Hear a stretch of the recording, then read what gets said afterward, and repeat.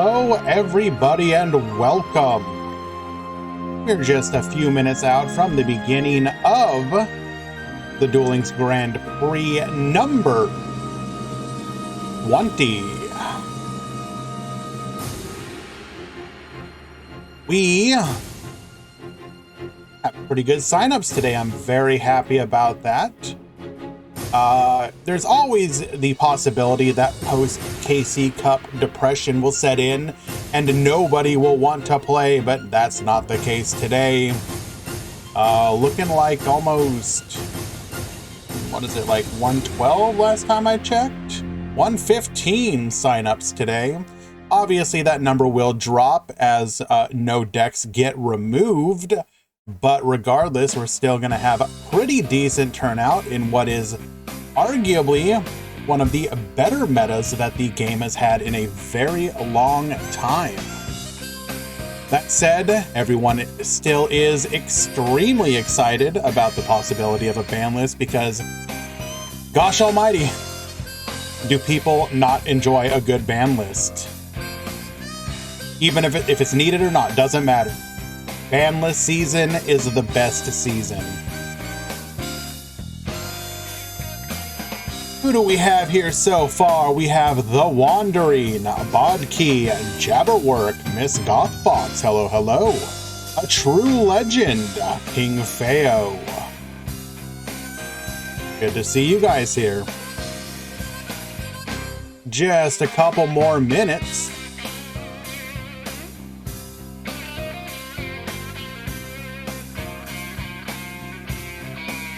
We'll have a real count at the end, or once the drops have happened. I would suspect we'll probably be closer to around 100. We've actually been very lucky that people who join our events typically play in them.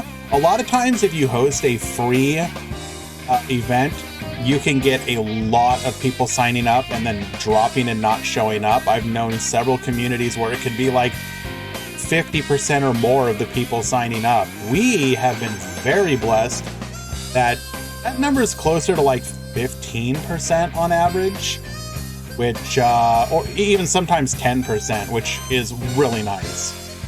You want people showing up to actually, you know, or you want people signing up to actually show up. And I mean, I don't know. I think the way I've always looked at it, if people are signing up but not showing up, you're doing something wrong. Like, you caught the interest, but why didn't they stick around?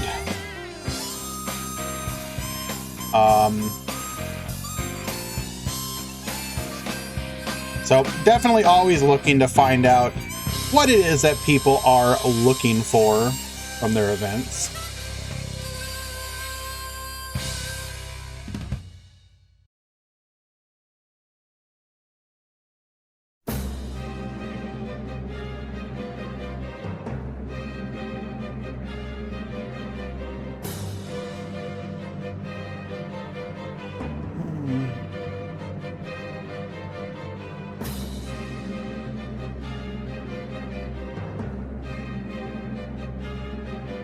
So what can we look forward to this week?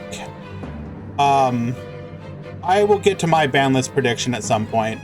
I will say one of the things I'm actually pretty excited about, and I'm not sure if people have noticed this, even though it hasn't gone into effect yet, in the duel rooms, if you go to the create room, go to the legacy duels,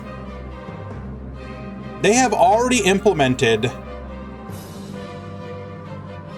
the GX Legacy Duel event in duel rooms.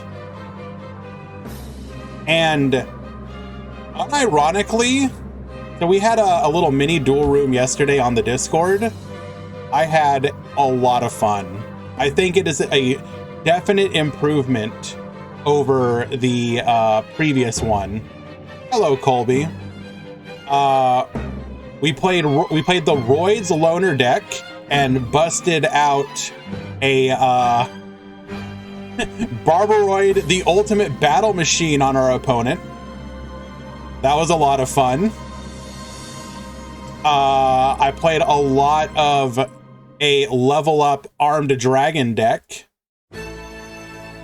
I summoned Barbaroid. It was hilarious.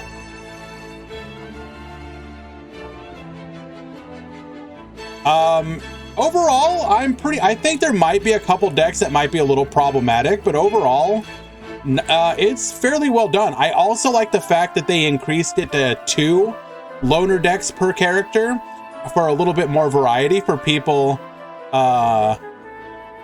who don't have the cards. Before they just had 1 deck, now you have 2, which is a definite improvement. The more ways you get people to enjoy these events, the better.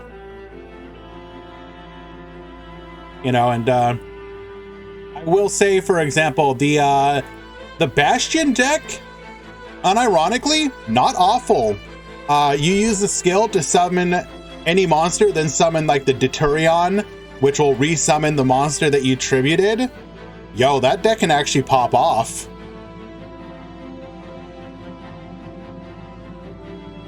Alrighty, we have hit the start time of the event. Let's make sure that the no deck lists have been dropped.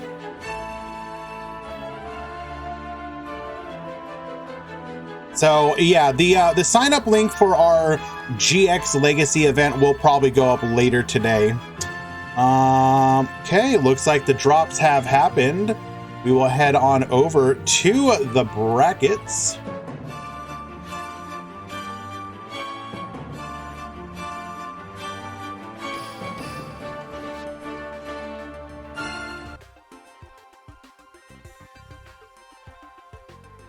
Alrighty, pool number 1 has launched. Pool number 2 has launched, notifying the Discord the tournament has begun. Good luck. Once I have a new count on the player total, we will find out if this is 4 or 5 rounds. I will let people know with the first update. Hello, Mel. So good of you to join us today.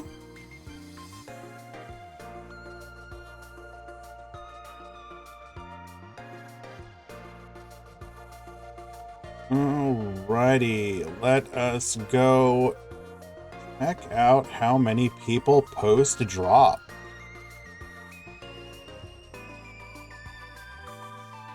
Okay, let's see. 8, 16, 24, 32, 40, 48, 53. So that's going to be what, 106, I believe?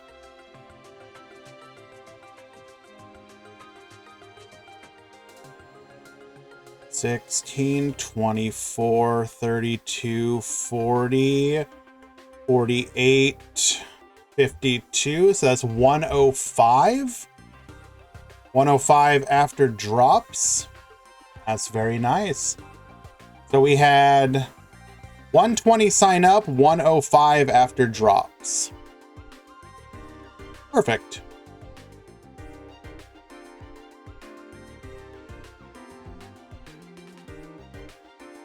We're going to go ahead and get our a match up, and then I will start discussing my thoughts about stuff like what I think the ban list might entail, my overall thoughts on the health of the game, the stuff that's coming soon, the decks that did well and those that did not during the KC Cup, because I think there were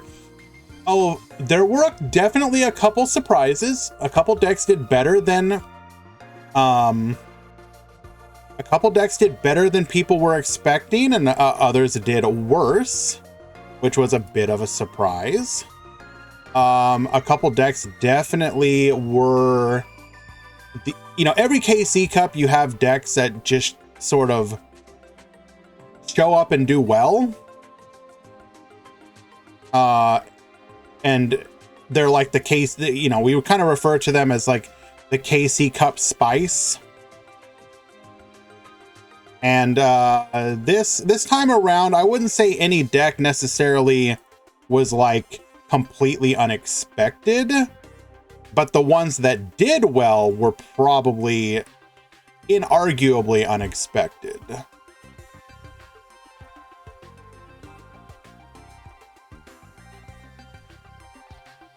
Alrighty.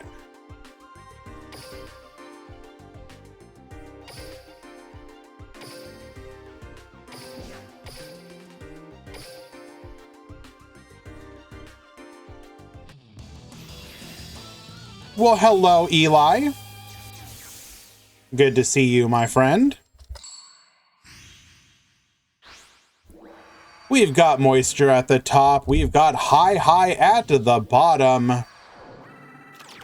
Remember, this is the second tournament we've done now where it is one deck, no side. The Grand Prix has gone fully no side for the time being. While this should not necessarily shake up the metagame too terribly much, because there aren't a lot of blowouts in the game, you can expect some decks inarguably to get a bit of an edge from not having to worry about some stuff. So like, for example, with why don't we go ahead and bring up the fact that Synchrons emerged as the clear outstanding favorite of the KC Cup in a way I think nobody was expecting. Everyone kind of looked at that deck as a bit of a meme, and while it did not win the event, it definitely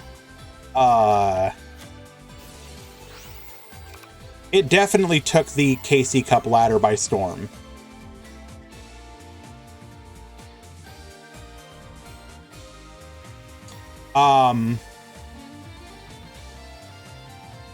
The other benefit, well, how to put this? The other thing that we saw is that a deck like Solfachord, which we have chosen as our first match to watch, immensely benefited from the fact that a lot of the cards being side decked against the best decks of the format do not affect Solfachord. DD Crow doesn't affect Solfachord. Ice Dragon's Prison does not affect Solfachord. So Solfachord ended up being, I believe, the 13th best perform, or not 13th.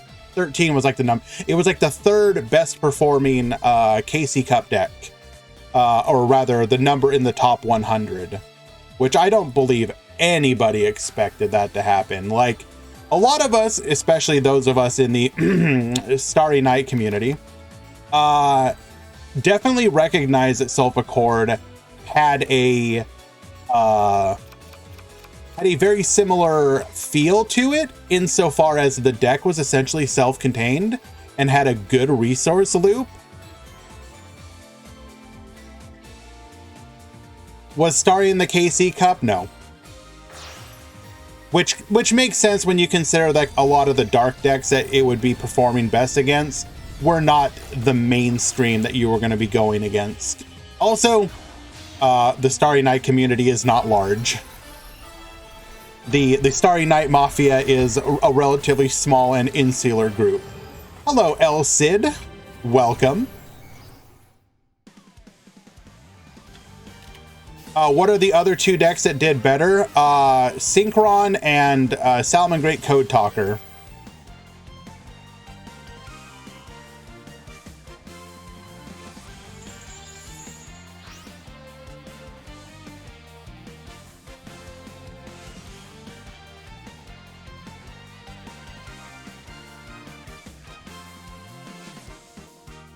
Alrighty. Bonetian, the Signet backdoor, or with Signet backdoor, chaining the Cutia.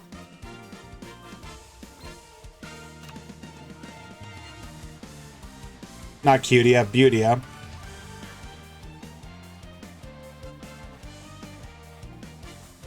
Now, one of the things I definitely did notice, and I definitely agreed with, is that the Solfachord players almost universally dropped 1-for-1, which I believe is the correct call. 1-for-1 always felt kind of incorrect.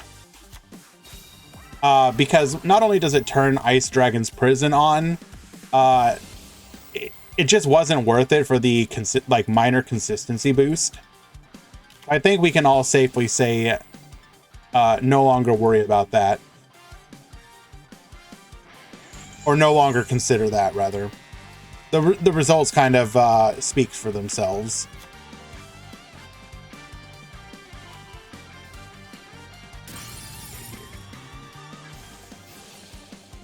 But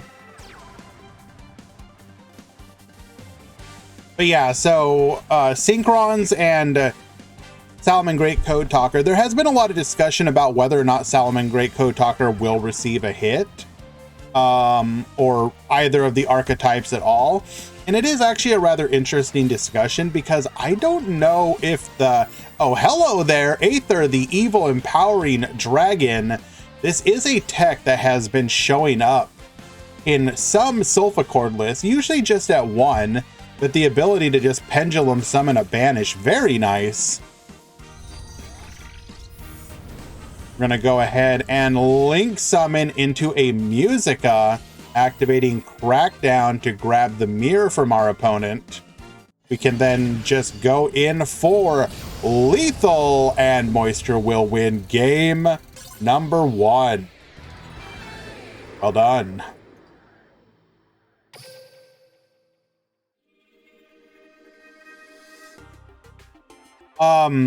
It's kind of interesting how they might approach hitting Salamangreat or Code Talker if they want to do it, because while the deck is very good, I don't know if it actually needs a hit other than we want you to move on. There has been talk about putting another card at 3. Mirror is, I mean, Jabberwock Mirror is 1, but like removing a bit of their consistency in, like, you could put Microcoder to something like 3 or 2.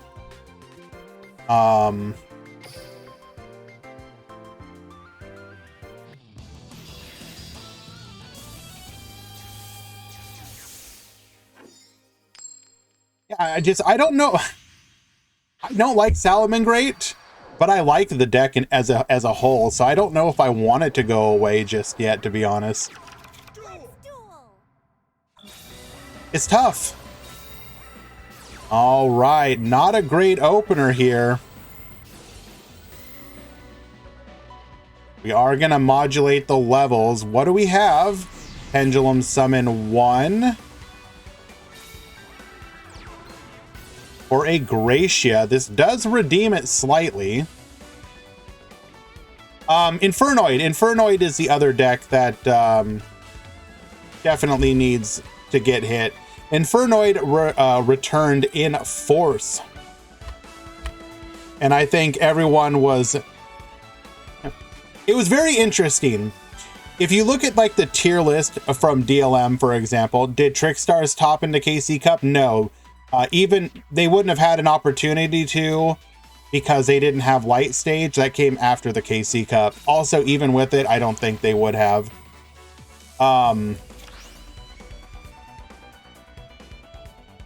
Is there really not a worry shaking my head? Wow. All right.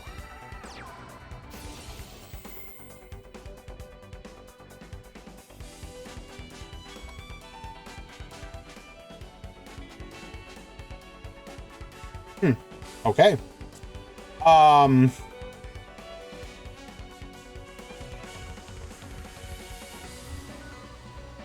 Hello, Vegito. Welcome.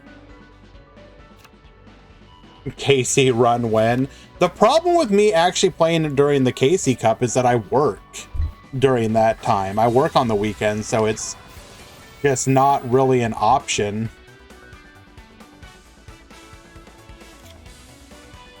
Did we draw into any disruptive back row?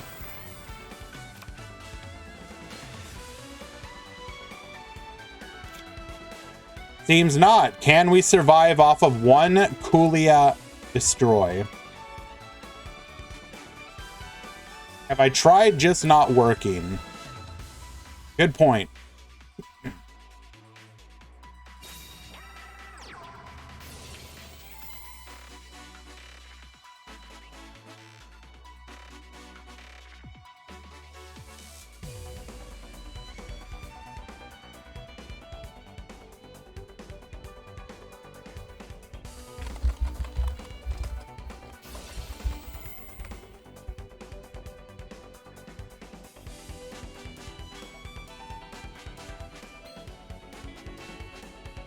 Lady Debug gonna get destroyed here.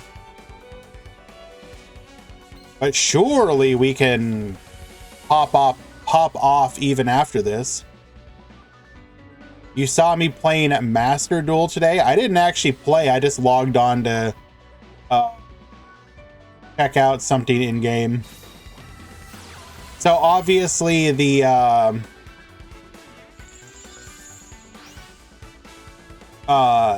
Master Duel ban list just came out, and I was curious how long the Ishizu selection box had before it left the store. Sean Matry, hello, my friend. Thank you so much for the raid. What the heck were we up to? They've been enjoying... Okay, so I'm not sure that I trust Nightbot here, Sean. It claims that you've been enjoying some Master Duel. Now, we know that you've been playing it, but have you been enjoying it? Let us know.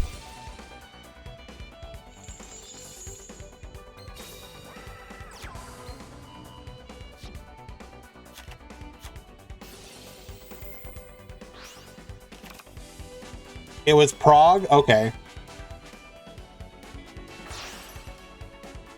Are we going to be able to get to...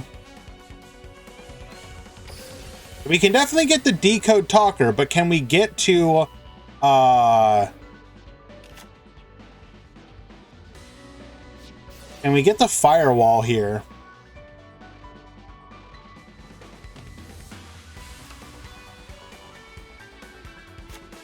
Hello, Icy. Welcome. Okay, we do have the ability. This is going to be lethal for Hi. Did he already activate Kulia's effect? Yes.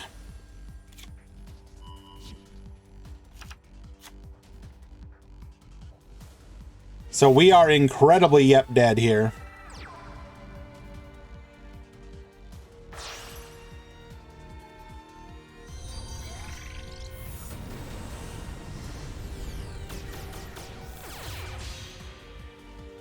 Come forth, Firewall Dragon, activating Recoded Alive. We're going to be able to then bounce. We needed, like, the Moisture needed literally any other disruption, and we were probably Gucci here. But did not open up very well. Likely does not have any sort of hand trap here. And indeed... that will be lethal. Game number 2. Going to Hi.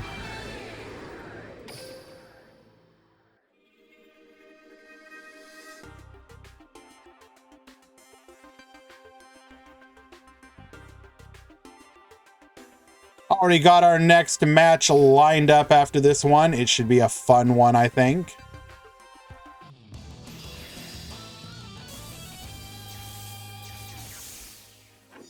Was Stardust doing well in the KC Cup a surprise? Yes, I think to the vast majority of people. It was. Because you saw it being used before, and it just wasn't really doing anything. Like, people would meme with it. But I think the focus specifically on trying to abuse... Like, once people started going Croc Turbo into abuse the send... that's when things really popped off. So that kind of does lead into the fact that one of the changes I think should happen, and unfortunately I don't think will, is making it so that you have to send your own monsters to the graveyard, and or you can't attack with the sign or dragons it summons. But the OCG just did a stream where they were showing a bunch of stuff from everything to like show off the new illusionist stuff, but they showed a little something from a little bit of everything, except for cross duel, pour one out. And the Duel Links one that they showed off specifically was Yusei with the new skill. And if they're showing off the Yusei skill, I highly suspect they're not going to hit it.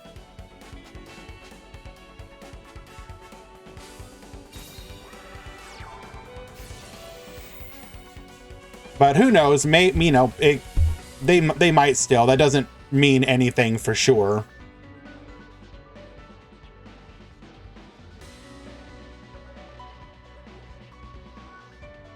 Alrighty. We are going to activate Kulia here. Get poppin'.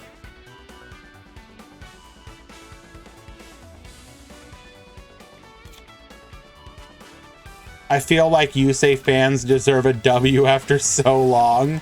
True!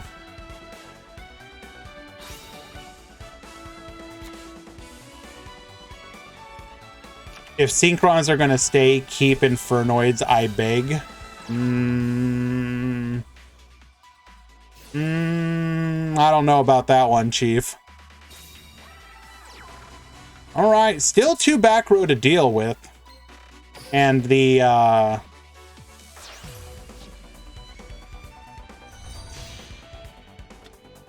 we are starting to run out of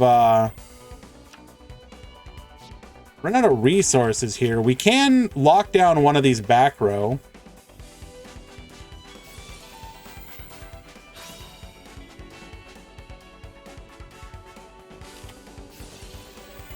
That will be a crackdown. That is quite possibly one of the worst things it could have been.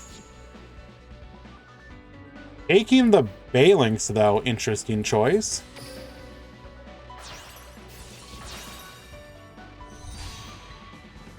Going into a microcoder, sure. Actually, no, that was actually... Okay, potentially very smart. Hello, Con.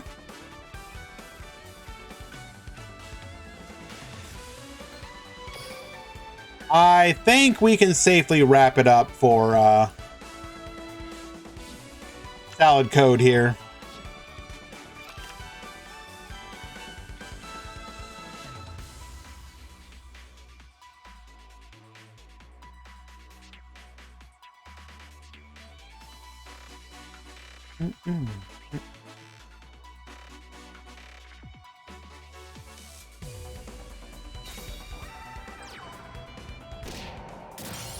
We will take out our own Balinks and then pass back.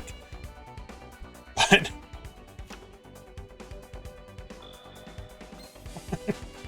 like, well, technically we're not dead yet, so we're representing 5,000 damage. 3,700. Can we get another body on the field?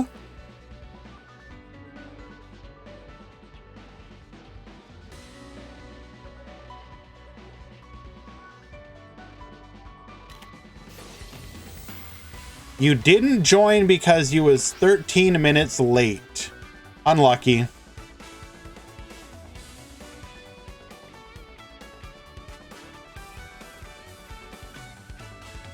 Quantum Cube saying, I'm watching the GrandHarrier show on Colby's stream, and the quality makes you pixel hairier. I finally feel at home.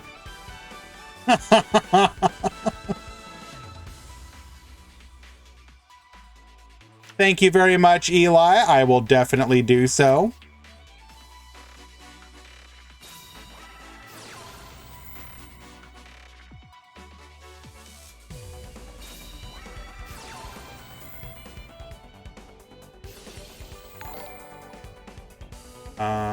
what's going on here.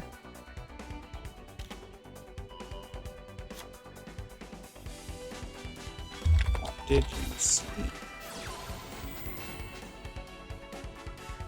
I do apologize. We what did we get here? Sasha, thank you so much for the follow. Appreciate that.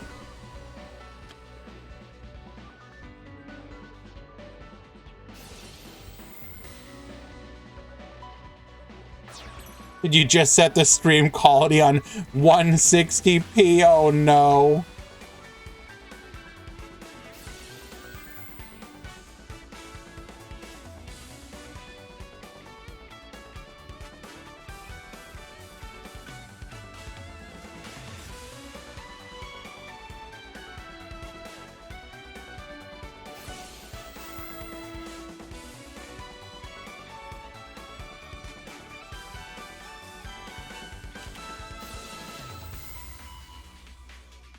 We're going to go ahead and duck out here. But it don't matter because we are representing lethal on the board.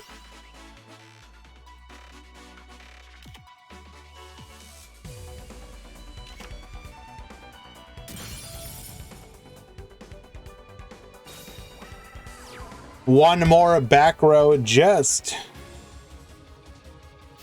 to seal the deal.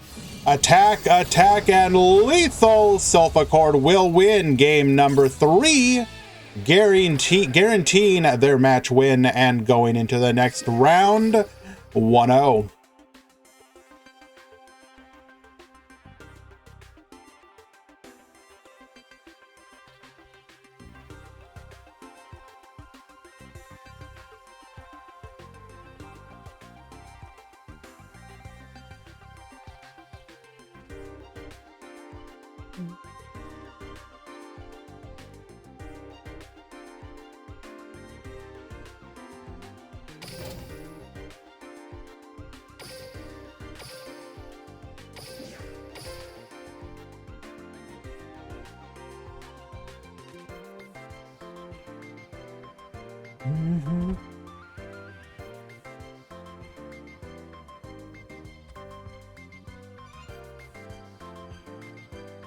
All right, 1 second, mod call, guys.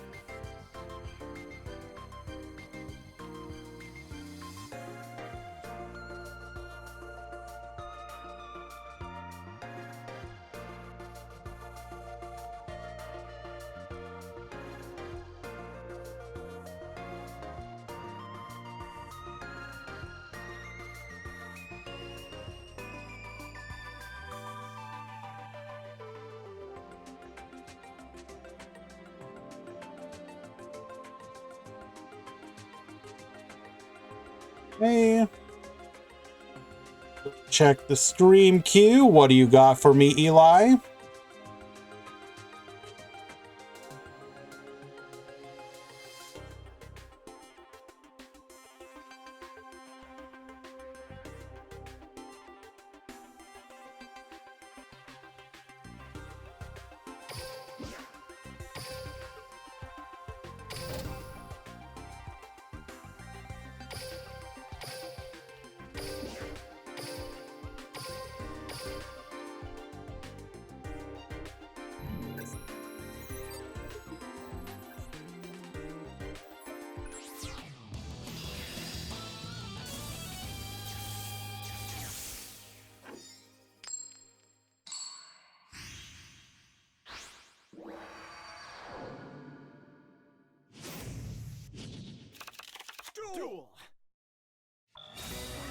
All right, setting 1.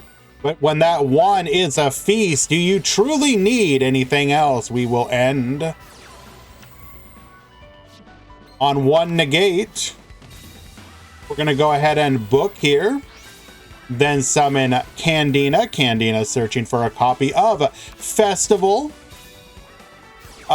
Strange Lanius is really nice. So if we get that, that will be quite pleasant. Brickstar, Ollie Angel to the field. Licorice Effect, returning the Candina. Corobane to the field. We're going to get Burn-In, Light Stage, minus 100 Keck W. Crimson Heart on top of that. Minus 100 times 2 Keck W. Making the mistake of activating our draw before using the skill, but I guess it didn't matter because we are Life Boost A.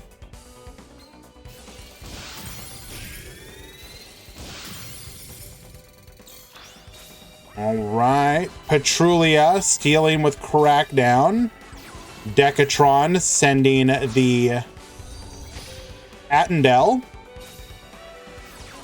Vanishment to the field. Vanishment grabbing us another copy of Feast.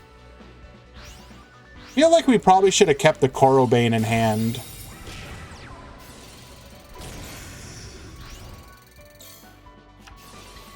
Crimson Heart. Deviati will negate. Petrulia and Feast on top of that. Hello, E-Hero Stratos.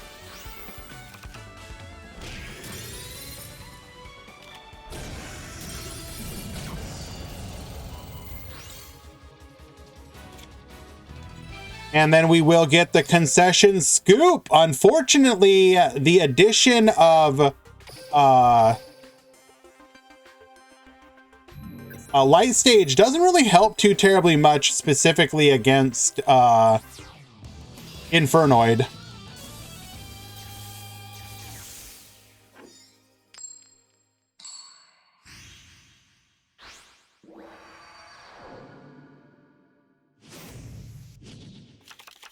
Duel.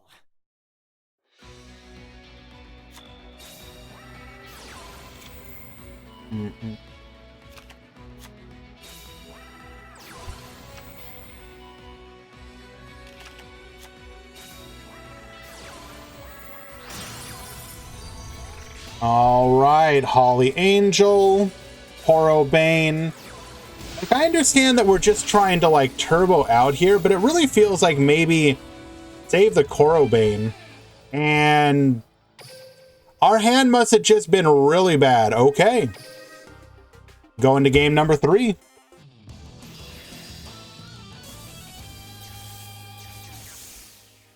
Oh, it was turn 2. We really just... Oh, so we bricked. Okay. That rare Infernoid brick. We'll take those, I guess. Duel. Can't brick when you draw Vanishment. Go ahead and discard Sight Sama, searching for a copy of Feast, setting 2. In the draw phase, we're going to go ahead and MST. Taking out that other back row, it is a Void Seer. Decatron effect, sending a Nunku. We will then Candina. Candina searching for a copy of Licorice. Corobane to the field as well. Attack in, and pass turn. We will then Decatron Licorice effect before it completes. Sending the Petrulia Needle Sealing to wipe the field.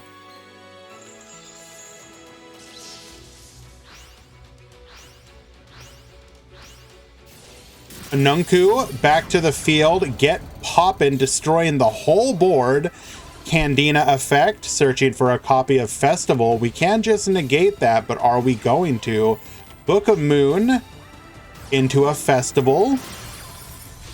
Into the Crimson Heart. 3 effects, gaining 2,000 life points. And wait.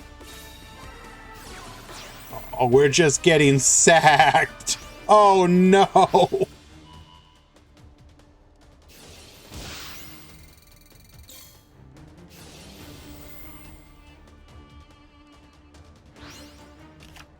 I feel like you probably still should have gone for Holly Angel here. But I guess it doesn't matter.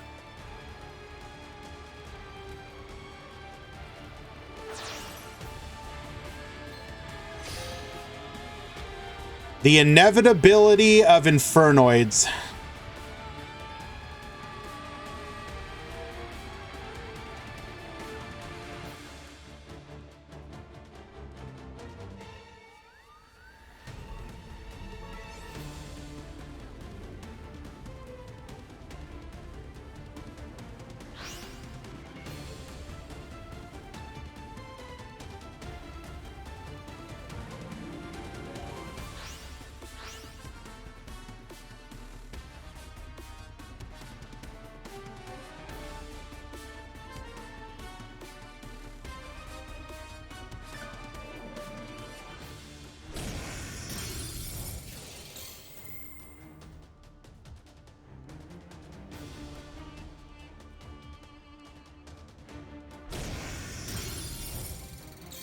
fully dismantling the board, and with this final attack, lethal. Unlucky. Yeah, just a bad matchup here. Also, Infernoids. What are you gonna do?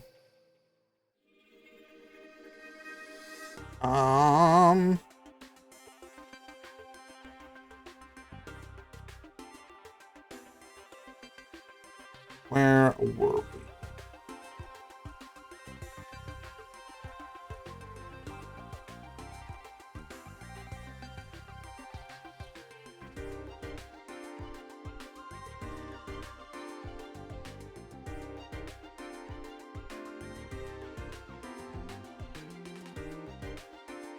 Let us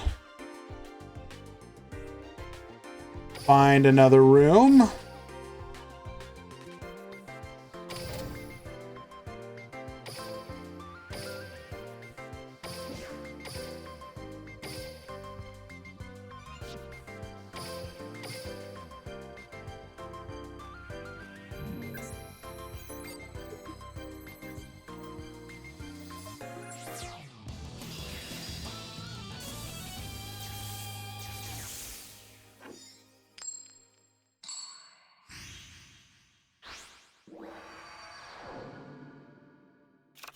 Duel.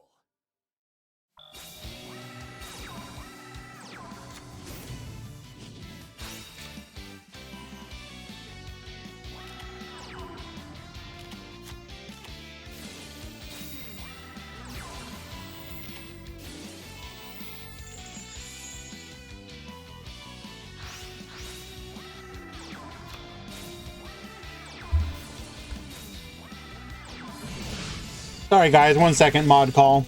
I'll be right back.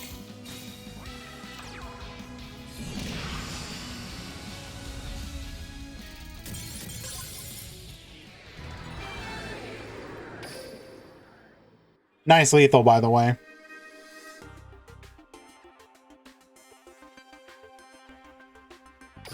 One second, I need to double check another room. We'll come back to that match in just a moment.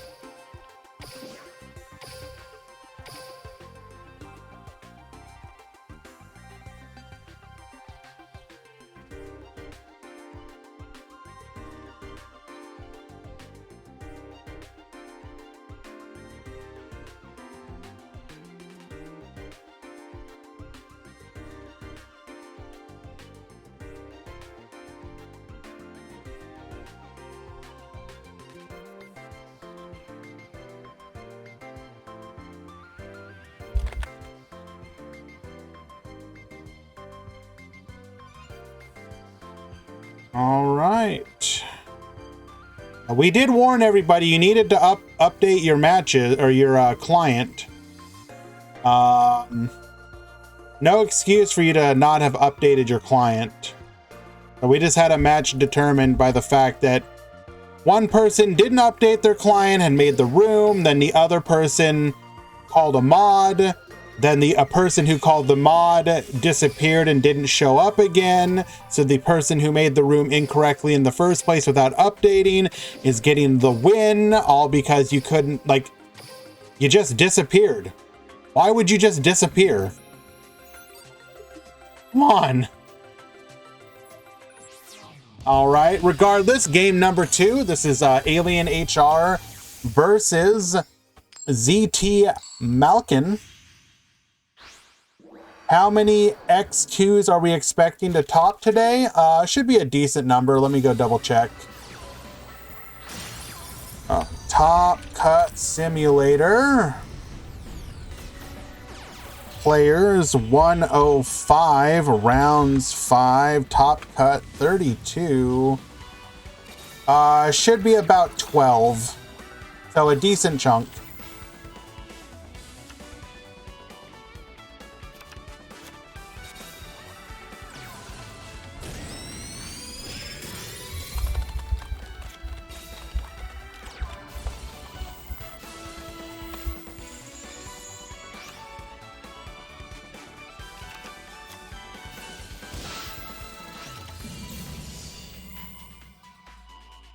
You IDP me, I'll IDP you.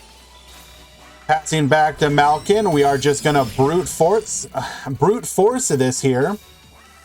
More back row. Activating Synchron Overtake, revealing Jet Warrior to bring on a copy of Jet Synchron. We're going to go into Vermilion Dragon Mech, searching for a copy of Junk Converter as well. We can then attempt to pop one of those back row. It is an MST, Yellow Star, pop another back row. It's a Needle Ceiling. We were one monster shy. Unlucky.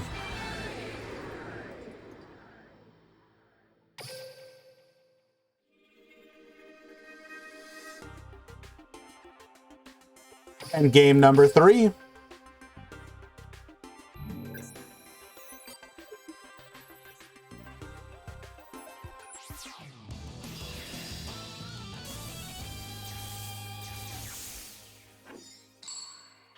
All right, Alien HR starting things off here. Trickstar Candina searching for a copy of Trickstar Light Stage activating, adding a copy of Licorice to hand. We will then activate our Festival here into our Crimson Heart, activating 3 effects to gain 2,000, and will not use the skill because we don't. Oh my. Okay, hold up a second. We know this is a replay, so we know Alien HR wins. How do you win with no back row and your opponent able to just full combo off?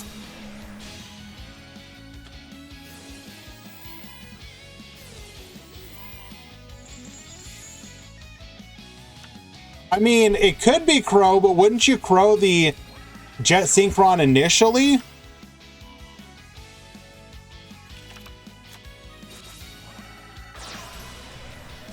Going into Stardust Dragon.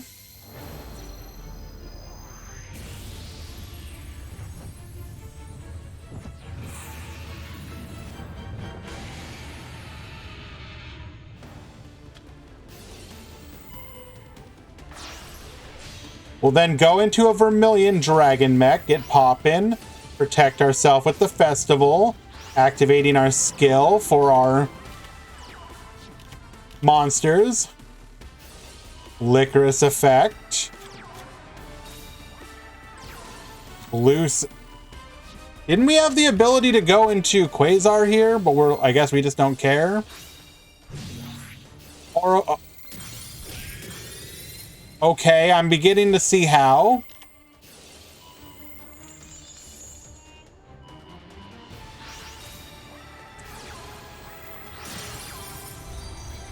Why not go? Oh, it's right, not turn 3. Okay, right. That makes sense. Trickstar Holly Angel, normal summoning Candina. Further weakening the Blackwing Dragon. Orobane.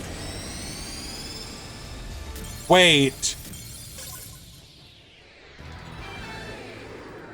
So the minus 100 burn that the Blackwing Dragon kept getting a token and lowering his attack for allowed us to get to lethal by reducing it to like next to no attack. Oh no. Bro, not like this. Literally betrayed by the Signer Dragon that you were given. Oh, unlucky.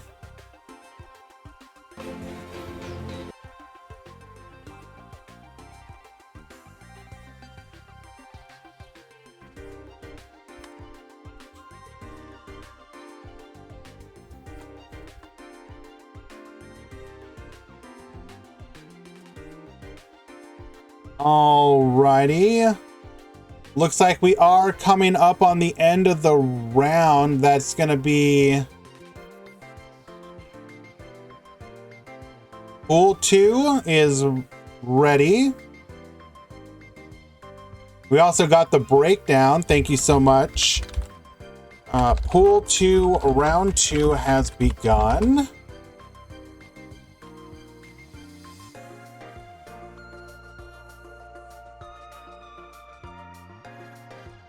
let us go ahead and get that ready for you guys.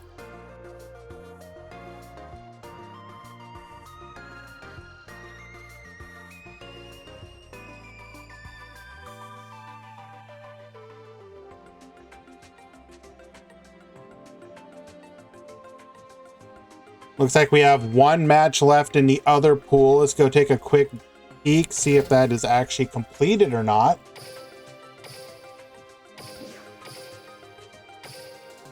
No, we are in the final. The duel is ending? Who won then?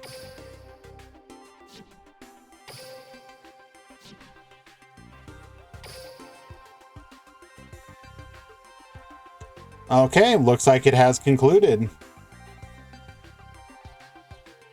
That means Pool 1 Round 2 will be ready as well.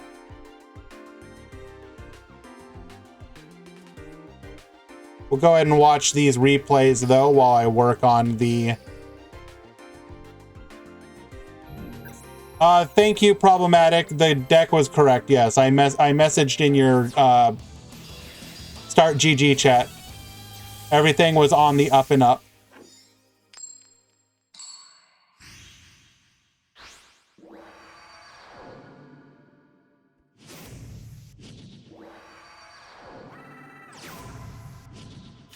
And thank you to Eli for the breakdown today.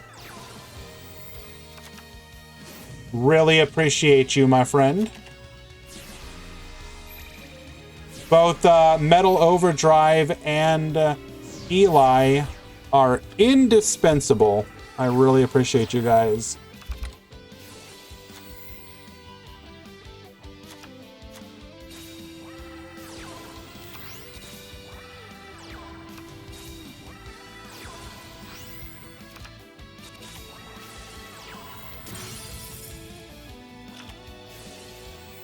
Get it calm, breakdown.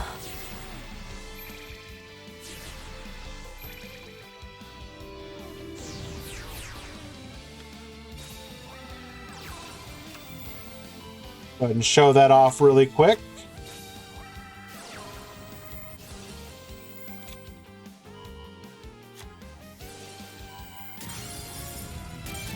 All right, so yeah. Gandia winning game number 1 here. So with 105 entries today, tied for first is Hero and Phantom Knight at 11. Next up, we got Mech Knight and Synchron at 10 each.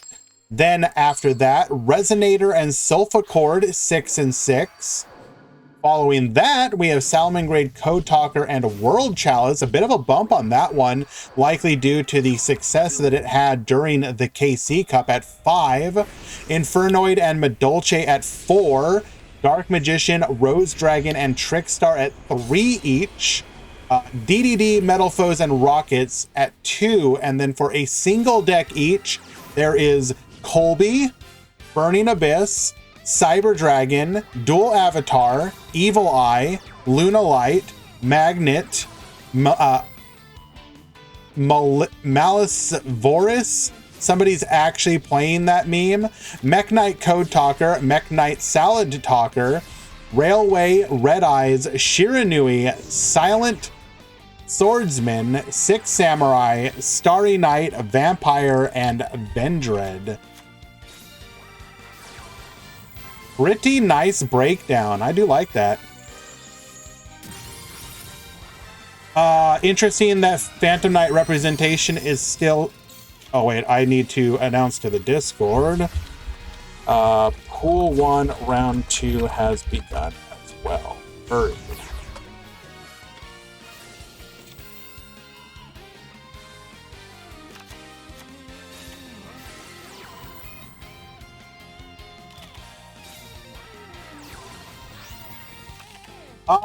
So Phantom Knight is just a deck that a lot of people have, and you're not necessarily going to give up on a deck that may be one of your best decks. Activating Polymerization, Elemental Hero Sunrise. and lethal damage incoming. Game number 3. You're not necessarily I don't know who's playing it. They may not have even shown up. Sometimes people sign up and then don't play. We typically don't have a ton of those, but we have a couple sometimes. But yeah, like I really like a spread like this because you have your best decks, but it's not something like Hero 40. You know, where one deck is just blowing everything out of the water. To me, a healthy deck is where a couple decks will be the clear and ahead favorites, but they're not going to be so overwhelming that nobody's going to play anything else. That is a curve that, like, when we get the actual breakdown chart from Easy Mick later tonight, that is going to look fantastic in my opinion.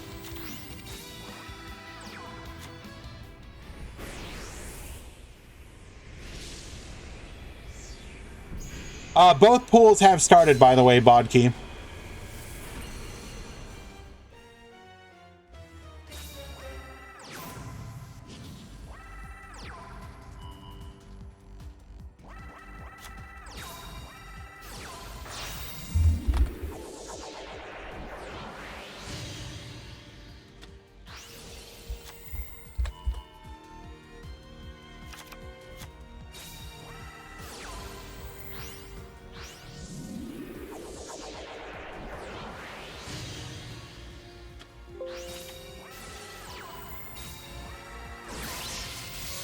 I see some matches in the stream queue. Thank you, Eli. Although it looks like both of these, we might not actually get people showing up for them. Unlucky.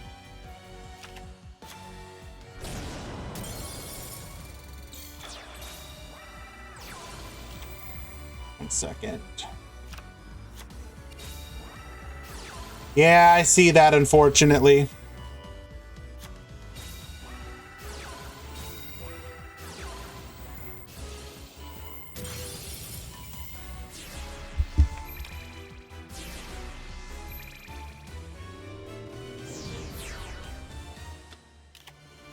And I do apologize for the lack of commentary here, guys. Just handling a few last minute issues.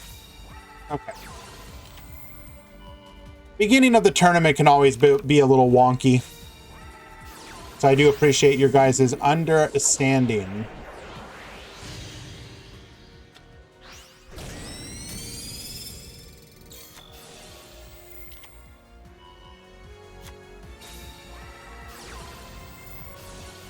Alrighty, Pendulum summoning here.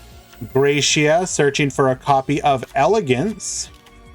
We will then Book of Moon, allowing us to beat over and pass back to Maverick. Only one card here. Beautia, adding Beautia back to hand. Harmonia effect to modulate. Pendulum summon come forth. We will then attempt to pop. Not quite lethal here. Could we have done that differently to force lethal? I don't think so.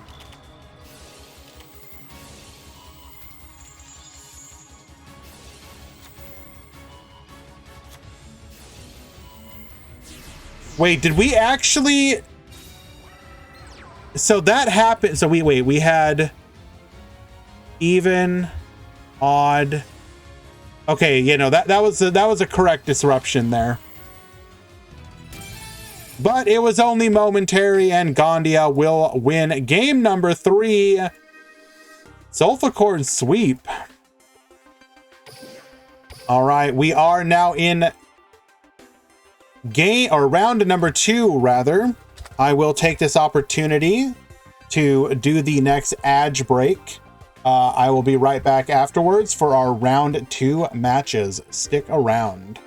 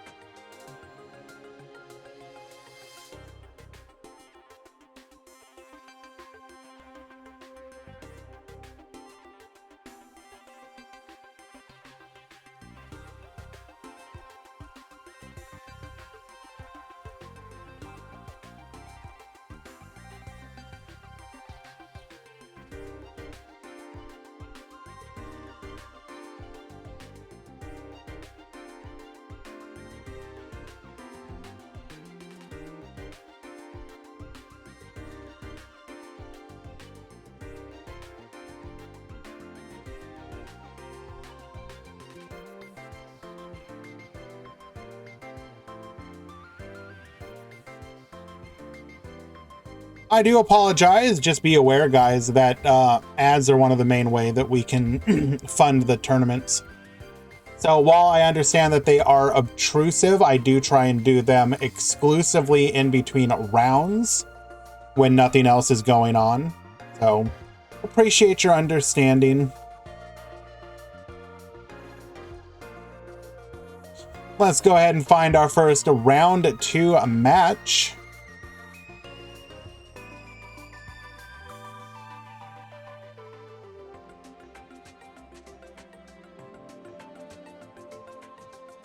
We're going to go ahead and go from the bottom, see if we can find any real spicy matchups right now.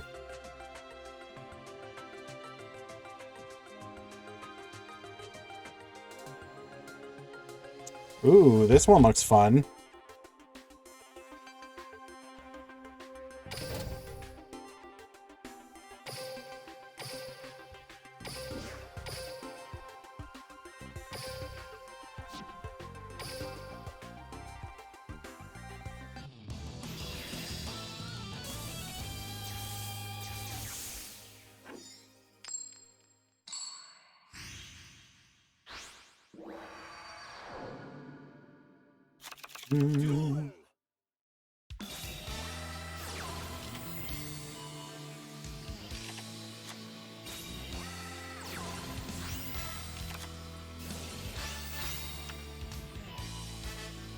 Alrighty, we have Evil Eye at the bottom. Hello, Will.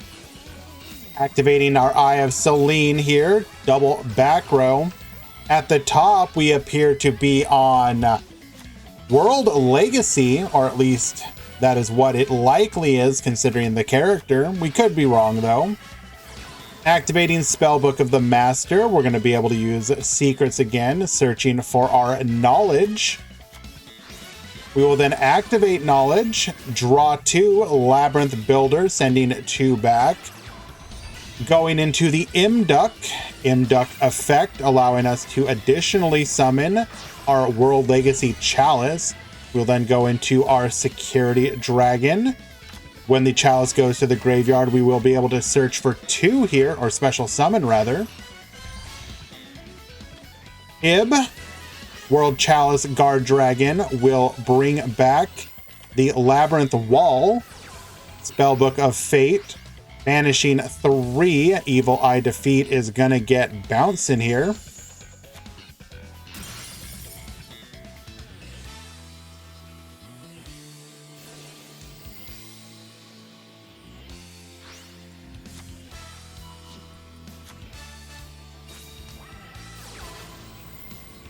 Succession effect is going to be able to get us back into the game. Come forth, Imduck. But where do we go from here?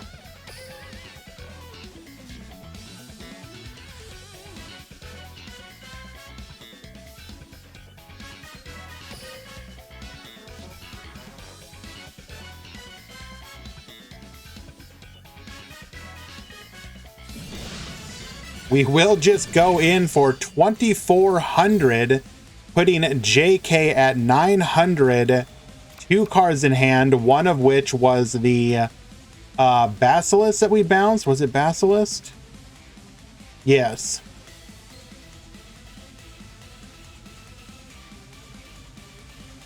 Jabberwork, we understand completely.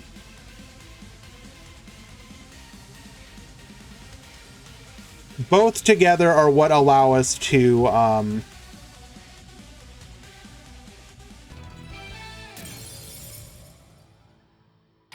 we will get the concession scoop here. Both together are what allow us to fund the majority of the tournaments. Did we really?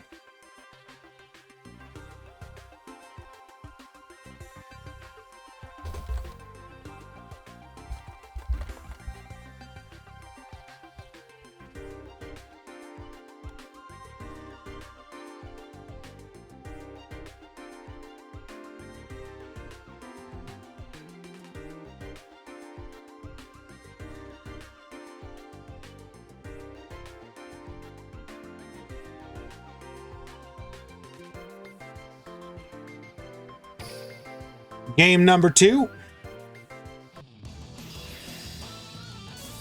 So what makes World Chalice so popular lately? Why did it do good in KC Cup?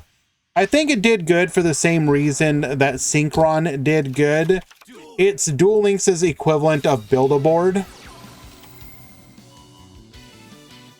There aren't a ton of those in Duel Links, and a deck like World Chalice kind of lets you do so. It can also technically play through some disruption. So I think it's just like draw into the vast majority of your deck. Splitter, thank you so much for the follow.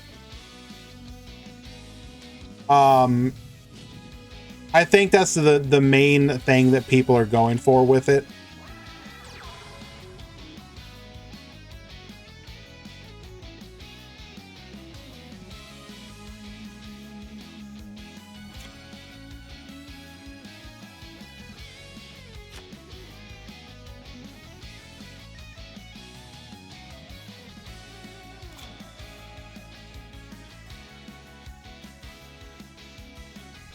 Quote, just got hard clowned by Trick Stars. Unlucky. I may have to watch that match then. Don't leave the room.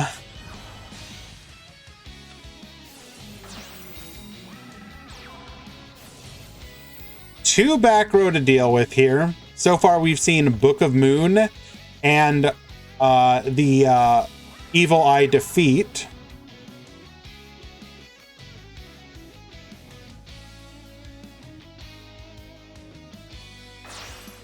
I'm making your stream look good. Well, I'm glad that I can be out here helping you, Colby.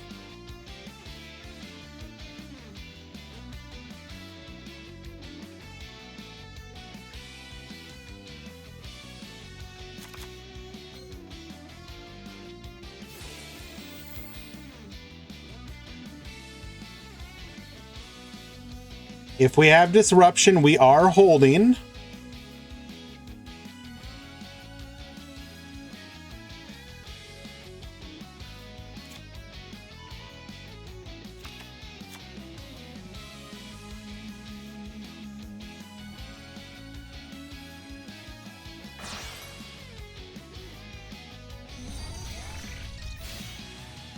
Going into Ib here. Still holding. Bring back the Labyrinth Wall. Is this the point? Ah, we have the Medusa. Medusa will be able to banish here.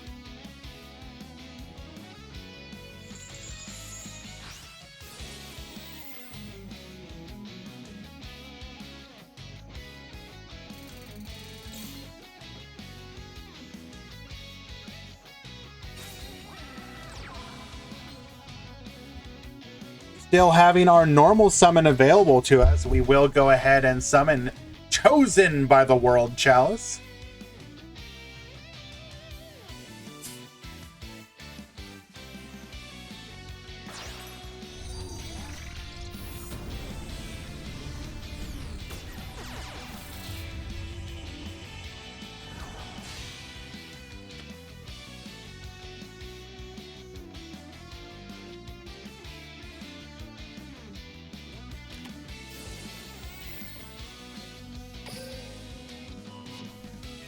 Activating Ice Dragon's Prison here on the Imduck.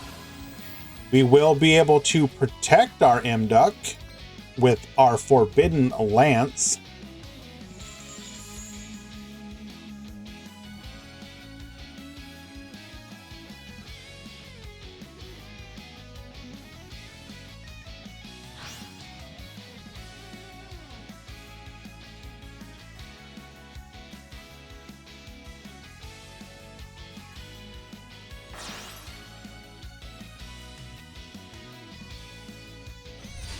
Come forth, Ningirsu, Ningirsu effect.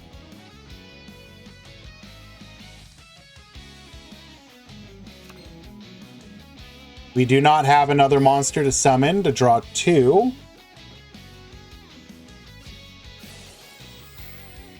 Ningirsu will be able to send here. Are we really going to just send the Ib? Sending itself, taking out the double Cyclone.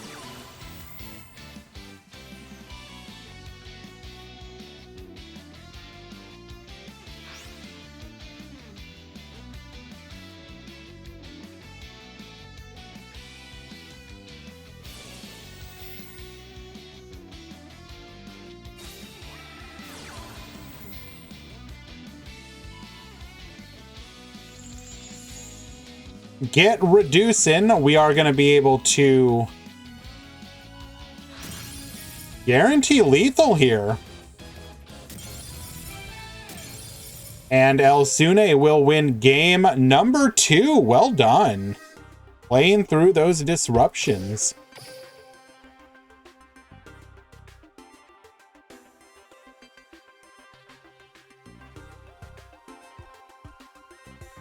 Alrighty.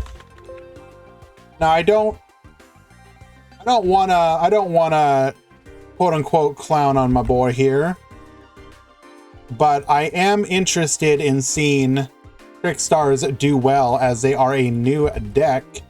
So let us see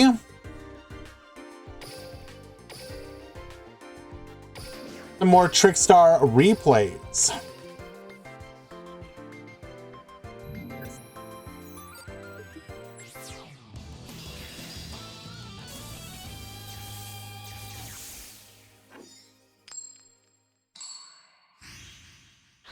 All right, so we have Wandering at the top. We have Chagas at the bottom. Trickstar is going first. Normal summoning Candina, searching for a copy of Trickstar Festival. Festival effect to go into a Crimson Heart here. Activating 3 effects. We're going to go ahead and use the effect to draw 2, setting 3 in the back row. Cosmic Cyclone on one of them. Candina effect for the burn. We're going to go ahead and activate our skill now. Still 2 back row to deal with. Normal summoning Red Sprinter. We're going to Needle Sealing in response, protecting ourselves with the...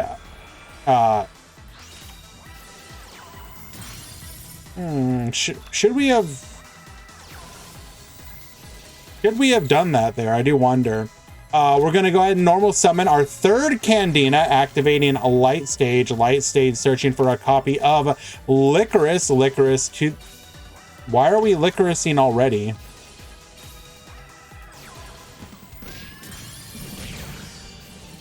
That was really unnecessary.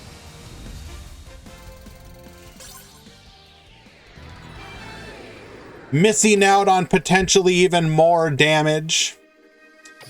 Game number 2.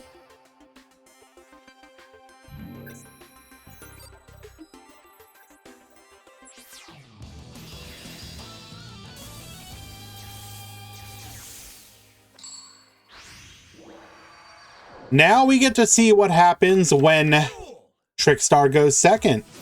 How many rounds today? 5. We had an uptick in people playing again. So it's back to 5.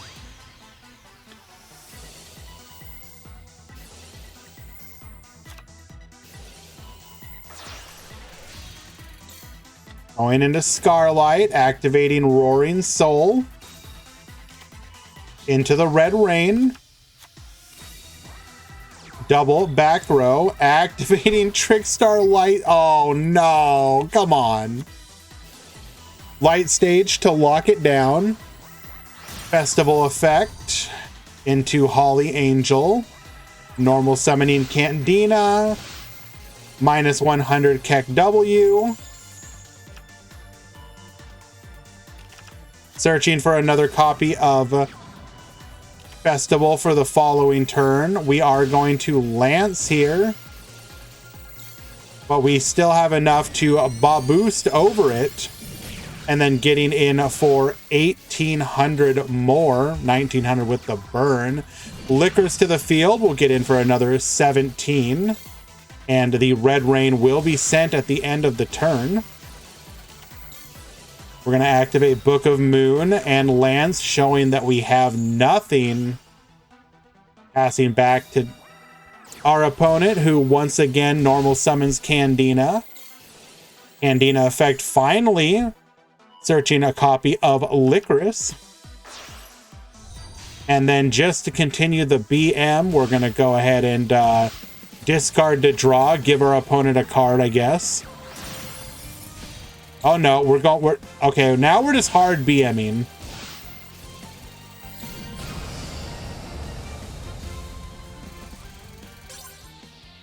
Well, you know exactly where Red Rain is, so that's not really that difficult. Alrighty, very well done. Trickstar's popping off. You hate to see it happen, but it is fun to see a newly supported deck doing well. Let's go ahead and find ourselves another match.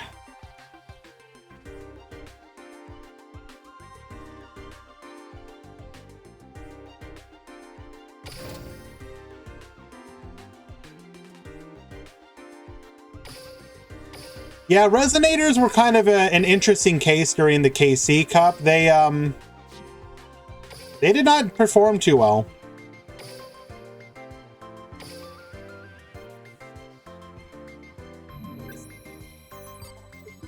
Which I guess makes sense when you consider. But I think people went into the KC Cup probably expecting them to do fairly well.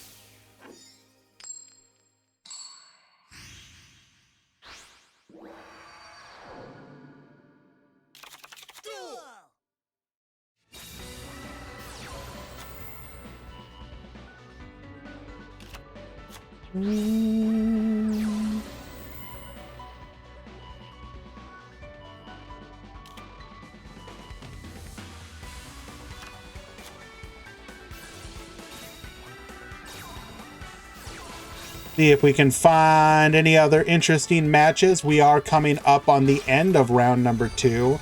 Not immediately, but towards the end.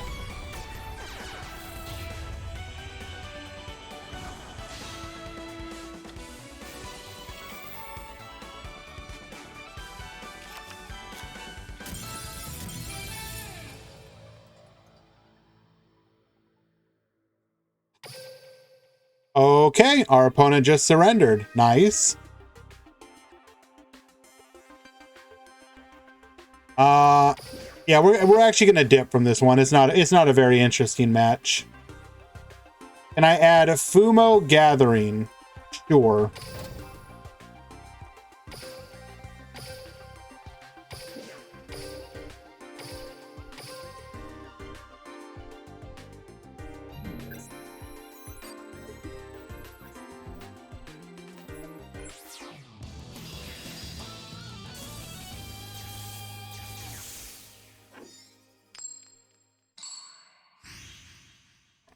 Seven EV. Duel.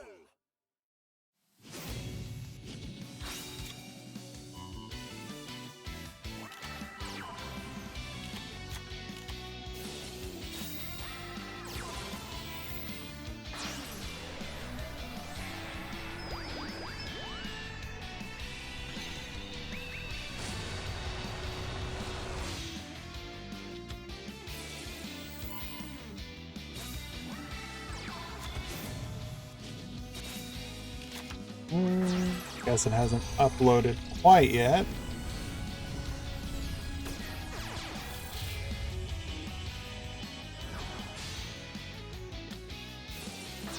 Well, it will eventually.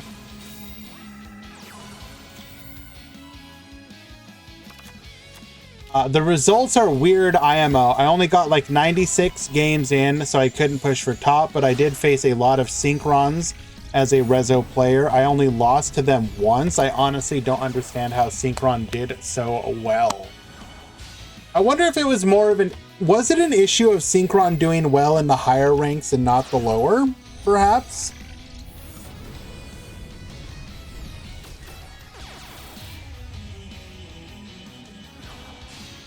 I do wonder.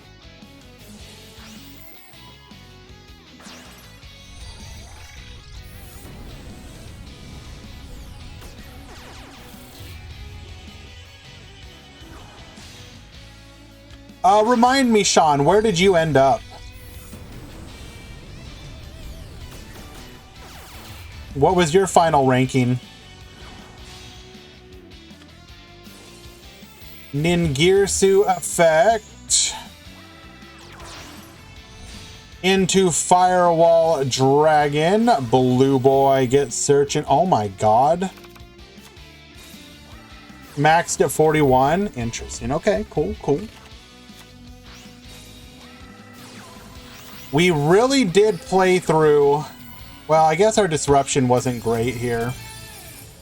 All right, Francisco winning game number 1. Very nice.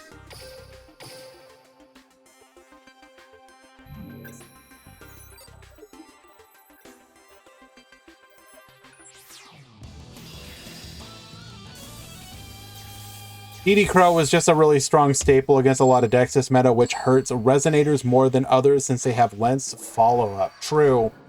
Yeah, the rise of the returning rise of DD Crow definitely hurt a lot. Undeniably.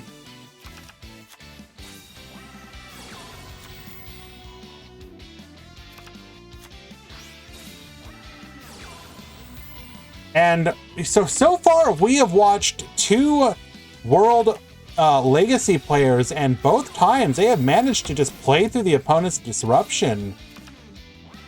Let us now going first. Let us see if Francesco, how did we build a board that our opponent could not break?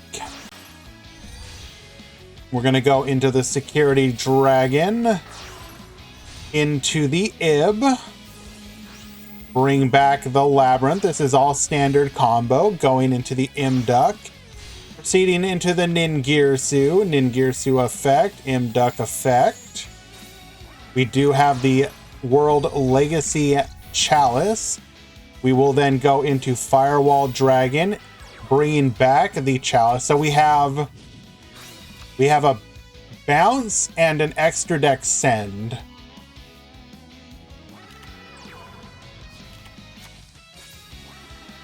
Activating, tuning, searching for a copy of Jet Synchron. Junk Synchron here. Interesting that we're going this line.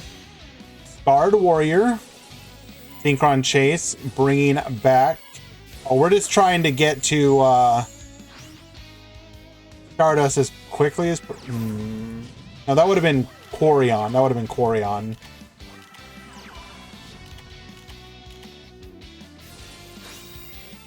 Jet Synchron, we're going to get bouncing. We will be able to go into a... Wait, wait a second. We sent back the Red Dragon Archfiend. So then the card from outside of our deck went back to our extra deck. We then resummoned it. That's funny. So all we have is Ib versus an unknown back row, 2 cards in hand. Adding Succession. Succession is huge here. Being able to get back the Firewall Dragon or the Ningirsu.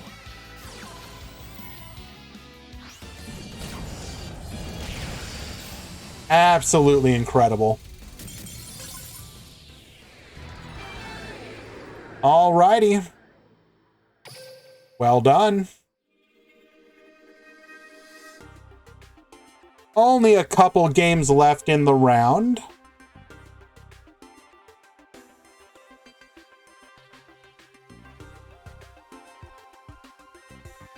This one goes out to my boy Eli. He wanted some Rocket Gaming. We've got some Rocket Gaming.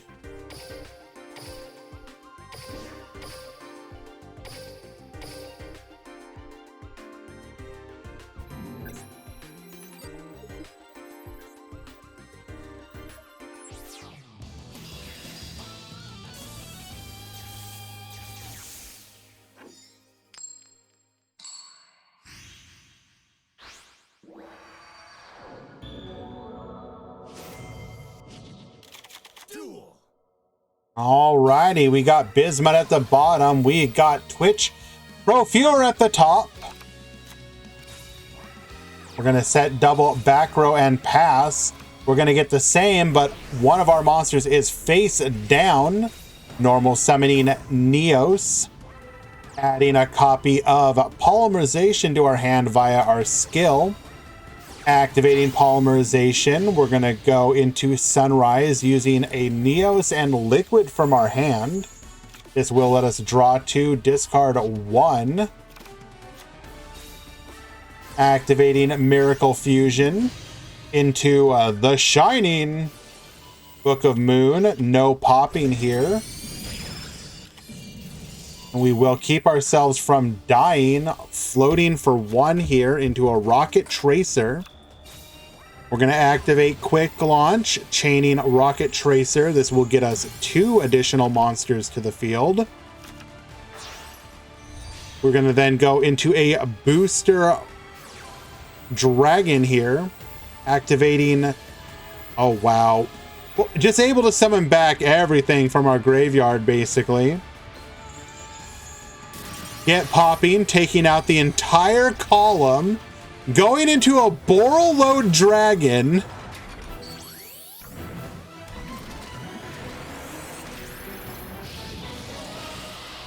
Incredible. Activating Dragon's Mirror. Oh, we are absolutely popping off.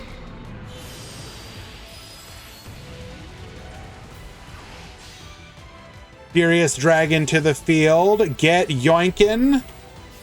Book of Moon. We will take out the opponent's Stratos with our stolen Neos. Blaze Man searching for a copy of Polymerization. Activating Miracle Fusion.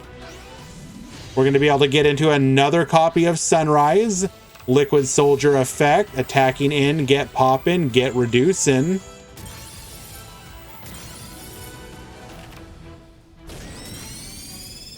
And pass back to Bismuth. Borreload Furious Dragon, bringing back the booster.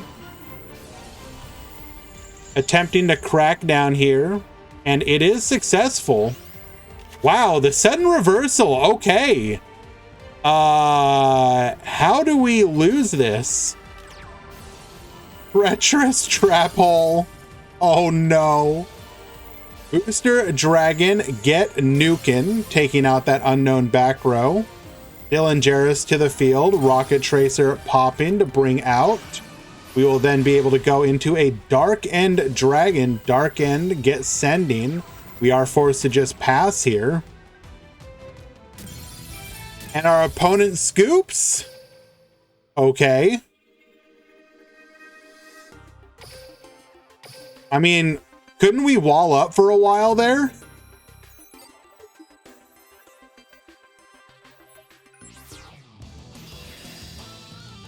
Alrighty, looks like Pool 1, Round 3 has begun.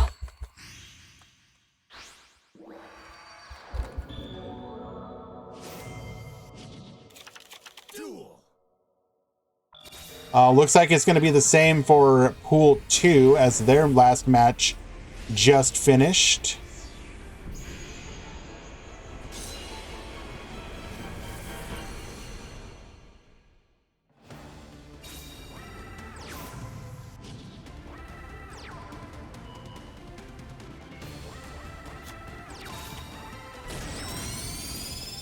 All right, triple back row into a Rocket Tracer, Boral Launch to get our field spell. Won't do anything yet. Rocket Tracer, get poppin', going into a copy of Metal Rocket. We will then go for the Dark End. Ice Dragon's Prison, get Bonetian. Bringing back 1 with the field spell effect. We will Book of Moon here, hopping with the Tracer for another body on the field. Skill activating a Rocket Tracer, bringing out the Silver Rocket. Dylan to the field, activating Dragon's Mirror, We are going to go into the Furious Dragon. Super Polymerization is forced out, using the Furious Dragon and the Neos to go into Escaridon. We'll take out the Dillinger's Dragon here. Rocket Tracer get poppin'.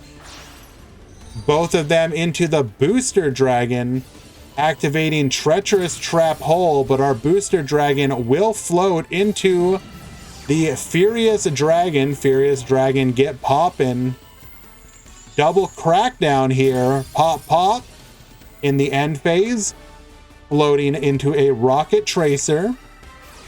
We will then Miracle Fusion come forth. Sunrise. Sunrise effect for another copy of Miracle Fusion. We will take out the Rocket Tracer. Quick launch to the field. Scarlight will get hit with a Book of Moon. We will then activate another copy of Dragon's Mirror into another Furious Dragon. Furious Dragon Banishan bringing back the booster. Popping and going in for 19. 3,000. And lethal. Very well done. Actually making Rockets look kind of poggers there, not gonna lie. Oh, baby.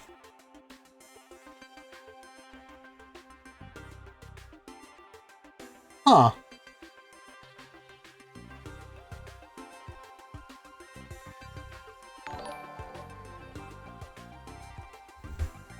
Oh my goodness, is that a year of my boy Whirlwind? Thank you so much, my friend. Welcome.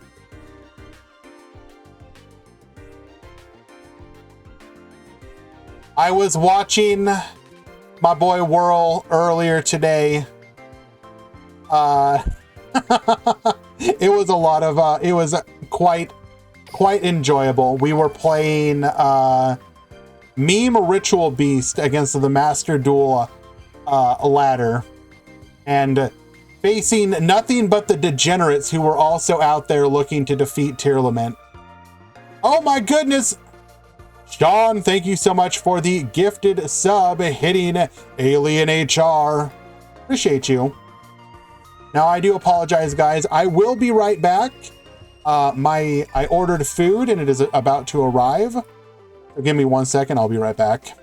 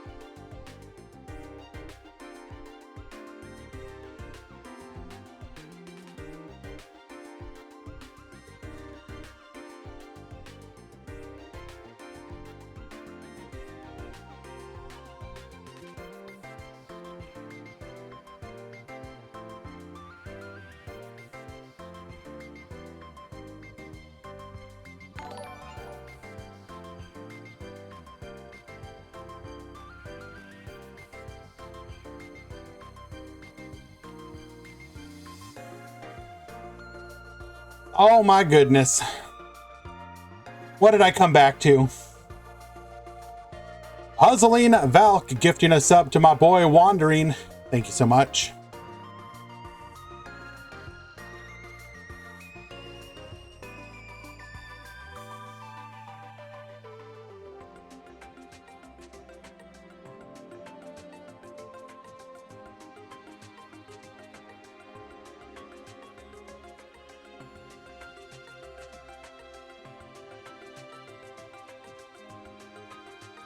I do appreciate the support though, guys. As you are aware, Any and all support goes directly into funding these tournaments.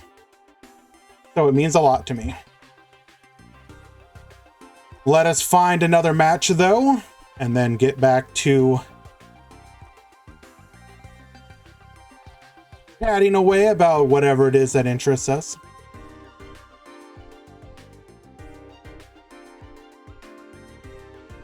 Excuse me? How are you 2-0, my friend?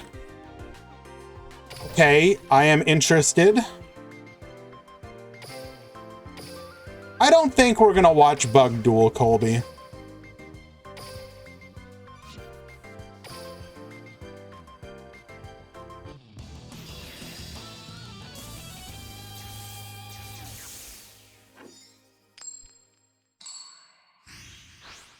We've got Yami at the bottom and Fudo Yusei at the top. Cyber Style Evolution. Both of these players are 2-0 undefeated.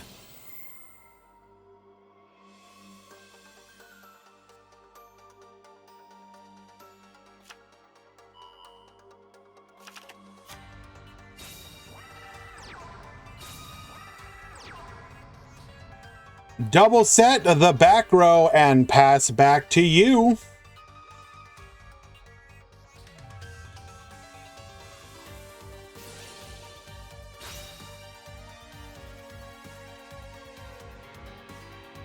Activating Nashter's effect, sending the Cyber Dragon to the graveyard. Nashter effect will then activate to bring the Cyber Dragon.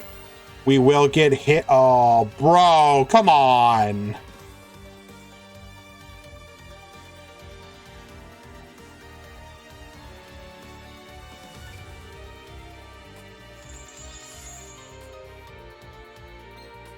IDP because we don't like fun.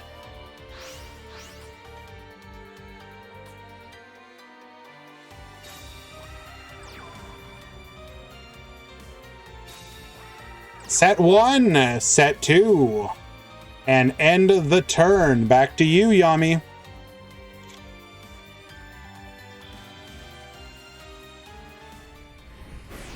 Normal summoning Neos. Our skill is now live. Bodkey, call a mod.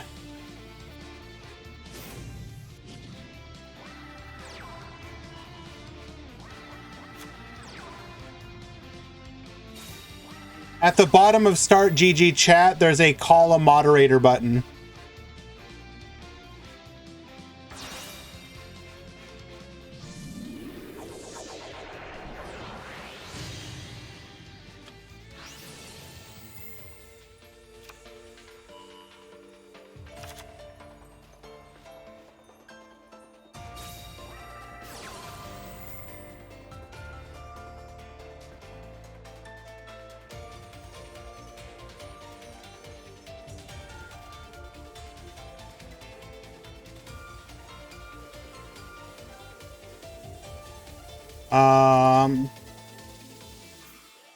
Bodkey, are you Jaden in Start GG?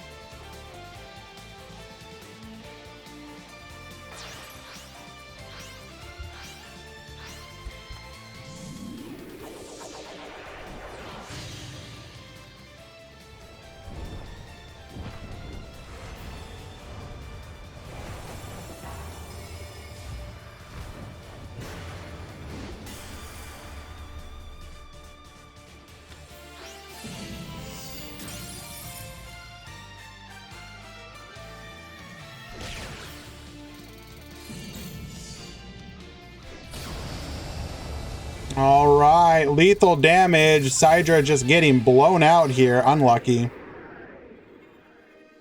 We will be back to this one in just a moment.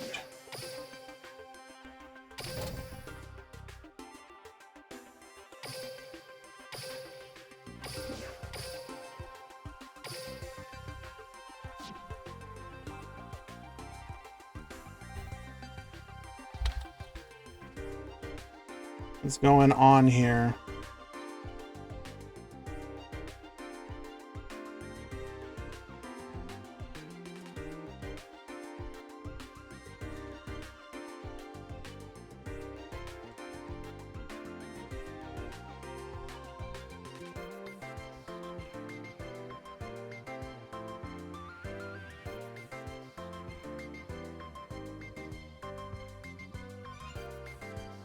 Sorry guys, quick mod call.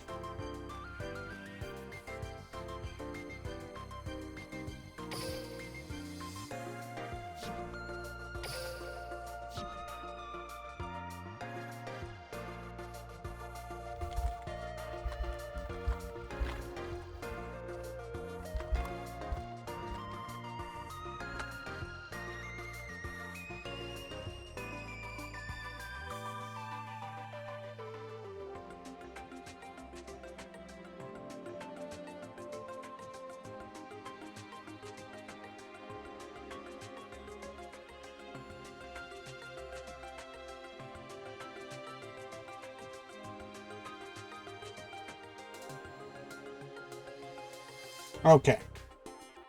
Sorry guys, just one more moment. I'll be right with you. Okay, what's going on this one?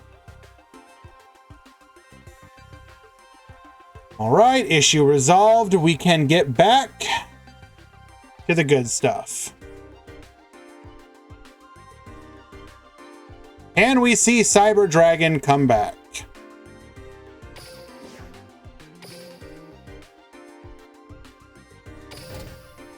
And I will be eating, guys, so Cam will be off during that time. We will be back on afterwards, though.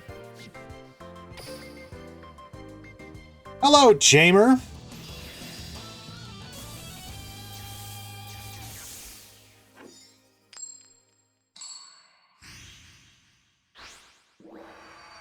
Don't watch your bugs getting defeated by heroes. Are you trying to like double backwards trick me into watching you? Is it like a double negative?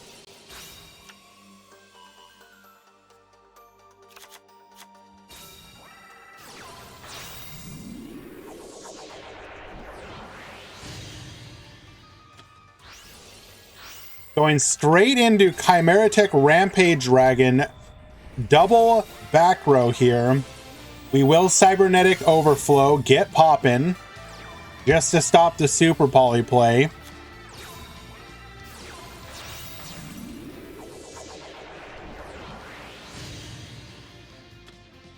Able to get into a Sunrise, Liquid Soldier effect. And searching for a copy of Miracle Fusion. Well, good luck, Fudo Yusei. I don't think we're surviving this.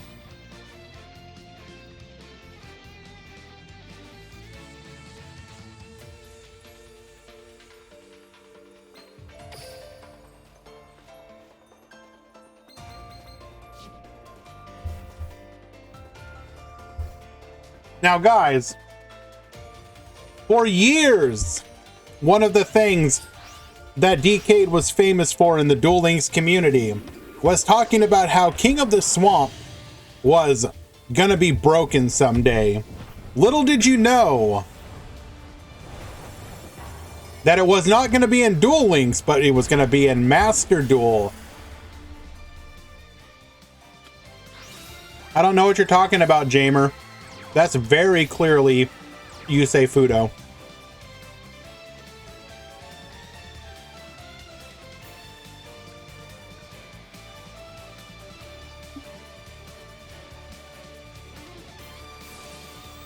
Thank God.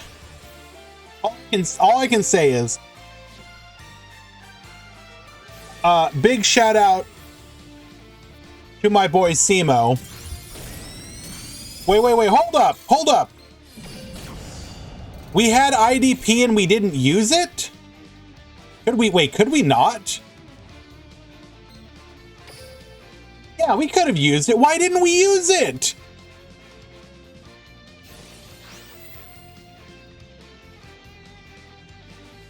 Am I missing something? On the activation of the hard poly, and then the chained liquid soldier, why would we not? I'm confused.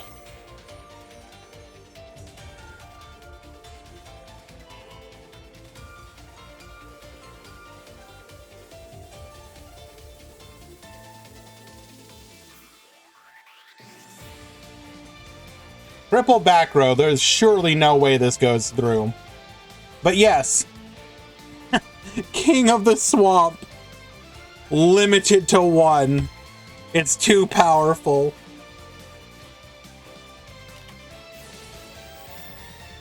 Expendable die, get poppin'. I will sacrifice my god hero.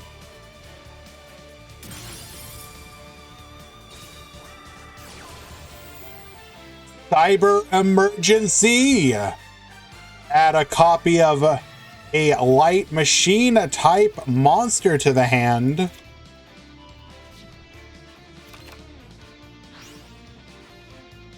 Getting the Cyber Dragon Core. But no, let me see if I can, let me pull this up.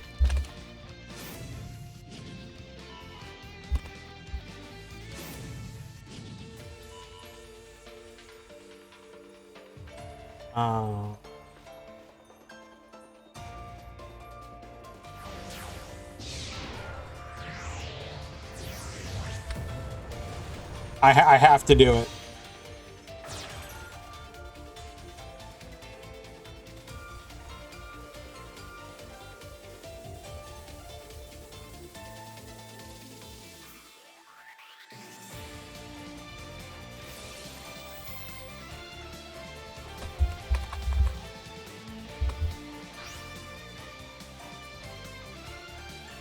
I have to do it.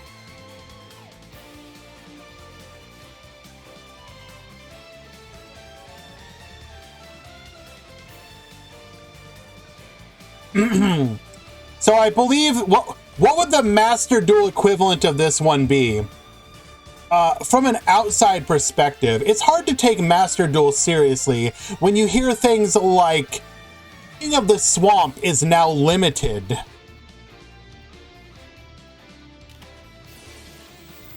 And well, and obviously Tearlament is tier 0.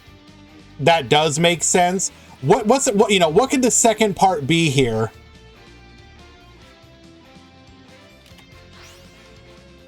Could it just be and Tearlament is not tier 0? And show a picture of the Master Duel tier list showing it as tier 1?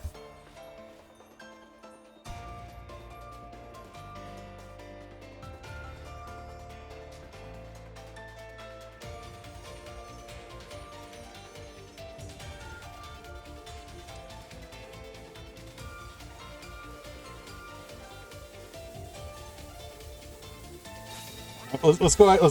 We're gonna go ahead and just send that out.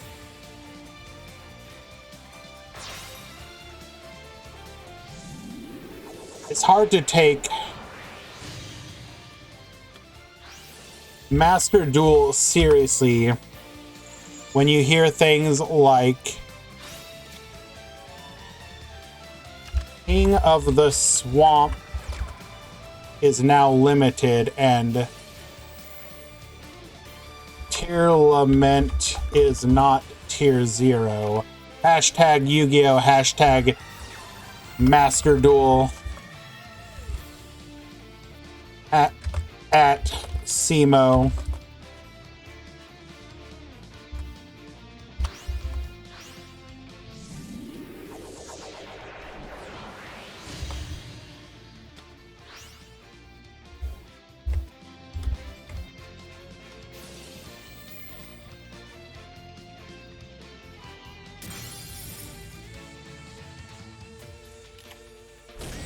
What would my ideal ban list be? Are you talking about for Master Duel?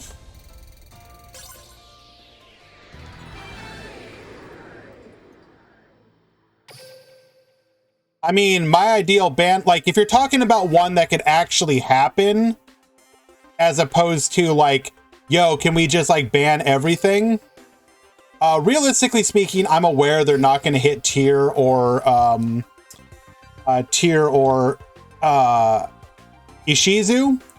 So, in my opinion, if you're not actually going to try and reduce the power level of the deck, just don't hit it at all. Don't do a ban list. Or rather, hit instant fusion and like hit snow. But like, don't do this like BS King of the Swamp hit. Now, the only argument I have heard from people that actually makes sense is that, oh, it's because of Grapha. Like, Tearlament's just gonna play the new like, we're getting the Grapha soon, and Tearlament would just incorporate Grapha into it. If that is the actual argument, then I will accept that one. Like, if literally the next release has Grapha, then that will be the correct take, in my opinion. But I think, realistically speaking, what I would have done is I would probably have banned Instant Fusion and Snow. Then I probably would have gotten rid of one of their main extra deck monsters, at least for the time being. Like, I might have put like I might have banned like Dragostapelia or something. I know that's like a really weird hit, but remove like some of the power from the deck and then return it, like, and then like unban Dragostapelia like as soon as you hit tier.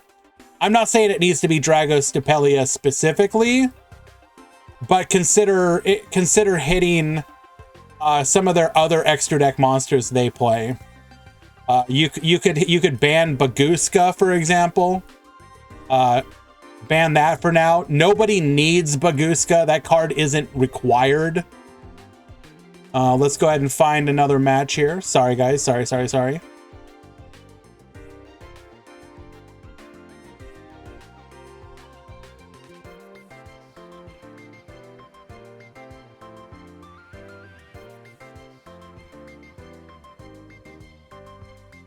Like, I don't know. Again, I'm kind of the wrong person to ask about this because, you know, but I think if I'm being objective, I would want, just don't hit anything right now. Just make it be a tier 0, like, embrace the tier 0 format. And this is coming from somebody who like hates this format. If you're gonna go tier 0, just go full tier 0 and don't like pretend like you're not in tier 0.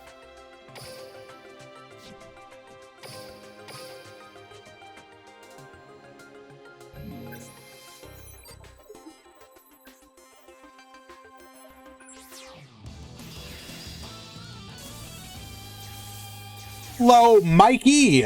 I'm doing well. Thank you so much for asking.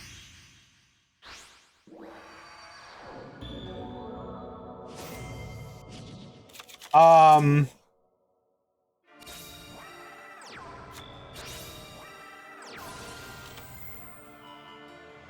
don't know.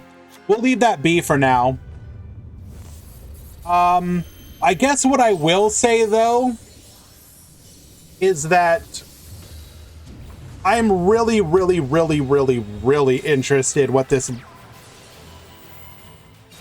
Can't wait for the Ishizu tier mirrors to turn into Ishizu tier with Bestial. I mean, okay, I was trying to change the subject and not just be on this one, but I guess we're...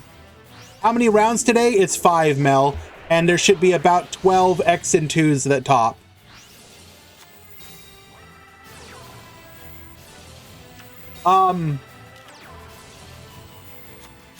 Like, I actually honestly think... Oh, I don't mean to be a doomer gloomer, but like, I hate everything about this meta. I hated it in the TCG. I think, like, yeah, Kashtira sucks, but if you remove Kashtira from the format, I actually like where the TCG is going. Like, some of the decks that are coming out, other than some of the BS, like super heavy samurai nonsense, like, some of the stuff that they're even announcing, like the additional Gold Pride cards, like that stuff actually looks like amazing. Like, if I'm being real with you. Pearly is kind of whatever.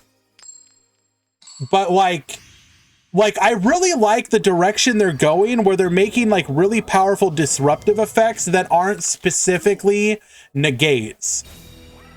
Like the gold pride like ball, like the pop into a ball and like Katamari up all your opponent's cards. Like, that's hilarious. That's a whole level of disruption that is absolutely hilarious. Like, yes, please give me more stuff like that. Yes, 100%. That is awesome. Like, that's the kind of like design that you got me. Like, I'm actually kind of excited for. I may actually now pick up the Gold Pride stuff in anticipation of that. Yeah, I mean, don't get me wrong, yeah. I'm not saying that there isn't an opportunity for stuff to be pretty busted, like specifically Super Heavy Samurai, if they don't hit it correctly.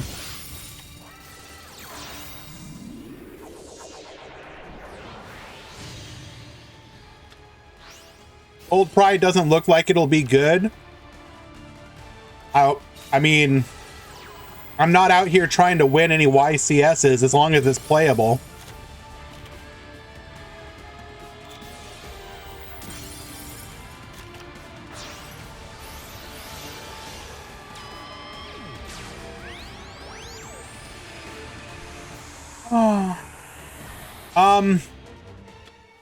But yeah, so I'm definitely not looking forward to the next several months of Master Duel, where it's going to be Ishizu, nerf Ishizu, but then give them Bestials, which will buff Ishizu, but then everyone will cope that Bestials will make other decks good, and then you'll realize, oh, my other decks are actually bad now because Bestials just kill them. Like, oh boy, I can't wait to play Sky Strikers. Chain in response, banish your Ray from the graveyard. Like, cool. Now light and dark decks get to not be playable for the next, like, 4 to 6 months. Awesome.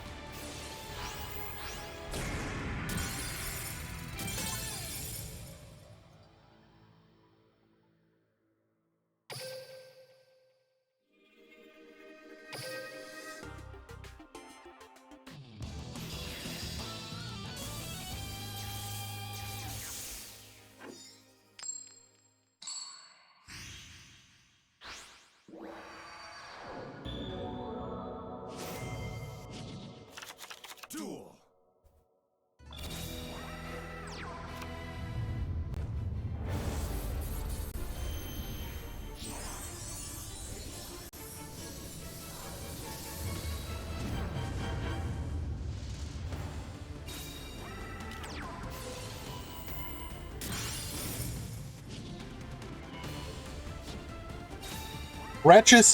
Treacherous Trap Hole on our own Silver Rocket Dragon.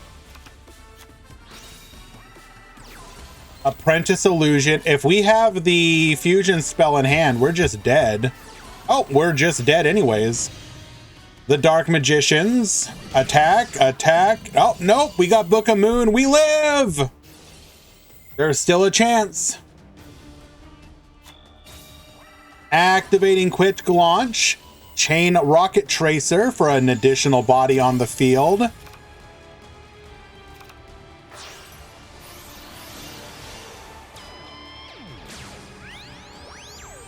Synchro Shokan. Dark End Dragon. Crackdown activating. Dragon's Mirror rather into our Furious Dragon. Get poppin'. Bring back the Dark End, get sending, attack in, and pass back to you. Dimension Conjurer effect, magical dimension to hand. activate Magical Dimension. We're going to go ahead and get popping. Setting one back row and ending the turn. Rocket comeback is real, and Bismuth will win game number 3, defeating Juninho, excuse me. Well done.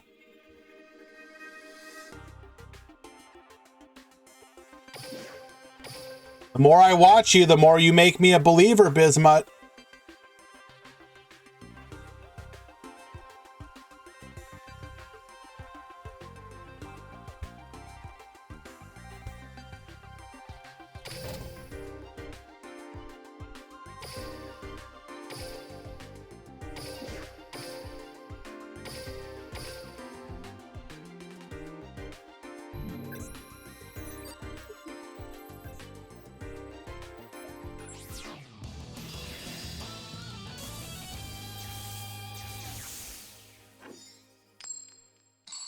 We got Cole at the bottom. We got Judai at the top.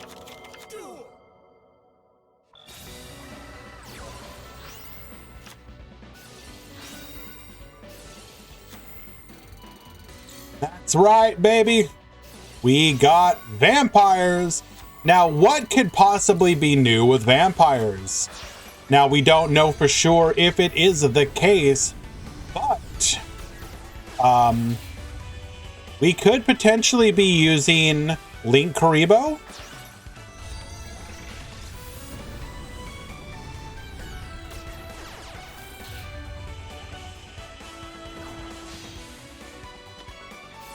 Nightmare Mermaid into an Ibly, activating Posthumous Army. Going into the Vampire Sucker, Ibly effect to the field. Vampire Sucker will see that and draw a card. One back row and Vampire Kingdom. We're going to activate Solomon Great Circle.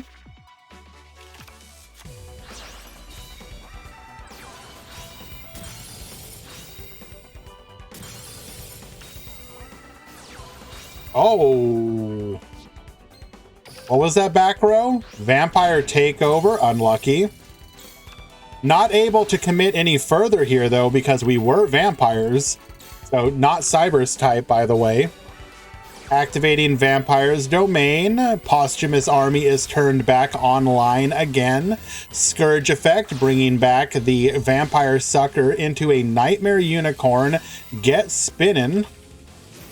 Posthumous Army attacking in. Gaining 2,200 life points, and we will get the scoop. Hole winning game number 1.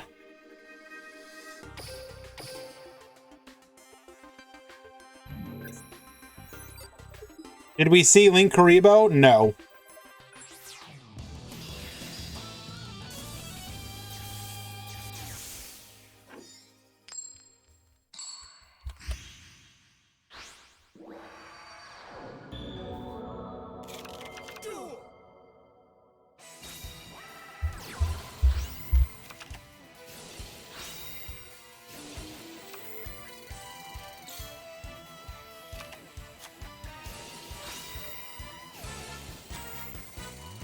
Familiar effect, searching for the Duke, going into the Nightmare Phoenix into the Mermaid.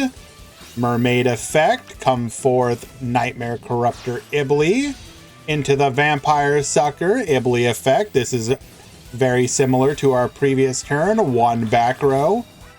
We will normal summon into the Link Slayer. Not able to pop here as we don't have the field spell.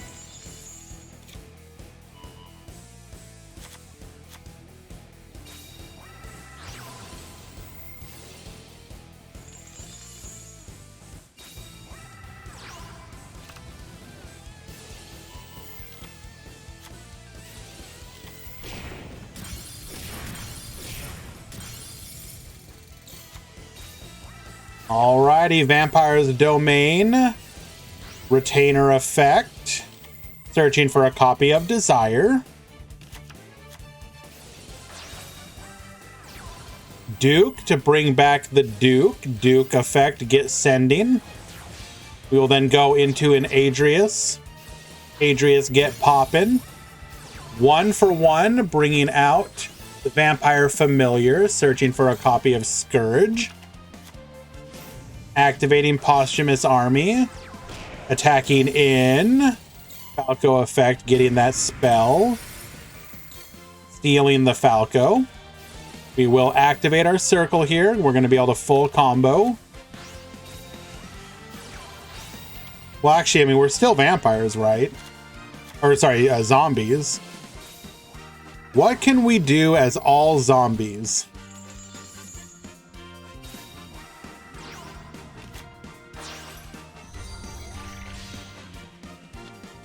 Sunlight Wolf into the Jack. So we can still get to Decode Talker here.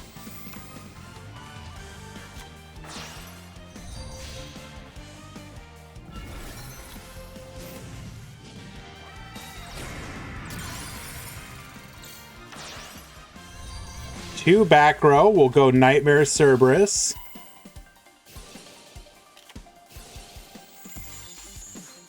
Did we think that we could pop here? Did we misplay?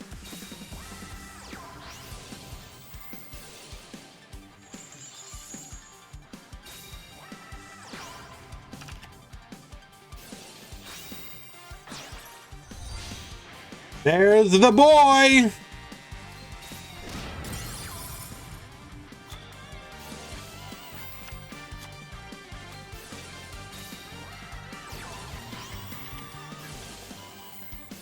Crackdown effect. Decode Talker says no.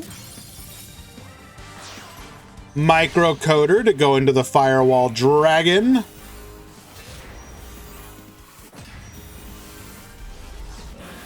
Cerberus only pop. Yes, Cerberus.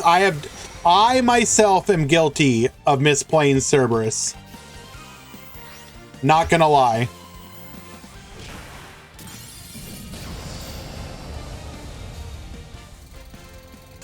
Alrighty, game number 2 going to Judai.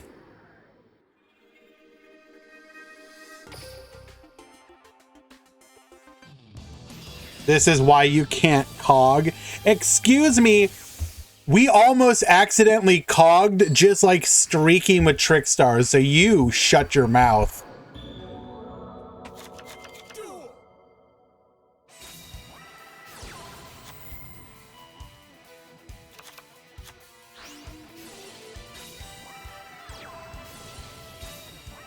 World, we got light stage. It was a level up reward.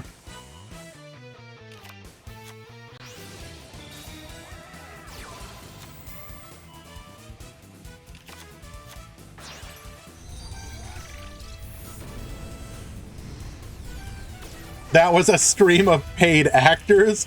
What the?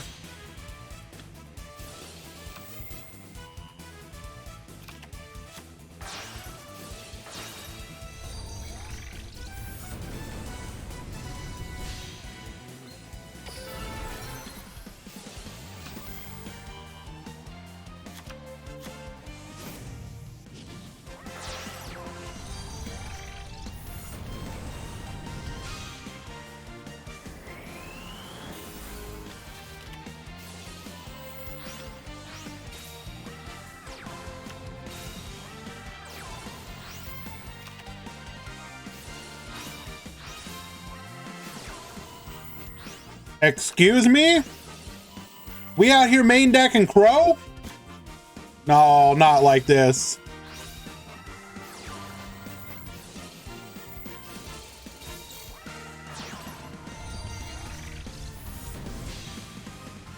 Going into Link Karibo.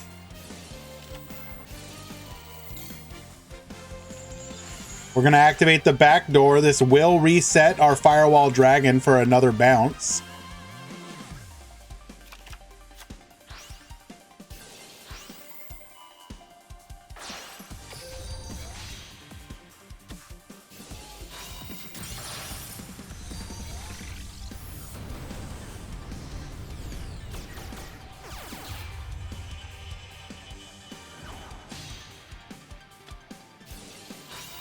Unicorn gets spinning, 1 back row, getting in for 2,200.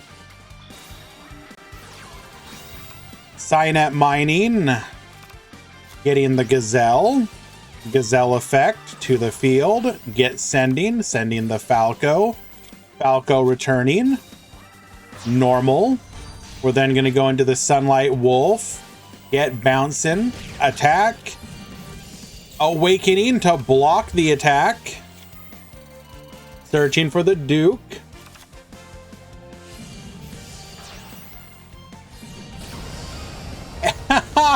Forgot that it can attack directly. Oh no.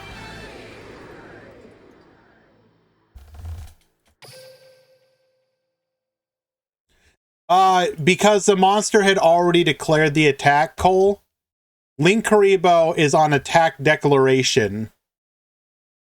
So what you needed to do was use the before it attacked, you needed to summon it, then tribute off for the Linkuriboh. Redeclaring is not a declaration of attack. You've already declared your attack.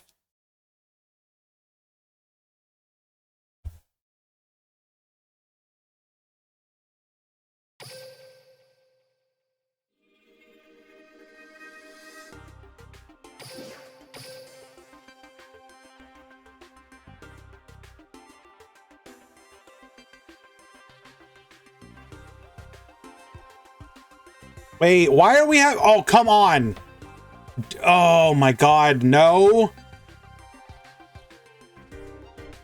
Come on, load. Why are we confirming a match with a mod call?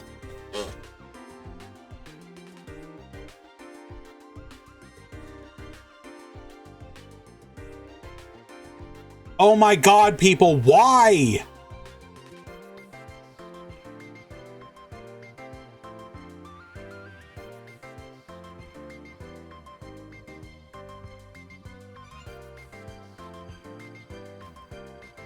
Oh.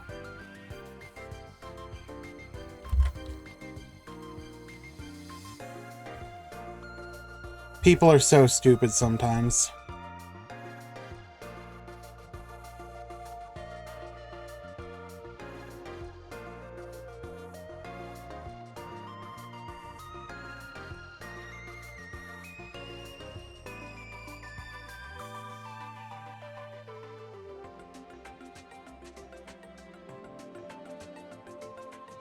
Well, I just know it's just the fact that when you have an active mod call, why are you confirming results?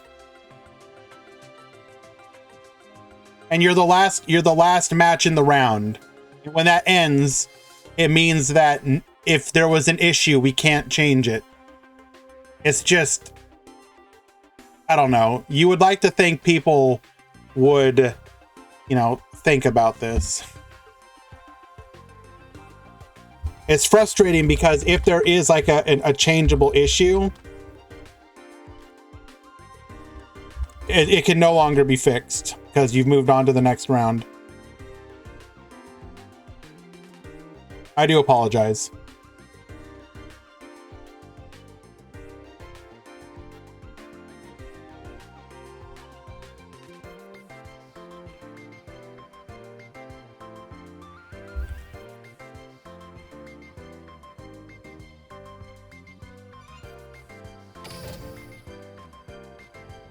It was just a little frustrating because Start GG, while it works for a lot of things, one of the things it does not work well for is moving quickly.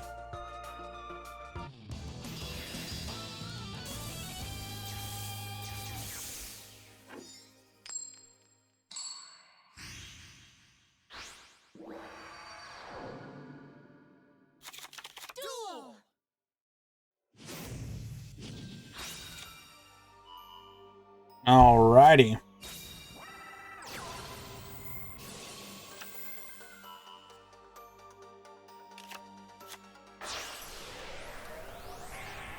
This is the final game of the final match of Pool 1 Round 3.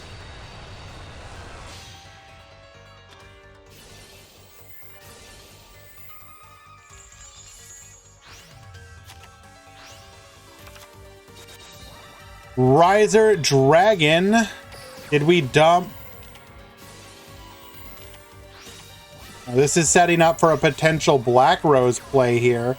Purple Nightfall effect, searching for blue sky. The Book of Moon, Forbidden Lands to make us immune.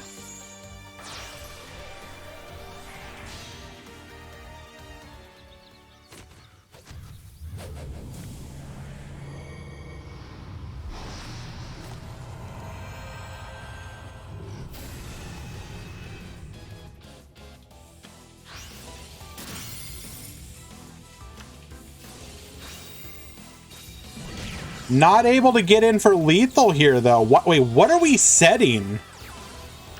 Hold up. What are we setting? Is that the Magician's robe? Oh, no.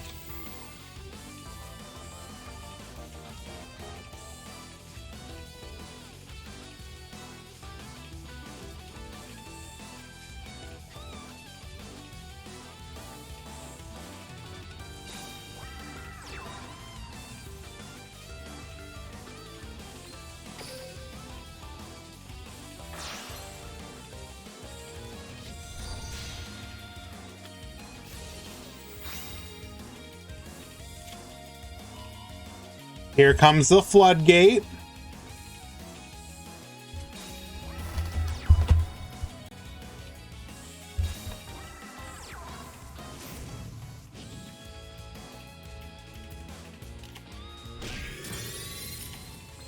Yep, indeed it was the robe.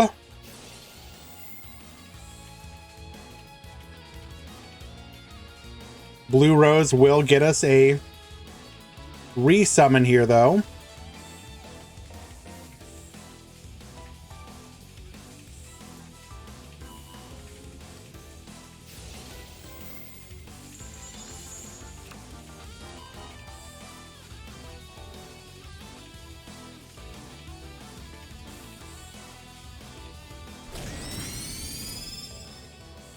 Robe is used as part of the Riser play.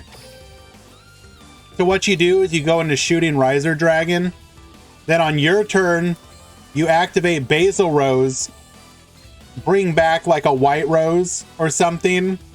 Then the robe will see the spell activation and come back, and you can Trishula your opponent on their turn.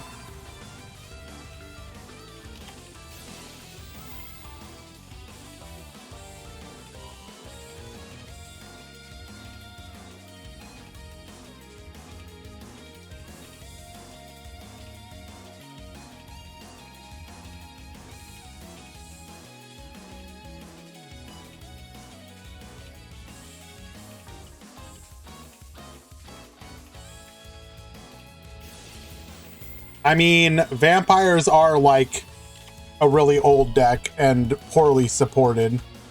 That is the downside to them.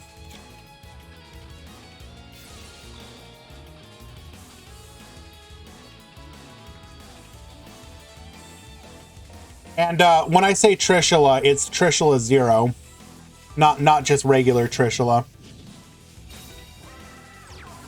Because you make the Riser a level 5, bring back the level 4 for 9, and then the robe is level 2.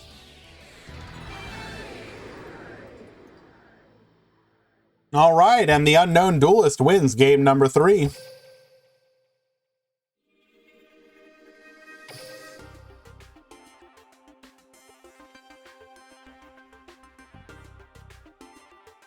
Which means that Pool 1, Round 3 has come to an end.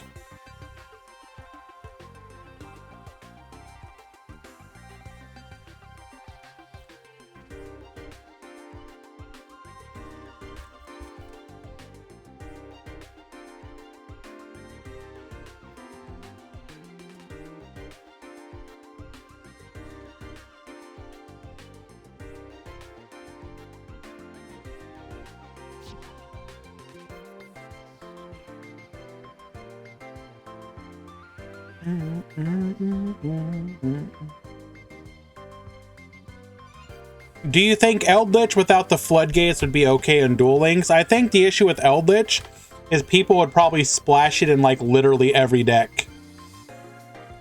Because who wouldn't like to have like a free special summon a 3500 body whenever you want?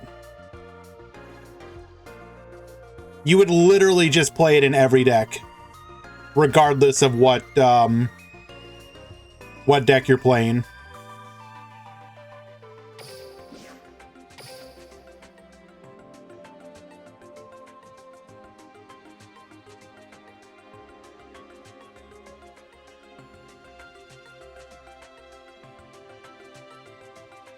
All right, we are now in round 4 officially. Let's go ahead and find our first match of said round.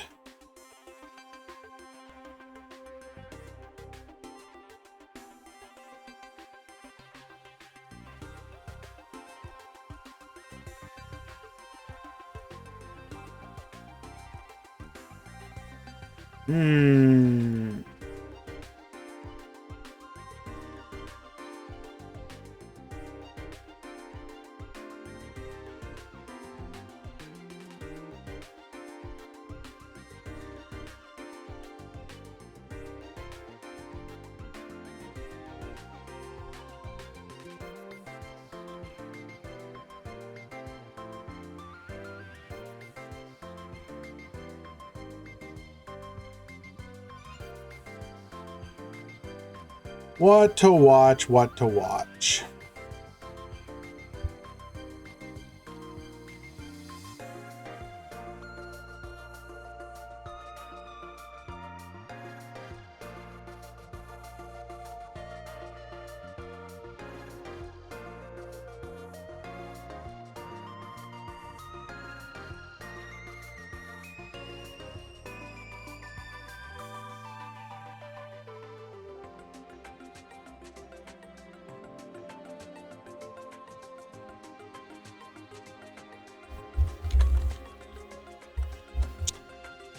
Why, what?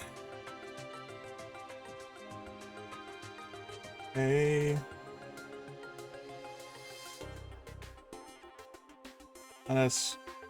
Sorry guys, I'm looking.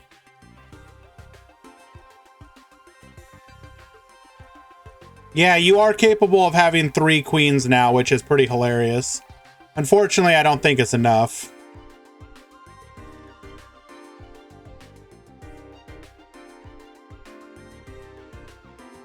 Round 4 was not an instant DQ. You probably saw the ping for round 1.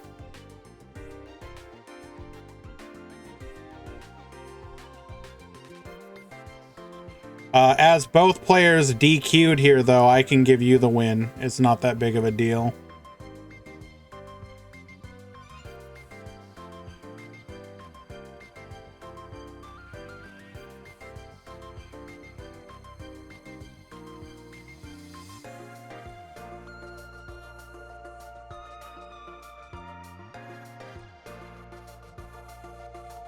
When checking the Discord for pings,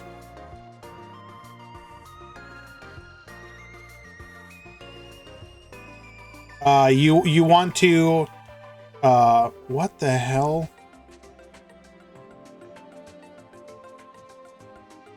You want to pay attention to what pool it is.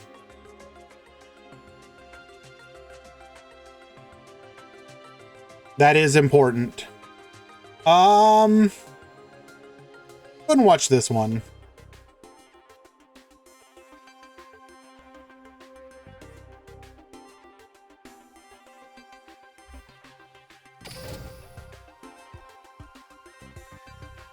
Why am I not showing my face right now? Because I'm still eating. It's just unfortunately my eating has been slow.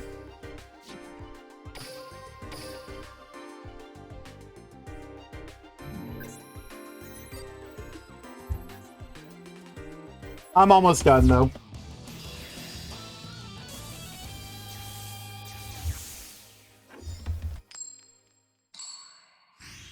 I don't mean to eat slow. Just people keep having issues I have to fix.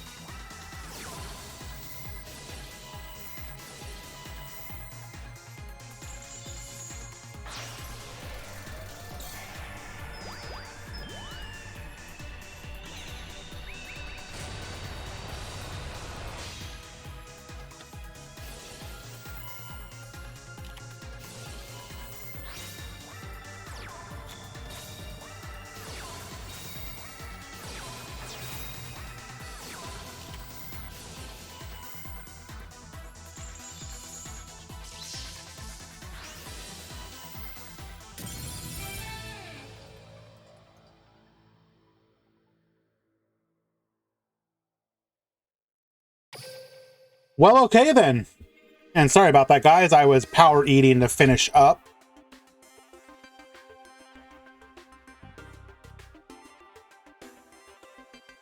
We are back.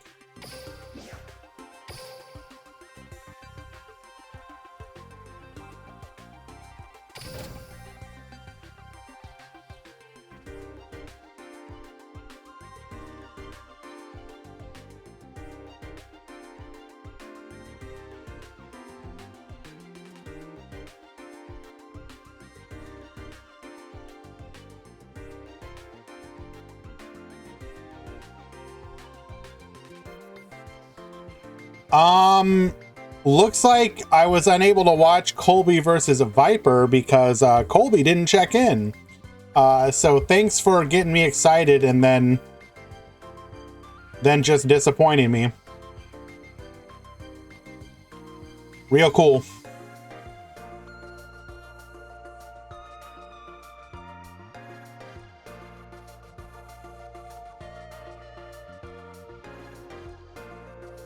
Real cool. All right. That said, let's go ahead and find another match. We got any other spicy ones still available?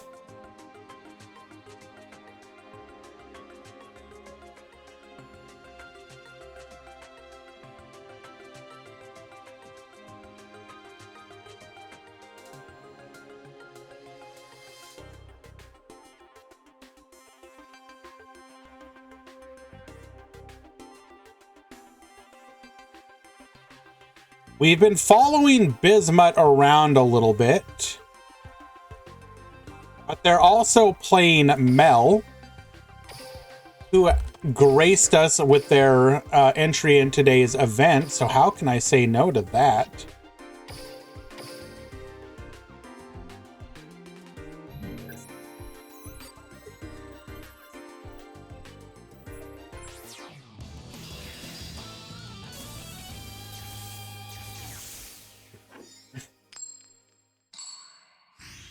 Alrighty, we have Mel at the top and Bismuth at the bottom.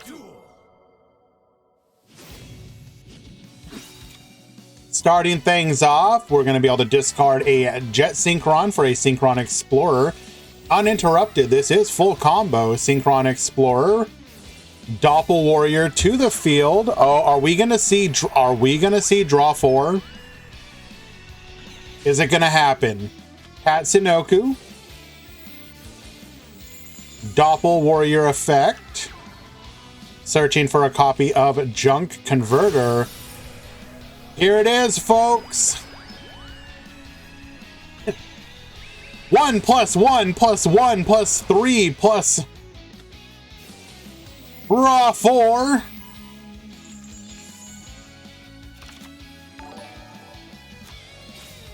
Now wait a second. You're telling me you drew 4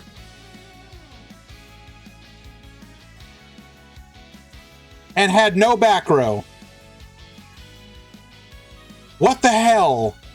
What kind of luck is... Oh my god. Oh boy. Thank you so much for the Prime subscription, my friend. I appreciate you.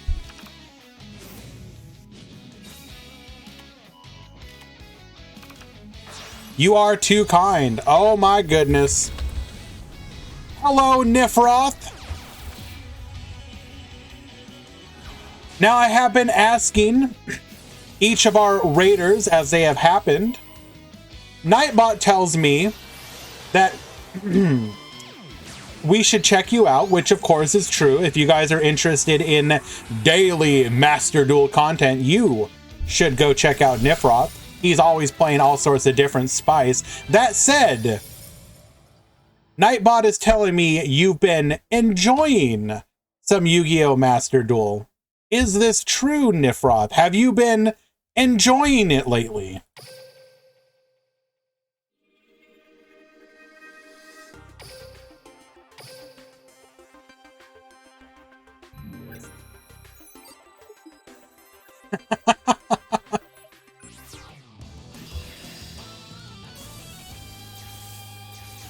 Did you... Now, I don't know how much of a TCG player you are, Nifroth. You may not be at all. But do you keep appraised of the new cards that are getting announced and whatnot? So, like, for example, the newly announced Gold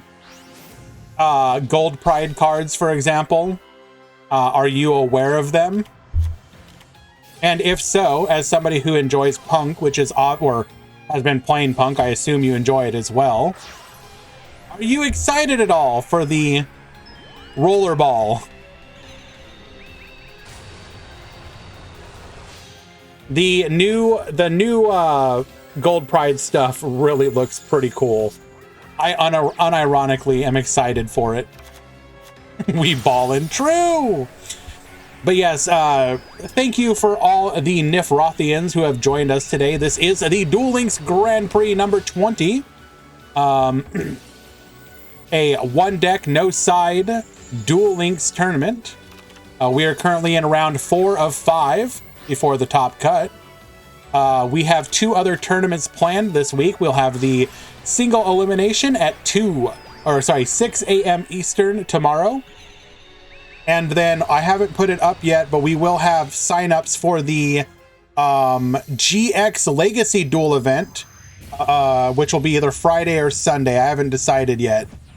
But they have introduced the GX version of Legacy Duel tournaments to the duel rooms. So if you want to play overpowered Armed Dragon level Turbo, then that'll be the event for you. Okay, so unironically, I keep pestering It's Brad HD to do one last big cross duel tournament. Co-cast it. The both of us. One final hurrah for cross duel.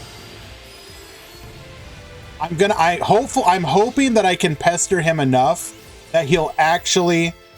It's Brad H. No, it's Brad as. It's Brad as HD. He is a Yugi tuber who covers Duel Links and Cross Duel and Master Duel as well, technically.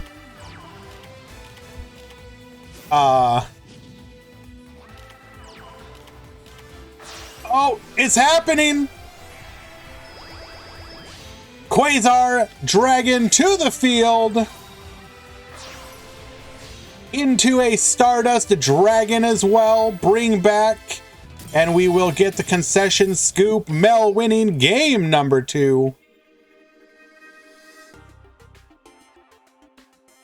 It's been 10 minutes and your opponent didn't join the room. Then call a mod if you haven't already.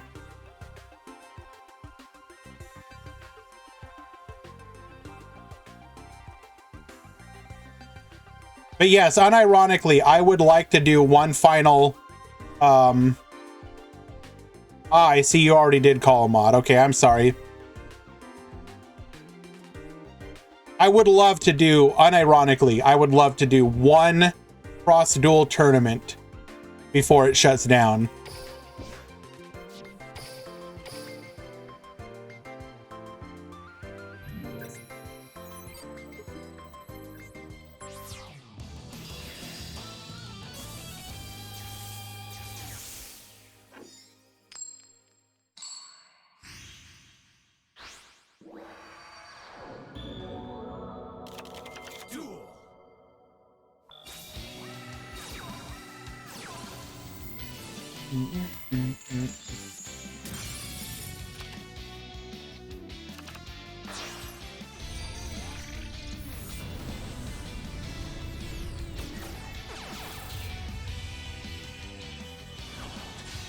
It is 5 rounds today, Influx.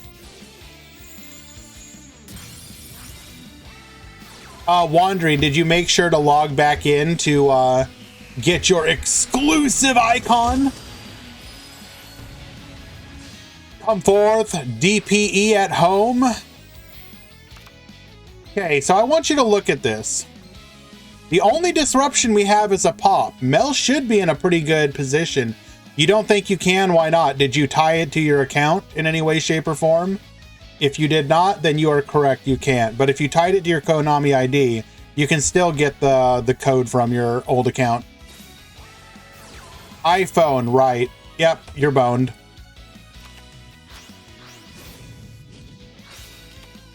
All right, Synchron Explorer. Do we have a Book of Moon here?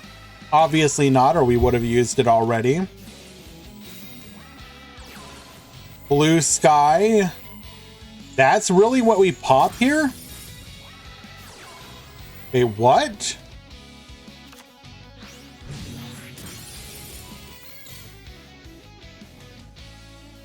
Oh, we took out the Tatsunoko. Oh no! I wasn't even paying attention. We literally ripped the Tatsunoko. Bro. Absolutely disgusting. Yes, it is in fact Diabolus the Mind Hacker at home. What the hell? We saw the new rocket card. Are you talking about the auto rocket dragon? I didn't actually pay attention, I'll be honest with you. I'm sorry.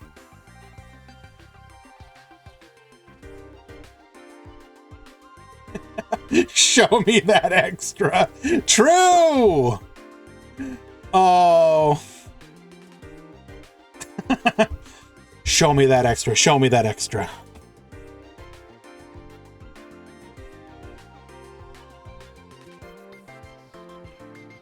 Alrighty, let us find another match.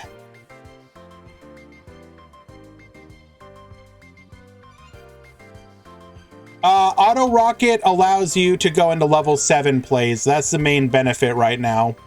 Level 7 synchros. So I don't know if I would call it... I think you could justify running like one copy of it if you wanted to squeeze in a level 7 synchro play.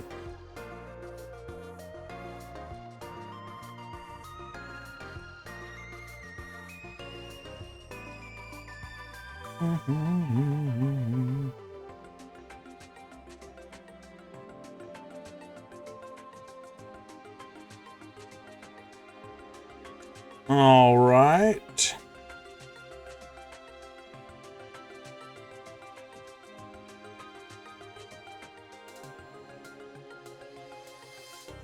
Oh, Nedex, never change.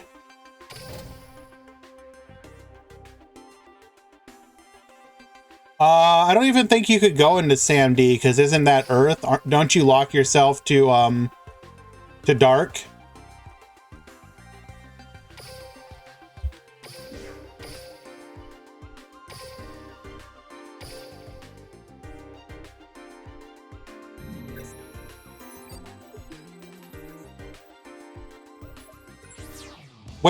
Wait. Quentin's skills are leaked?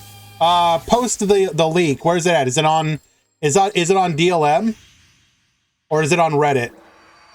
Oh, here we go. Okay. Let's take a look.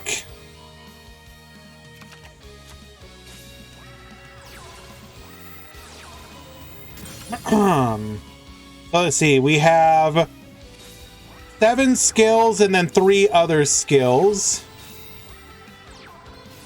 Here is the link, by the way.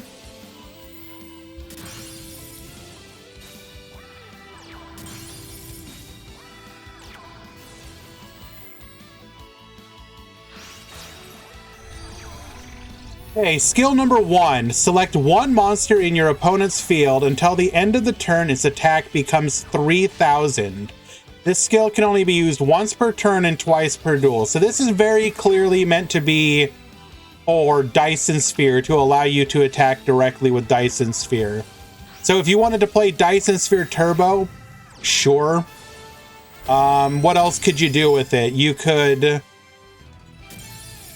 make an opponent's monster 3,000 and then take control of it and attack with it.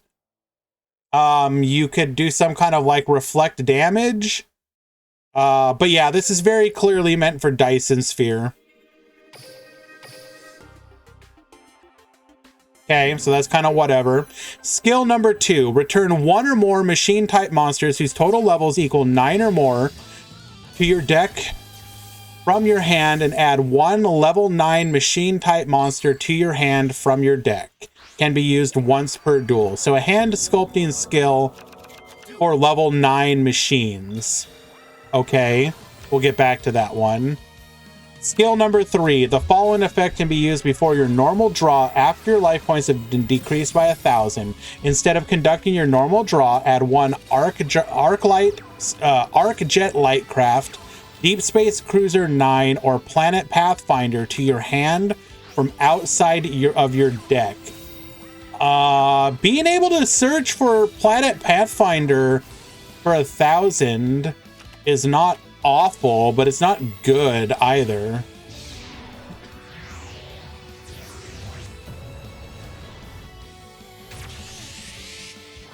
Skill number 4, equip 1 Gravity Blaster to a machine type monster you control from your deck or graveyard.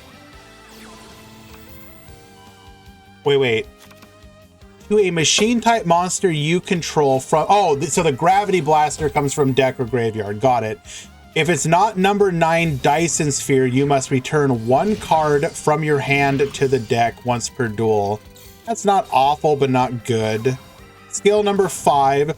Select 1 level 1 or level 3 monster you control. Its level is multiplied by 3 until the end of this turn.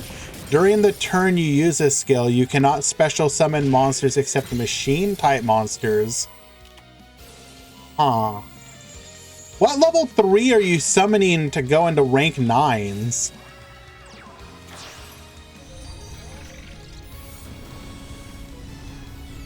Skill number 6, select 1 monster you control and negate its effect. It cannot be destroyed by battle or card effects until the end of your opponent's turn. You cannot summon monsters nor enter the battle phase nor activate effects the turn you use this skill. Awful. Skill 7 can be used before your normal draw. Each time your life points decrease by 1,000, one of the cards from your normal draw this turn will be a machine type monster from your deck. Okay, so he's awful. Awesome. None of those skills are good. Well, they don't read as good. No Cosmos skill. Unlucky. Like, you give him... Oh, come on, Konami. All you literally had to do was give him some kind of skill for Cosmo. What is your... Oh my god.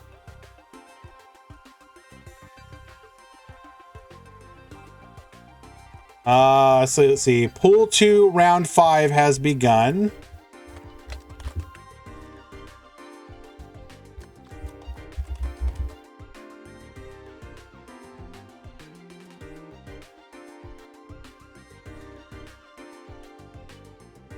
You literally had one job, Konami. Come on.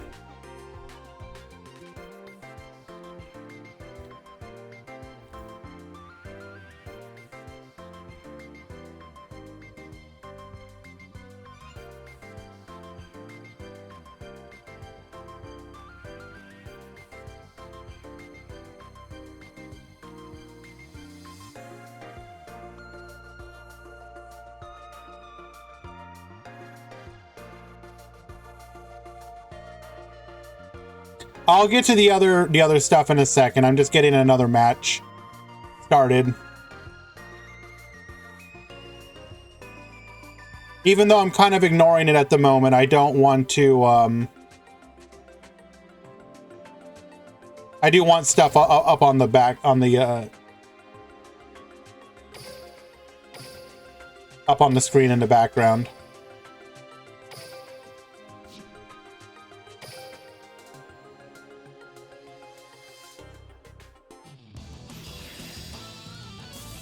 Okay, so what else?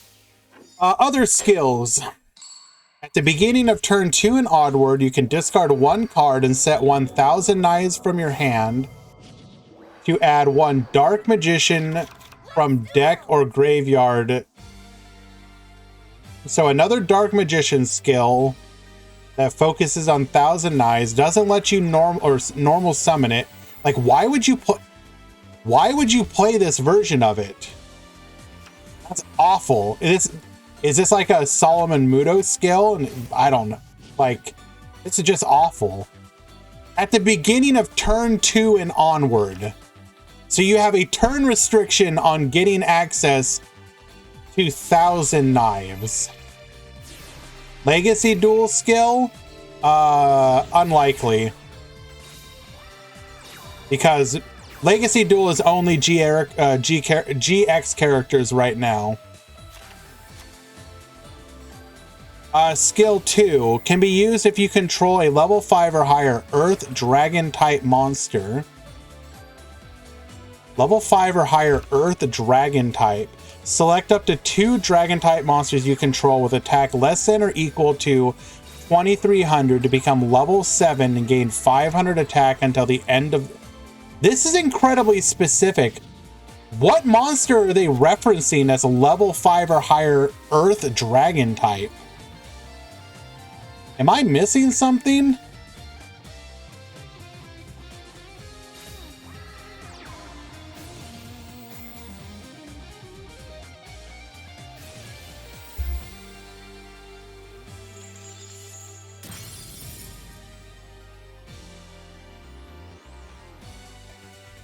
Skill 3. At the beginning of the duel, add pendulum zones to your field. Can be used when you have 2 face-up Performapal, Magician, or Odd Eyes cards in your pendulum zone. Reveal 1 Dark Rebellion Xyz Dragon and 1 Odd Eyes Raging Dragon in your extra deck. Randomly add to your hand 1 Performapal Silverclaw, Performapal Camel Lump, or Performapal Coin Dragon from outside of your deck, and place from your hand or deck 1 Odd Eyes Pendulum Dragon and 1 Magician Pendulum monster face up in your extra deck. For the rest of this duel, you can use Xyz monsters as Xyz material, using its rank as if it were a level for the Xyz summon of Odd Eyes Raging Dragon.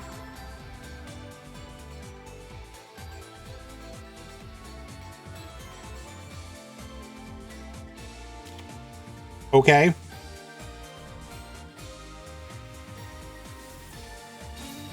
Camel Lump.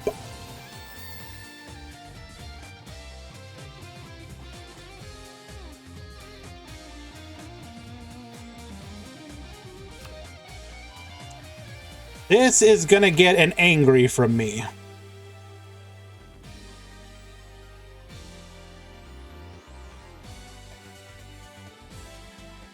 I had low expectations and you managed to disappoint me.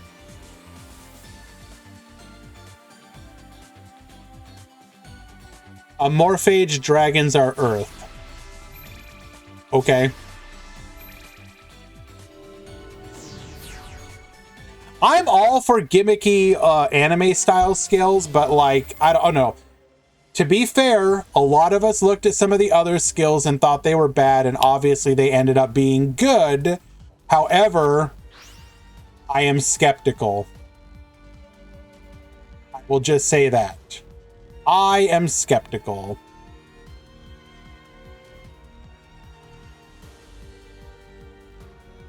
That said, Raging Dragon is a pretty good, I mean...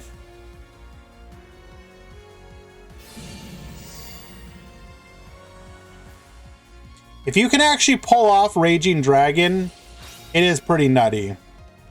But...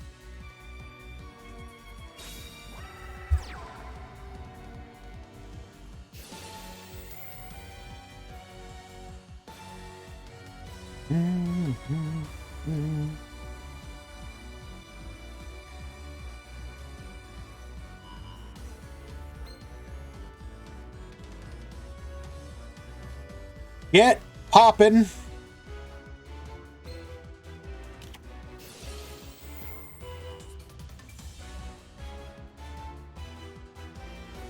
Returning the Starry Night to the hand.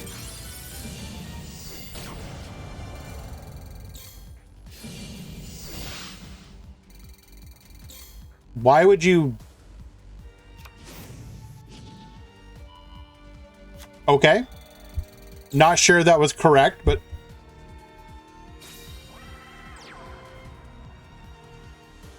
we're going to go ahead and summon Rael here. Rael gets searching.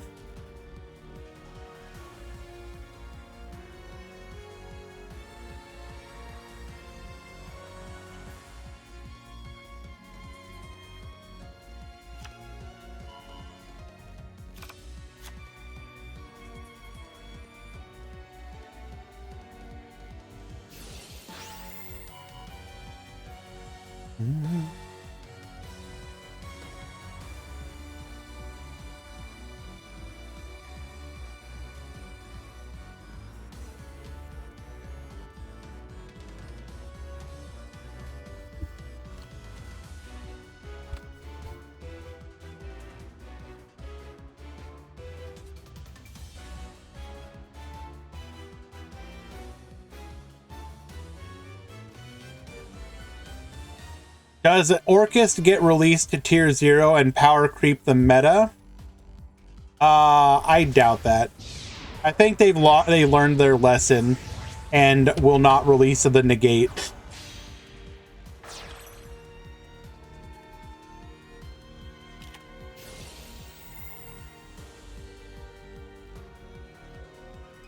Going in for Musica.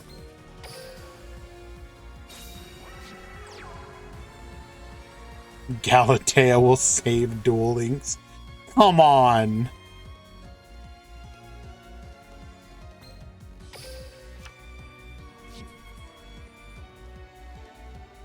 So one unknown, one... what did we search? We searched for a rival.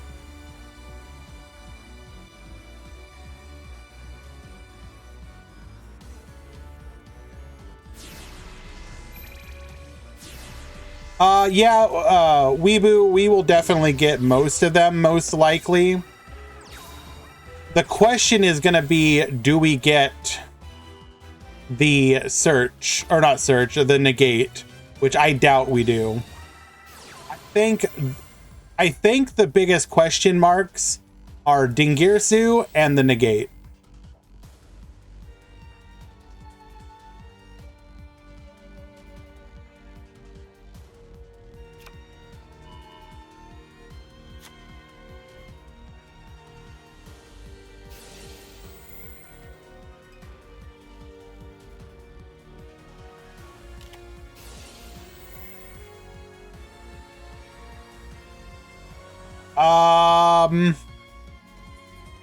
This was a mistake. Now we're going to be able to, because this is non-targeting, we're going to be able to destroy whatever we summon.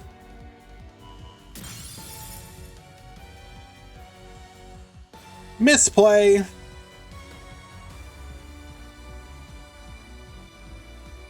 I don't know. Do you really see Babel as being the question mark? What does Babel realistically do if you don't have the negate? Okay, so let's assume, for the sake of argument, we don't have what if we don't have Dingirsu or the negate?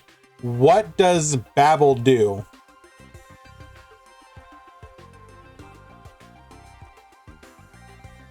Wait, skill 2 looks good? Oh, so wait.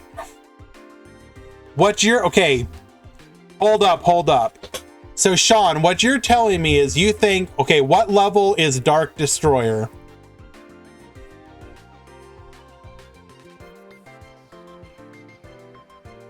Is Dark Destroyer the 9? Or is that Eclipser that's the 9? Isn't Dark Destroyer 8?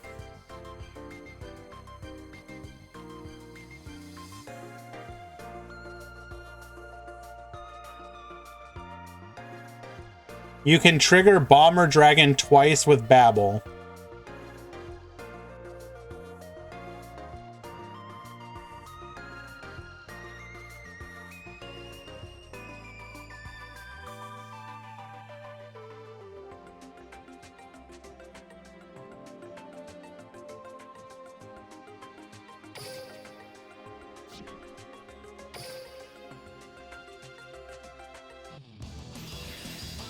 So we would have to get Eclipser for that skill to work, but even then, in that situation, it's still not good. Because you have to return machine type monsters. So you're telling me that I'm gonna return, like, let's say 2? I'm gonna turn 2 cards to get Eclipser? That's a pretty big investment. I don't know about that. I am gonna disagree with you. I think that would be awful for Cosmo.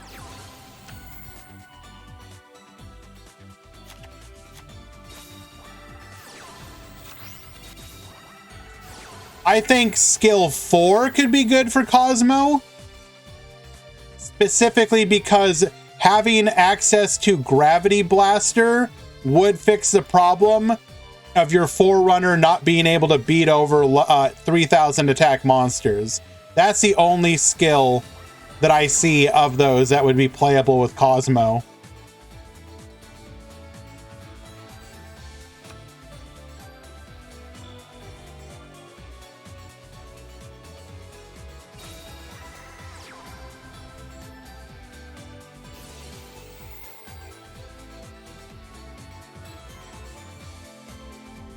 Well, the only thing about Quentin and Cosmo is that he has voice lines for all the Cosmo cards. So that's why people were theoretically thinking, oh, he might have Cosmo-related skills.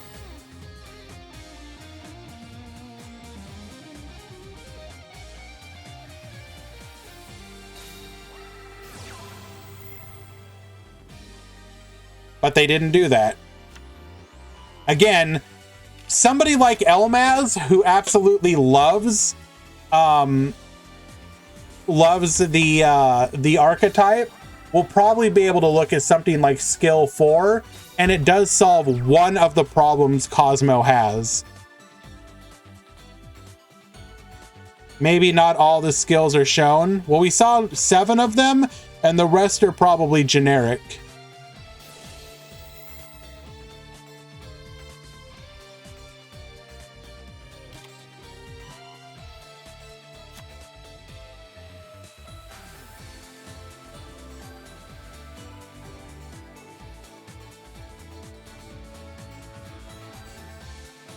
Do I think Dark Destroyer can come as a limit 1? I mean, it's a non-targetable card, and Konami won't even let Invoked have... I mean, I would say just bring it, who cares? But by Konami's logic, they don't like untargetable cards very much.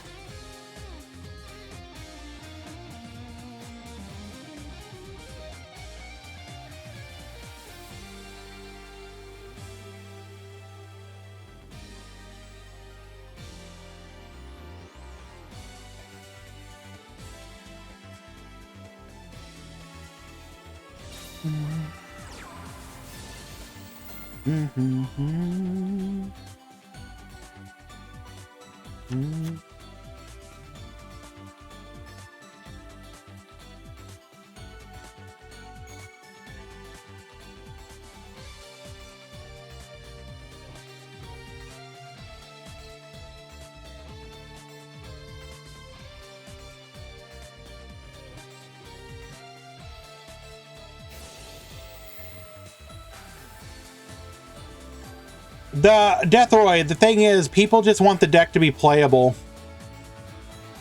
The problem with Cosmo as it stands is that it's not even playable. It's like, it's actively bad. And that's a problem.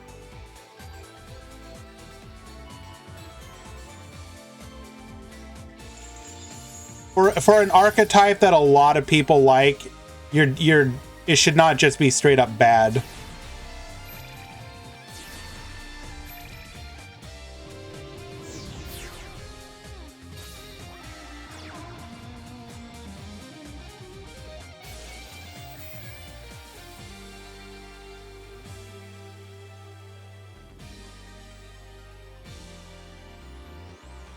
Alrighty, looks like Pool 1 Round 5 has begun. Took a while.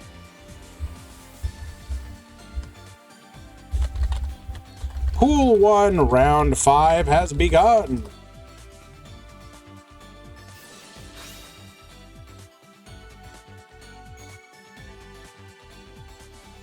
Before Cosmo gets buffed, rockets need love. Well, rockets are more likely to get something.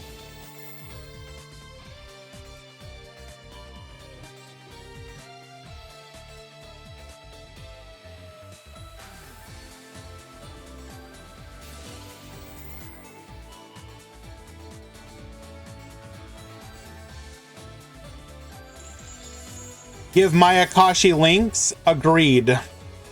I mean, Mayakashi, even if they got their links, are not going to be good in Duel Links. They might be okay. They'd be playable at least. I think the problem you're going to run into is like extra deck space, because you would have the 3, the 5, the 7, the 9, the 11, the Link 1, the Link 2, the Link 3. So like even if you had one of everything, it would take up your entire extra decks. Assuming that they gave all the links, they probably wouldn't.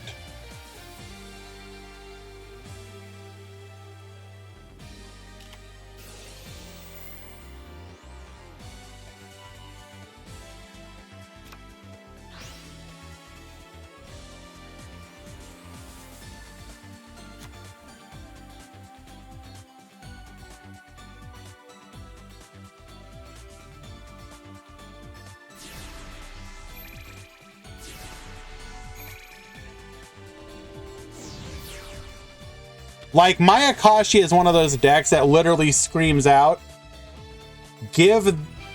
Every deck should get... This is going to be a bit of a tangent. But honestly speaking, I really wish Konami... Okay, for all the decks, for all the anime decks that get a custom skill that makes them playable... They should be, and the reason that people were coping so hard with Quentin and Cosmo is they saw it as an opportunity. Konami, choose characters and give them decks that they did not have, just so that you can give a skill and that character will be the beneficiary of the skill. So Quentin, you gave him voice lines for Cosmo. Give him a custom Cosmo skill to make Cosmo playable. Do the same for other archetypes.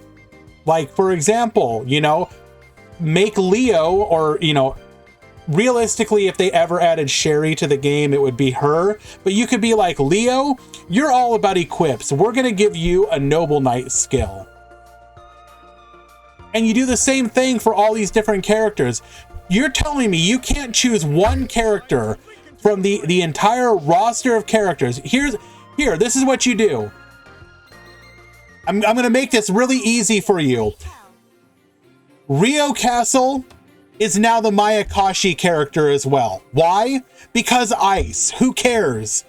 Give her a custom Mayakashi skill that like adds a bunch of Mayakashi extra deck monsters to the extra deck, just so that they can make use of their extra deck.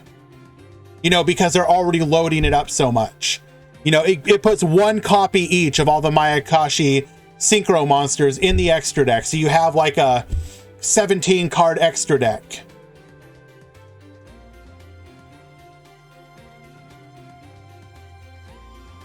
You could do this for so many decks. Choose a deck. Like, I'm sorry. You've already given him access to like wind up stuff, right? Okay, he's got like the wind up cards. Give him a wind up skill. Make wind ups playable somehow. There are so many characters you could do this with. You know? Like...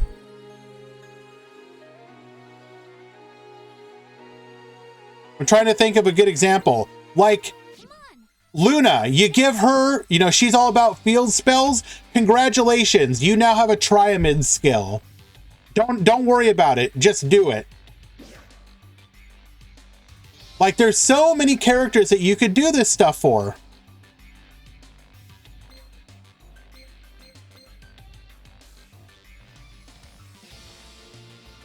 Yes, there you go.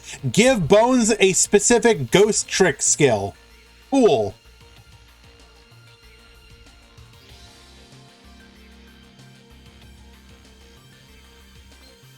My name is Playmaker.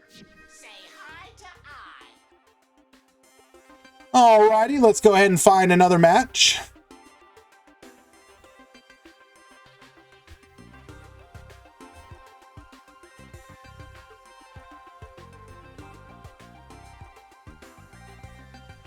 Yeah, but the thing about the Solfachord one is it was like a generic skill.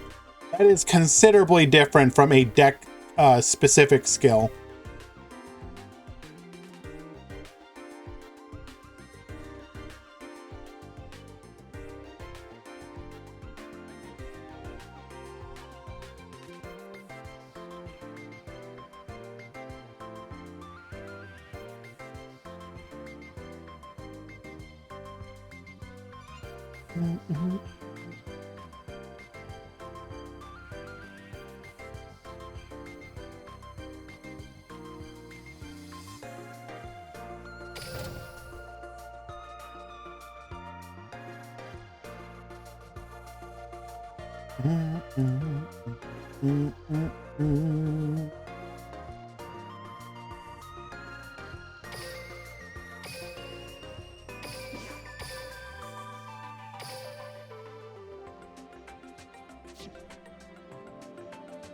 Alrighty.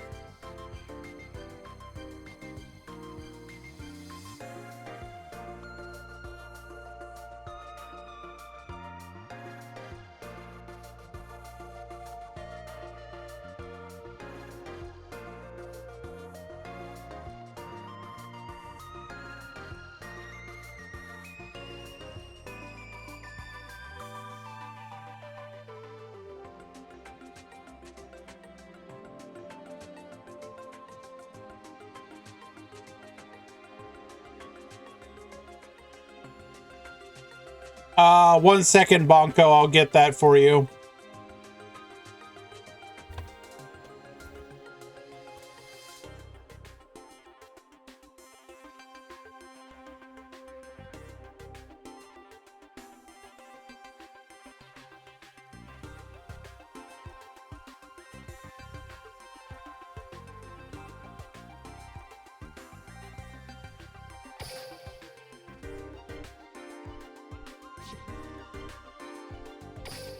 What's going on here? Why aren't we playing?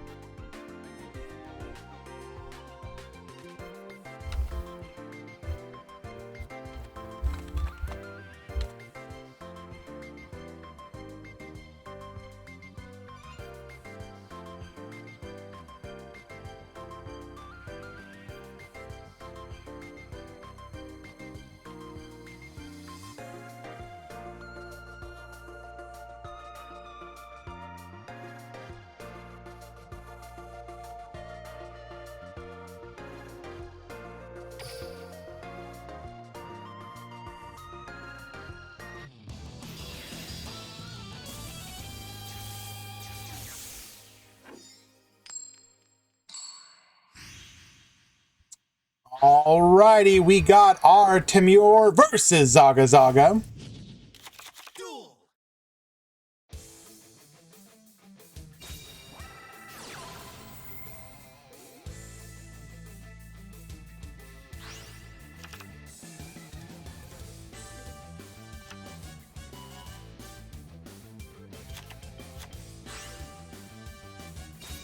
We have Red Eyes versus a Dark Magician. Why must friends fight?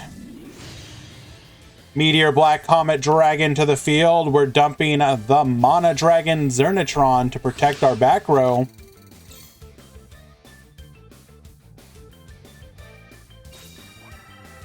Where the Rockets at? Winning, bro. What are you talking about?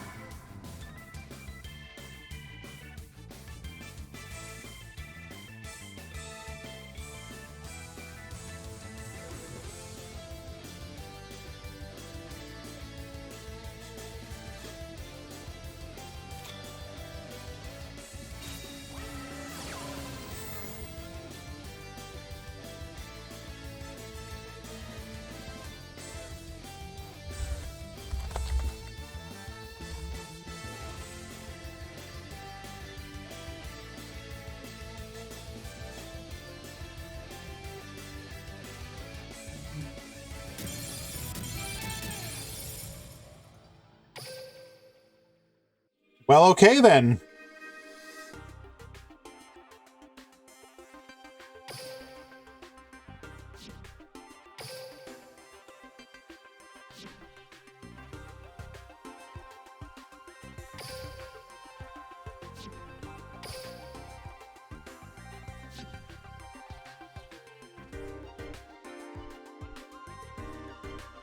Yep, it looks like it was a DC, unfortunately.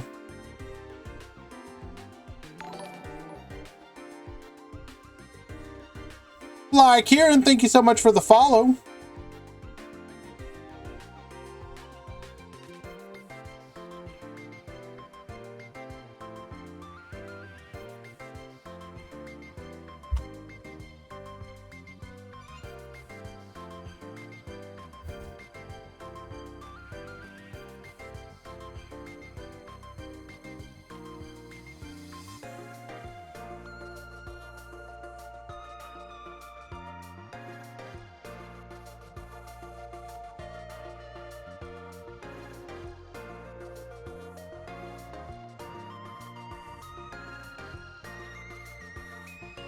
Okay.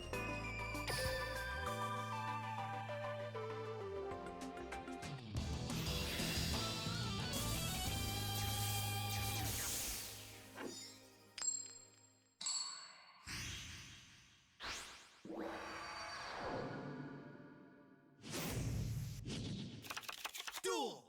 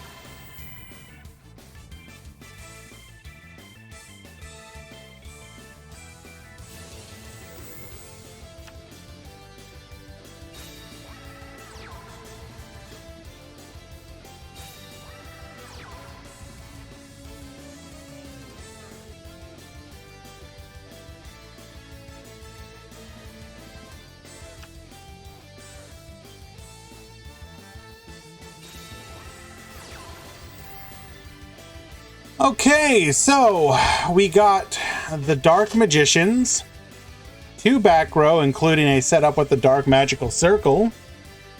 If we draw up this, we won't be able to set it just yet, so we could wait.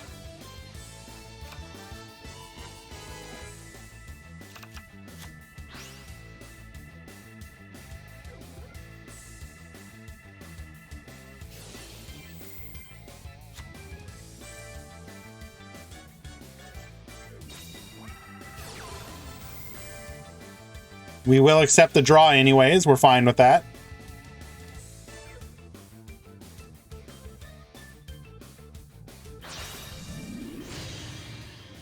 Into the Meteor Comet Dragon. Get burnin'. Can I DQ pull one? Yeah, I got you, fam.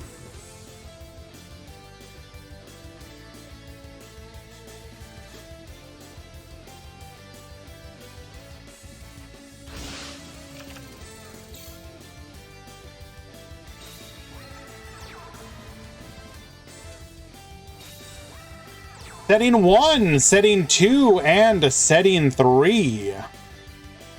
Surely we have an answer to this. We do indeed. Compulse will send the opponent back to the extra deck. Nothing we can do about that. Unlucky.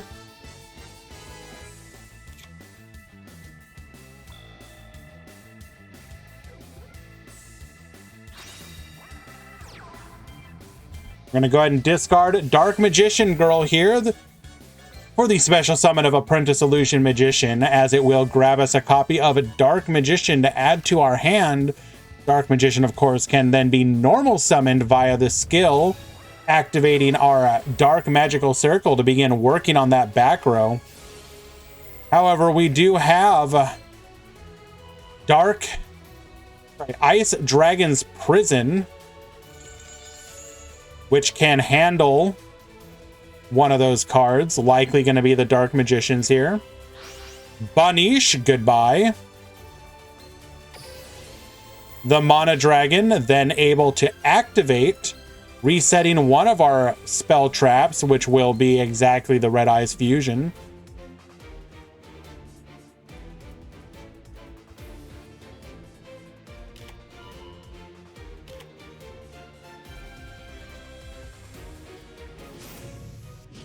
It's so weird that we can't get target protected monsters with all these back row running around and even not.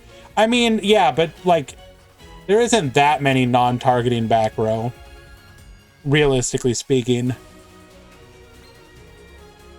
It's like IDP and what? What else is non-targeting that's commonly played?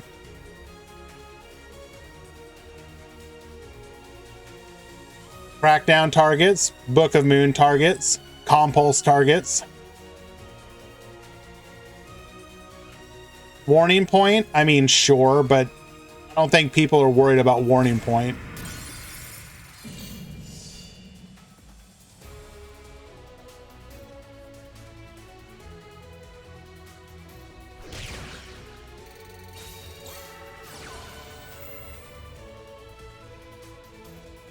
Do we have a response to this?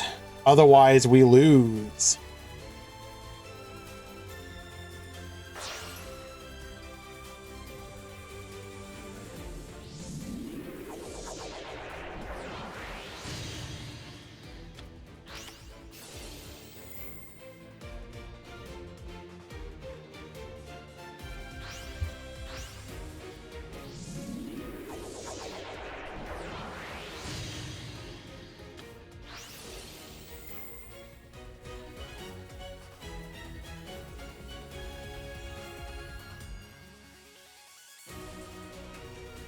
We do have the Necro Fusion.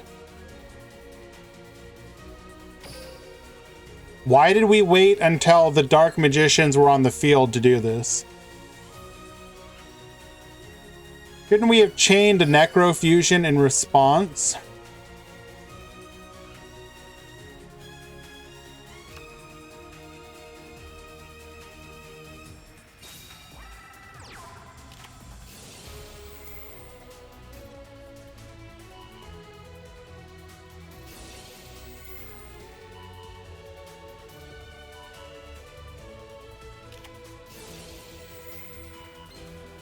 Wait, wouldn't the popping the Dark Magicians just... Why not let it go through? Wouldn't you get more bodies on the field? You'd get the Dark Magician from the deck, And the Dark Magician girl from the graveyard. I mean, it doesn't matter. But like, why not let it pop? I guess we're acknowledging that the game was over. Is what it is.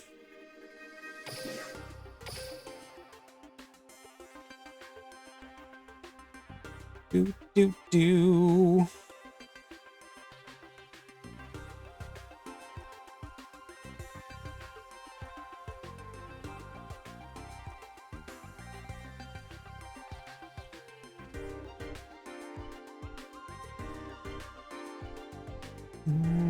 Let us find another match.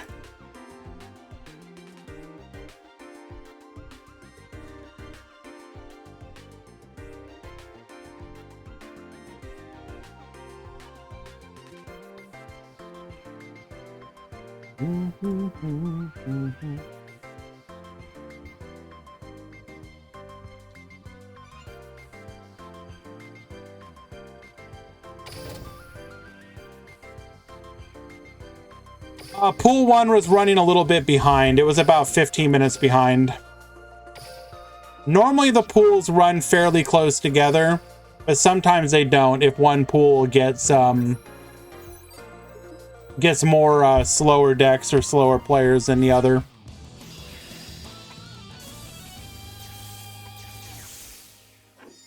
All right, let's make Wandering Sweat. We got Makopin at the bottom, Wandering at the top. Ibo Boy with the gifted sub. Thank you so much, my friend. I appreciate you once again. You are too kind to me.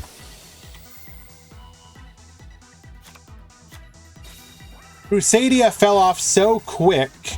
The fact Solfachord was the best deck from the last box is so funny.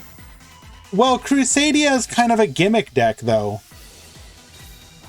Like, in a world of I heckin' love to OTK decks, there's just better decks.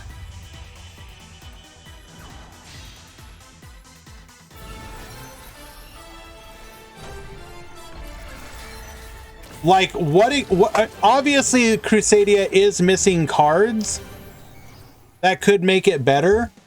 But with the current card pool, what does Crusadia do? It can set up like a non-destroying negate. I mean, that's cool and all, but okay.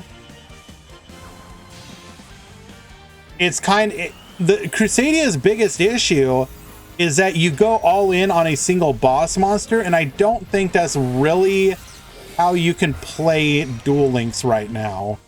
Usually not even ever. You can't like go boss monster.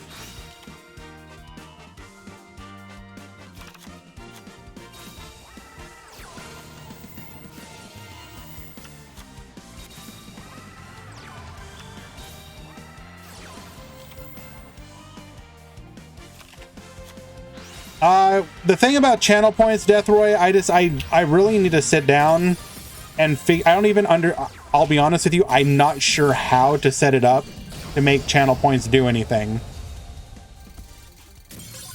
So, like how people can set it up to do like goofy clips and whatnot, no clue how to do that.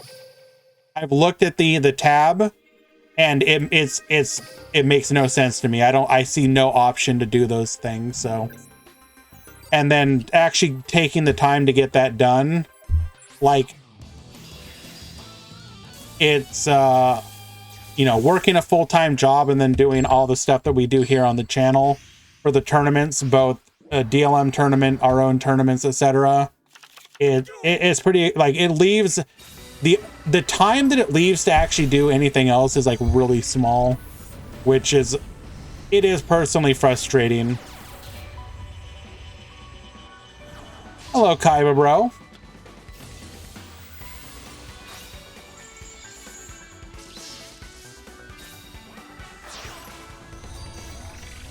Skullmeister to negate the microcoder. Very nice. Kaiba, bro, it's retail.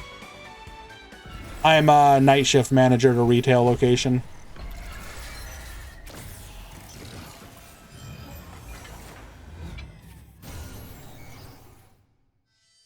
We still are able to make it to Decode Talker, activating the skill one other back row.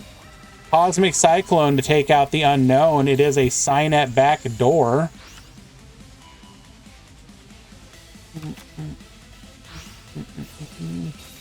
Searching for a mirror as a body on the field.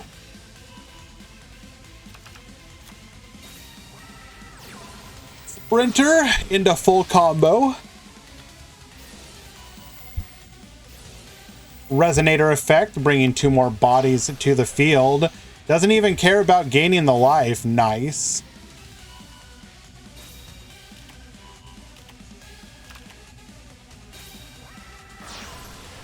We're going to go into another red... I guess we do have the ability to gain more life here, so it makes sense. Going into a Dark End Dragon, get sending. Attack, attack, and lethal.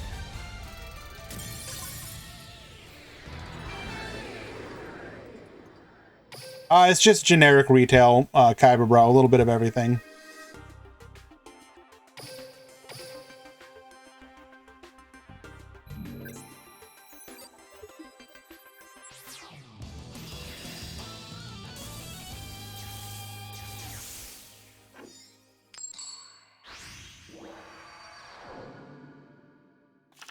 Duel.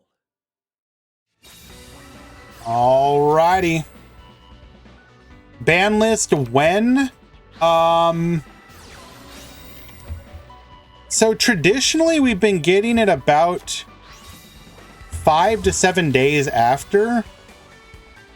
So my guess would probably be on Sunday. Either Friday night or Sunday night would be my guess.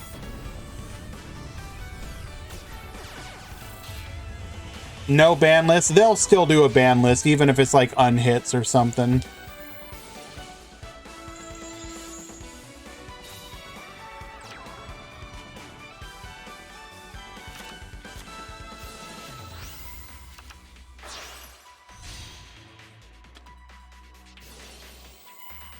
Free Karakuri. No. Jaguar effect, negating the resummon, going into Code Talker with 1 back row. Did we open a Cosmic again? We did not, so we are YOLOing it, hoping that it's something like a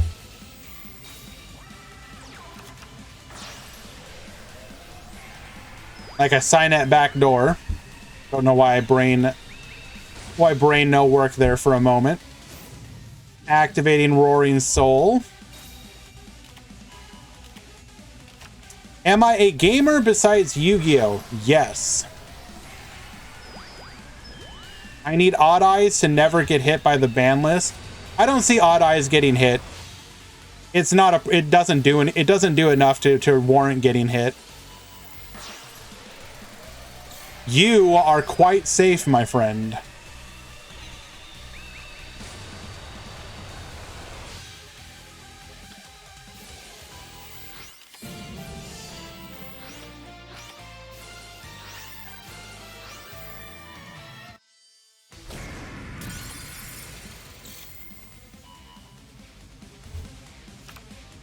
I mean, this obviously is not a full list of everything that I play, but this is what I have currently installed on my PC. I can go ahead and share that to give you an idea of the kind of stuff I do. The one thing that won't be in here that I play a lot of is Overwatch 2. I play Overwatch.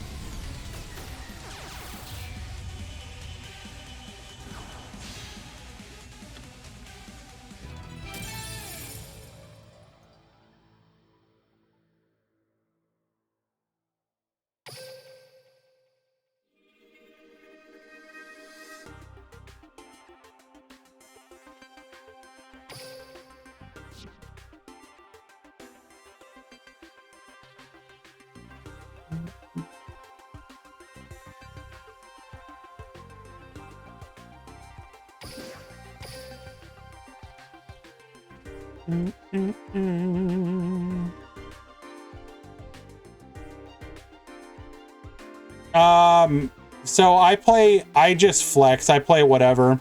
Like I used to be a support main, but I've switched over to flexing and doing a lot of tank and damage.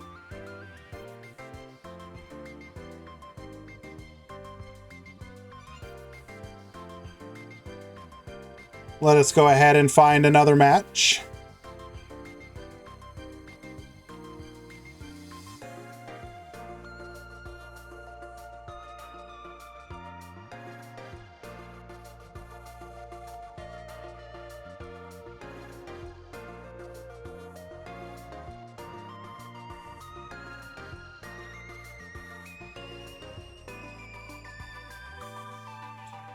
Like the top 3 that I play in each role, though.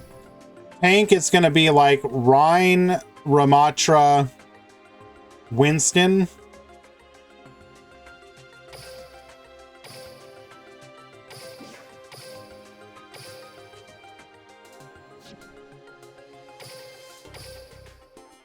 Damage, it's like...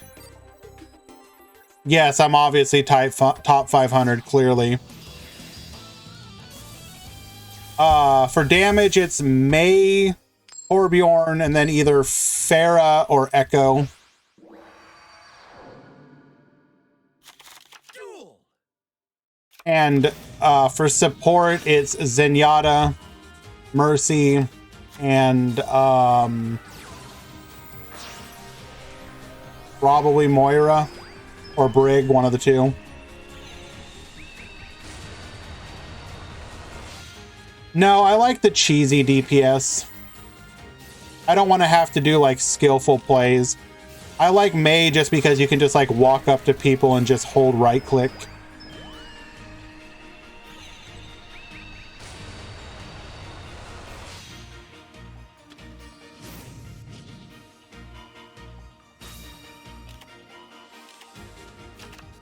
So keep in mind, Wandering, you were pool 1, right? There's a couple more matches that need to finish that may change your ranking.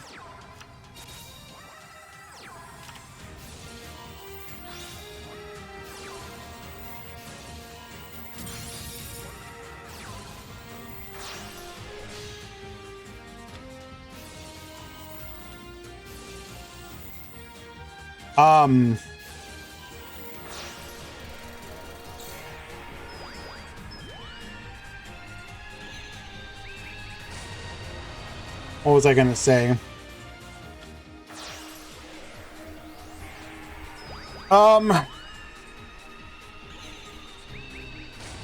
Strategy-wise, though, I've been playing a lot of the mech combat games.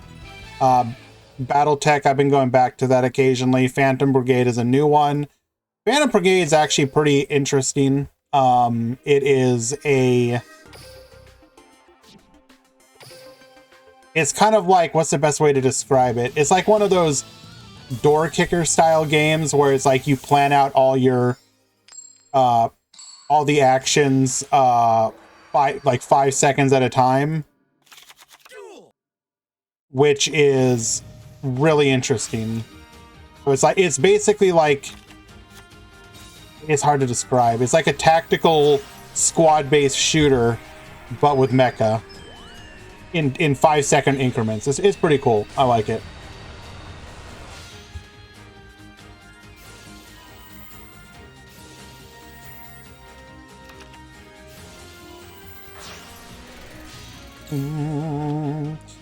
The one that I am thinking about picking up right now, though, is Everspace 2, which is apparently, it's like a roguelike 3D space shooter, so kind of Free Space-esque, if anyone is aware of what Free Space is. It is a bit of an older game, little boomer game, but still kind of well known.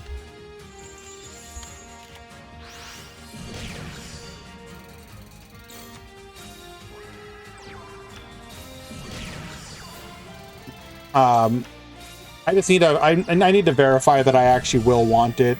The reviews for it, though, sound pretty good. This is Phantom Knight? Yes. You would... Somehow Phantom Knight has managed to immensely brick.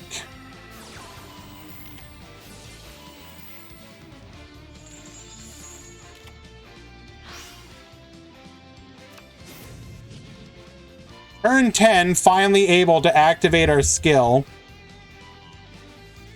Is it like faster than light? Let me double check on that one, because I don't know if I remember that game. Oh, FTL. No. Like, it's more of an arcadey. Like, you're flying the ship around, not like doing tactical battles.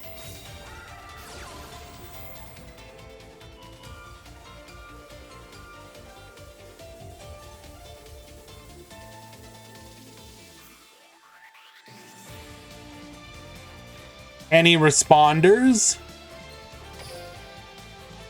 Turn 12, by the way.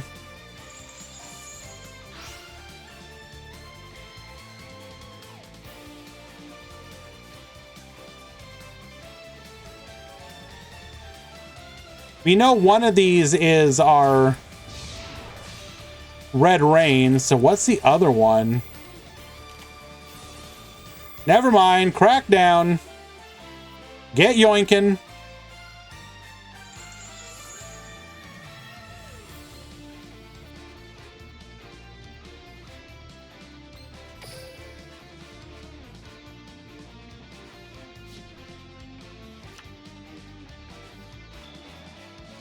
Literally any monster. That is not a monster. Literally any monster. Do we have any resonators even left?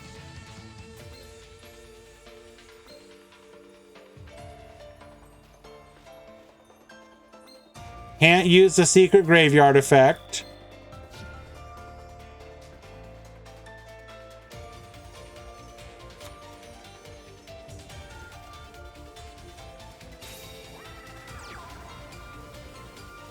Turn 16, by the way.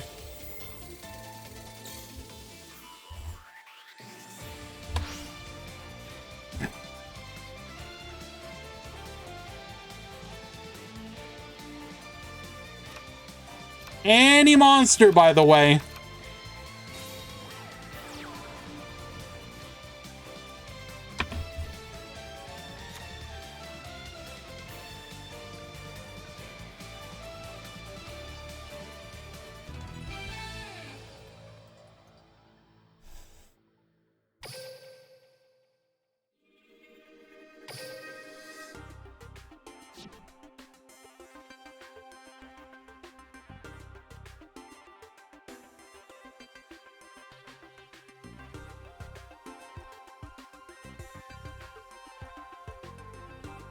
I have no words.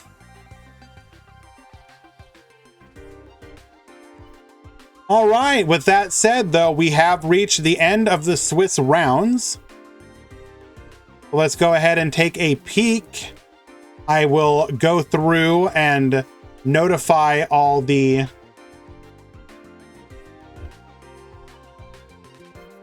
individuals who made it X and 2.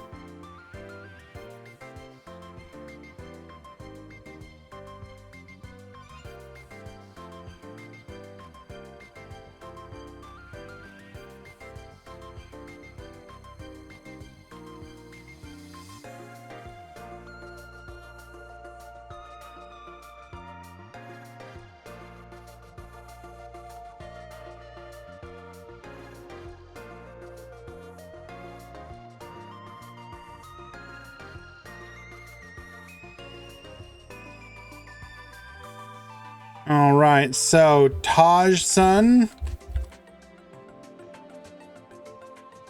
Rayos, Matthew. Of course you would make it so I can't ping you, because using the same name in both places makes too much sense. Well, if I'm not able to get a hold of you, that's your own issue.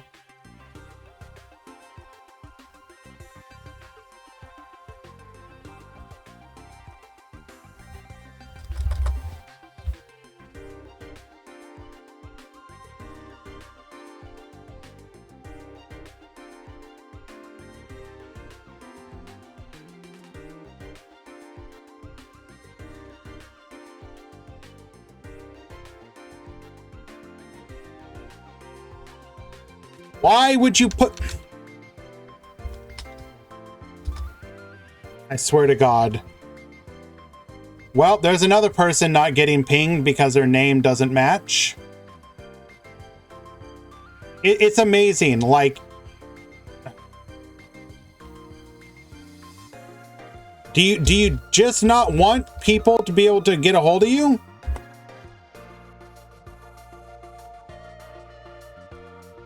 Play all this time. You made top 32 X and 2.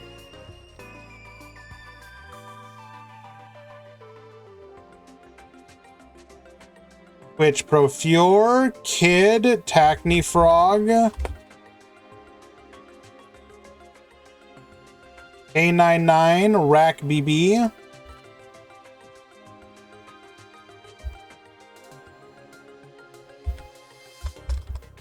Again, can't ping you because you make your name not pingable. Cool.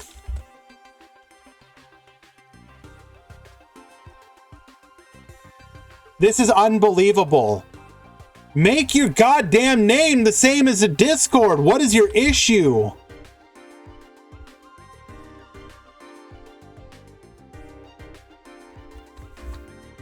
If your name was actually pingable,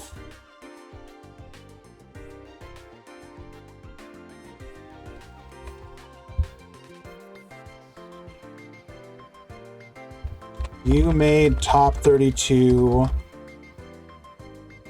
X and 2. Absolutely incredible. Literally people that are probably going to not know that they topped.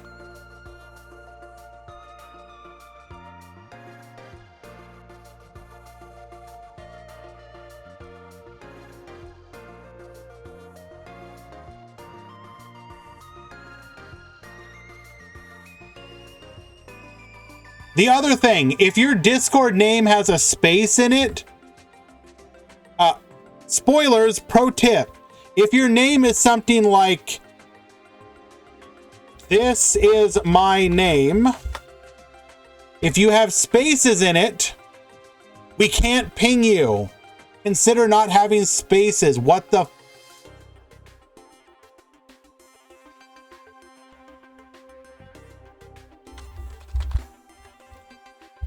Top 32 has begun.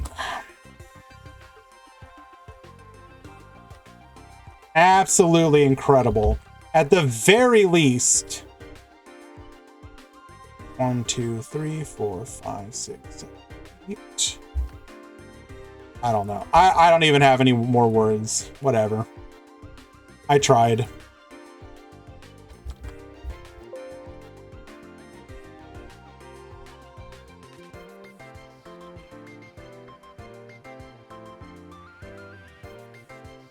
Five, 6, 7, 8.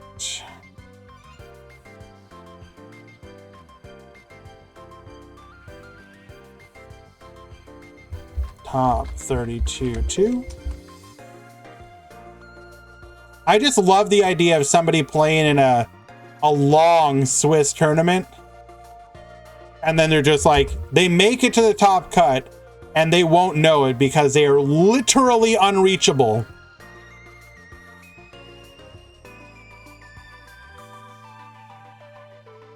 Yeah, Tomato, it's pretty sad. Why am I so aggravated about it? It's just who and what I am. I get triggered by these kind of things.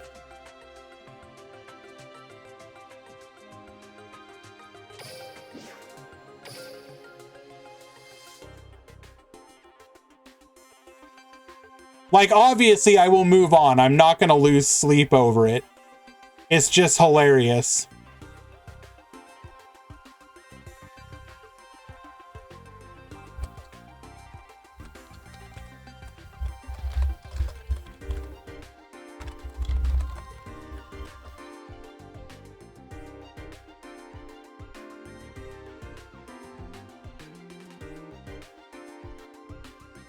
Alrighty. We are in the top 32. I'm going to get our first match up here momentarily. We will get the breakdown in just a moment as well. I may need to do it myself, which means I will need a moment. We will get some gameplay up on stream, and then I will do that.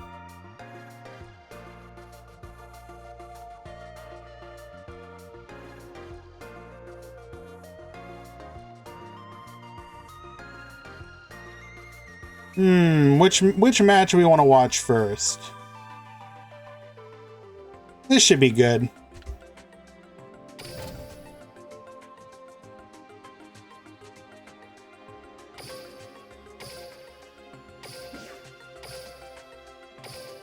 All right, guys, I am going to go quiet for a moment while I do the breakdown. I will be right back. Stay tuned. Also gonna madge out a little bit more.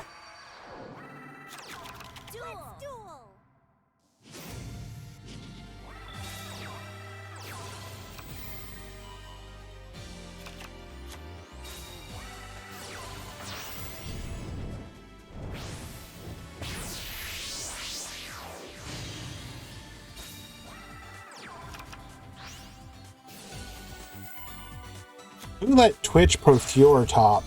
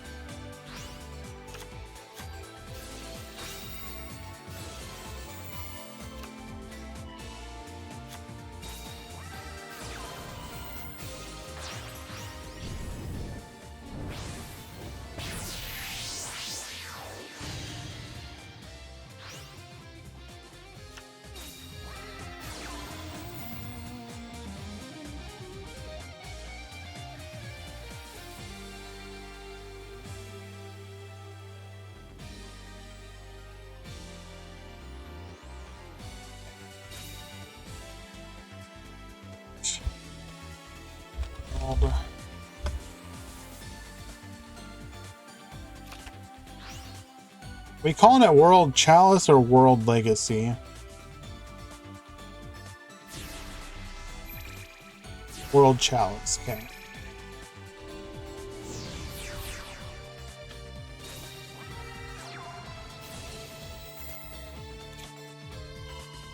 And Kero, you want to check in?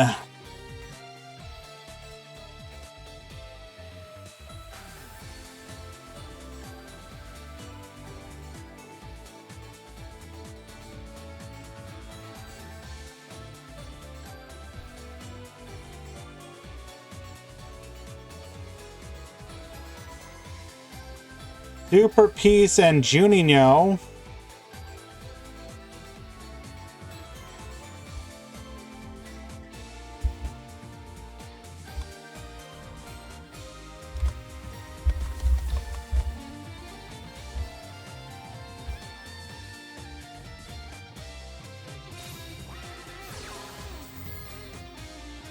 Okay. Back to the breakdown.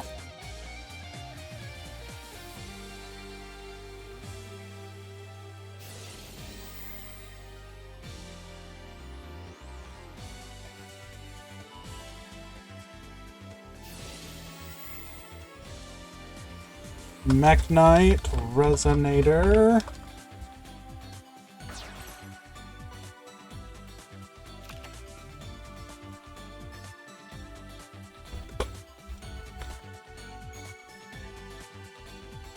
Rocket.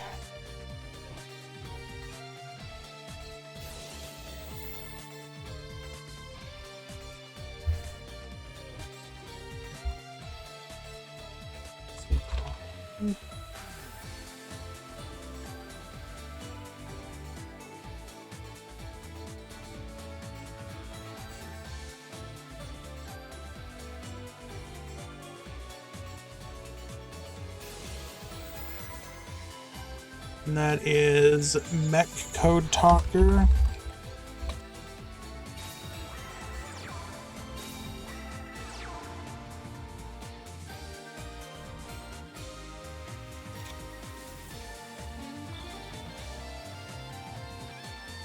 Synchron.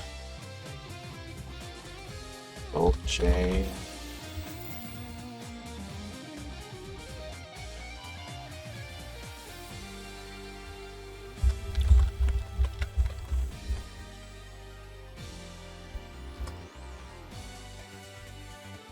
Son.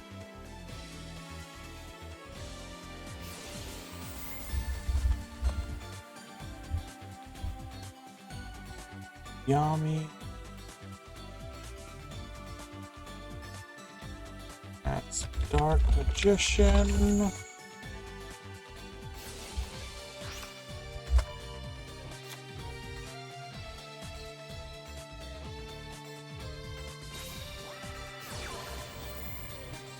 Synchron. Fernoid.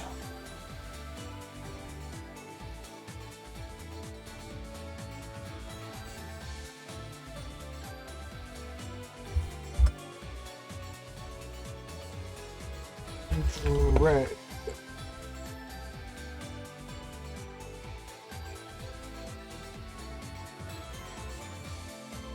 Resonators.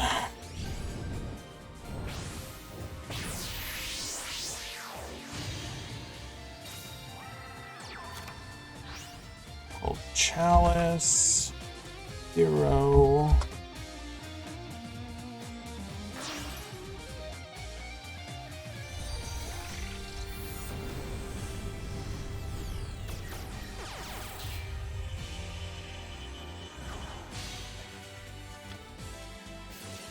Alrighty, breakdown is done. I just need to organize and post it.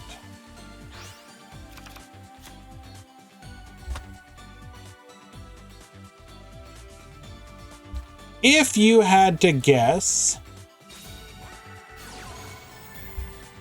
what the top, let's say 4 decks are, what would you guess?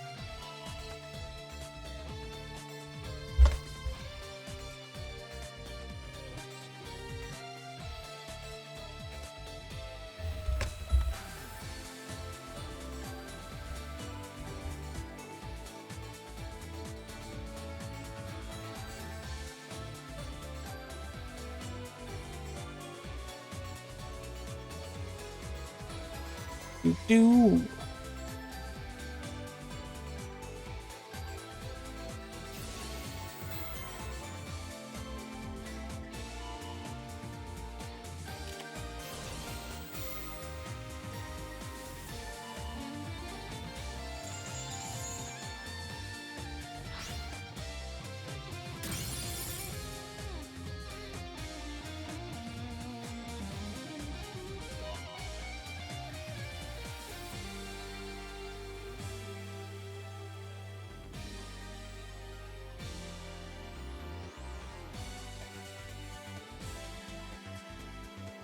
All right, we do have the breakdown. I'll get that up on screen in just a moment.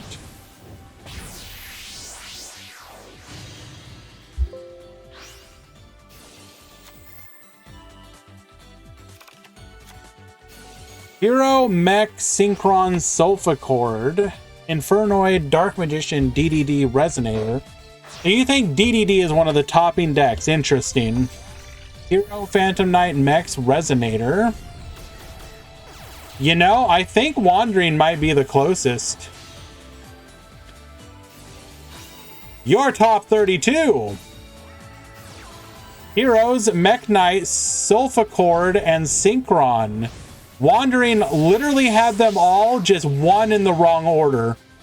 And only wrong order by virtue of how we organize them. Congratulations, Wandering. Read it perfectly.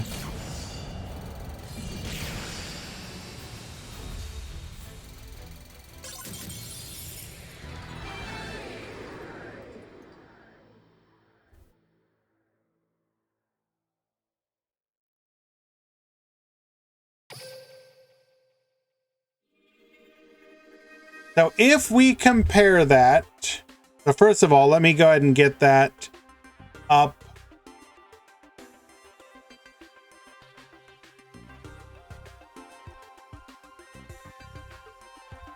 Hello, issue.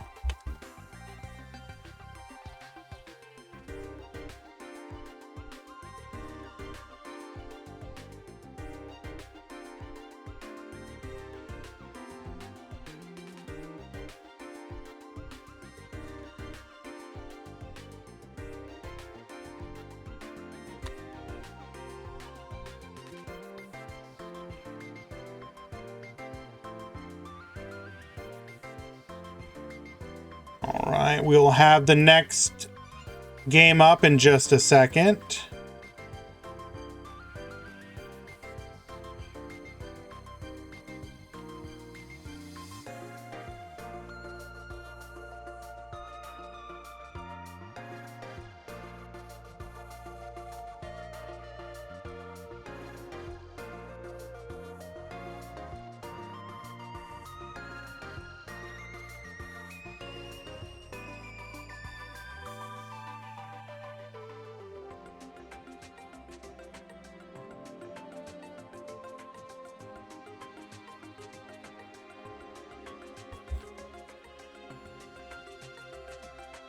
We'll watch the Rocket Player, don't worry.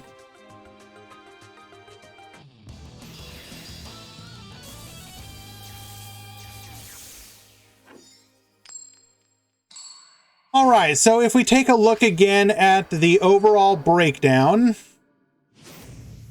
obviously Heroes and Phantom Knights the most entered, makes sense. Mech Knight next, Synchron. So 5 of 11 Hero, 2 of 11 Phantom Knight, 4 of 10 Mech Knight, 3 of 10 Synchron. Was that one Resonator that made it? 2 of 6 Resonator.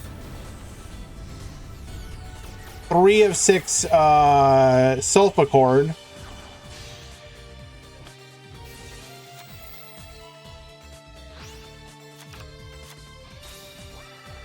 Very nice. That is a very good breakdown. I like that.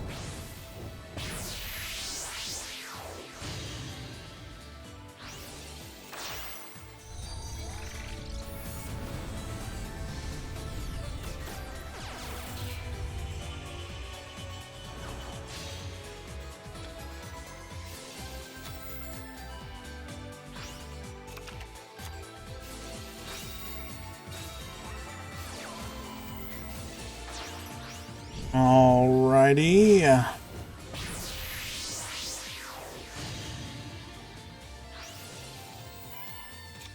Go ahead and get this breakdown posted so I can put it into the command. Edit com. Top 32. What happened to PK? PK's issue is meta, is related to the meta, I think. Is this the same game? I don't think so.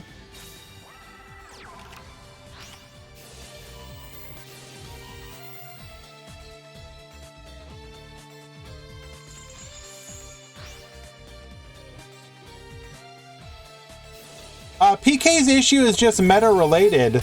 Oh wow. Vendred's sweep is real. Like, think about the average PK board. And I'm not talking about the one that ends on like 3 back row and set up for the next turn. I'm talking about you end up with like either 1 to 2 back row and a negate. Right? The issue is that most decks are specifically playing to counter heavy back row net right now. So once you break their back row, like PK just can't. Is the one downside to Trees and Phantom is that it trades. It has a much more powerful first turn, but it struggles with the grind game because it uses up all its resources.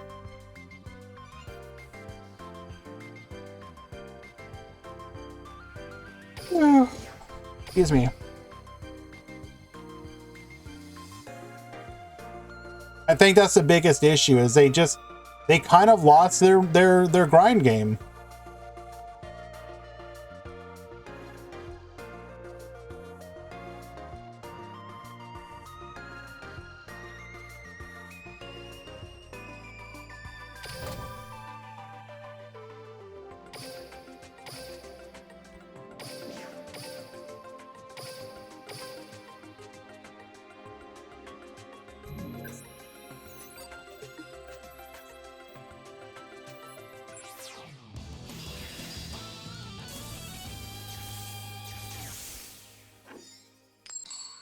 Alrighty, we have Bismuth versus R. Huh? This had to be an error. You entered with the wrong deck. Yes.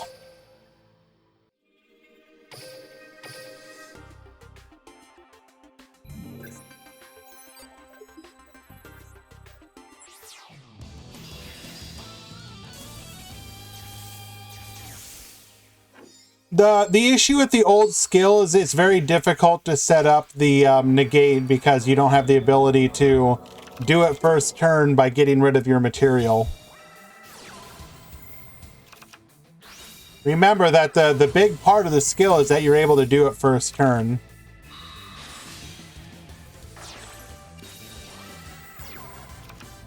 All right, Evil Swarm, Nightmare, and Rocket Tracer.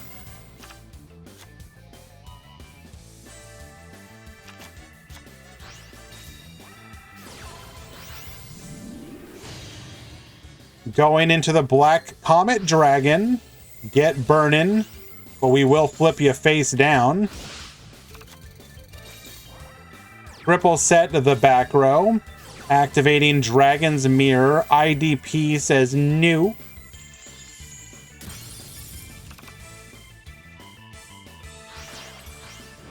We're still able to get into our Furious Dragon. Quick launch into a Silver Rocket. Black Comet will float here. Get poppin'. Silver Rocket into a Rocket Tracer. We will pass the turn. Activating our skill to get a copy of Red Eye's Insight. That will be able, of course, to get us a copy of our Red Eye's Fusion. But we do have the pop, so what do you do here? Is there even anything you can do? We actually grab a Fang with Chain here. Nightmare, sending him face down. Get poppin', taking out one of those back rows.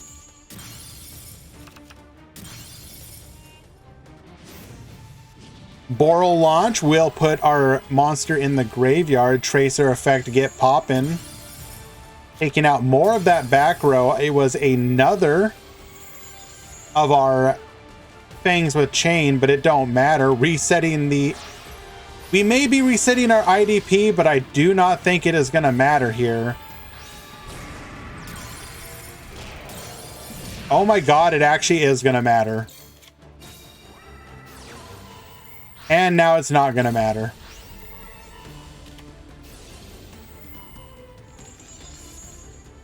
We're going to be able to take out the Furious Dragon, but we still have access to our Darkened Dragon Send, and that will seal the deal. All right, unlucky on entering with the wrong deck there.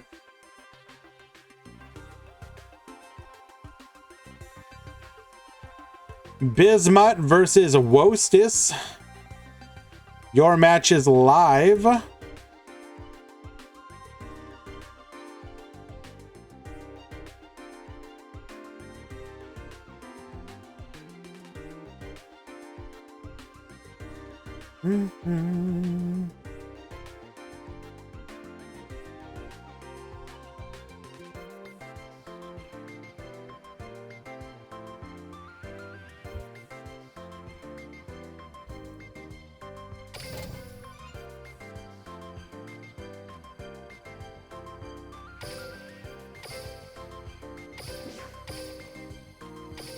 Rockets are like, I know we meme about this a lot, but literally rockets are like one good card away from being a meta deck.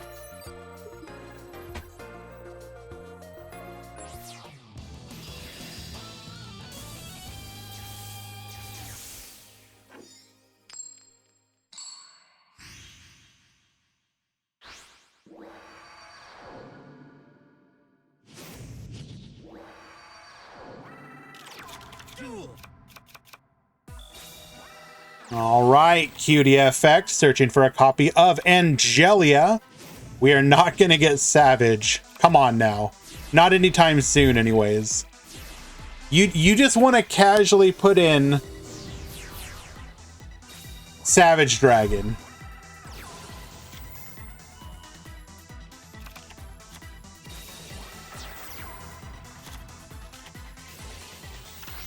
Like one of the most busted level 8 synchros that the game has ever seen.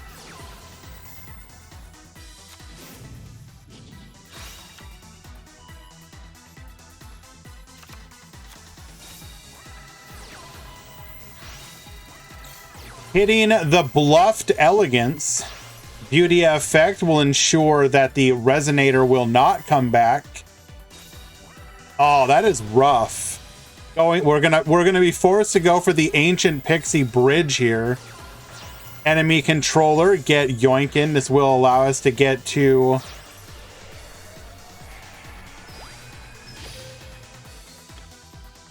Wait. Didn't Beauty's effect already activate? How are we able to activate Beauty again?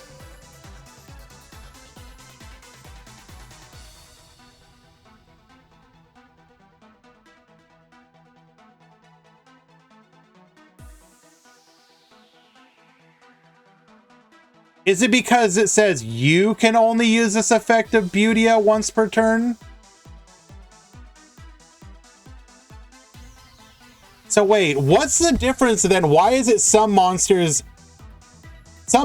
you can use the effect and not others? Is it specifically the wording of you?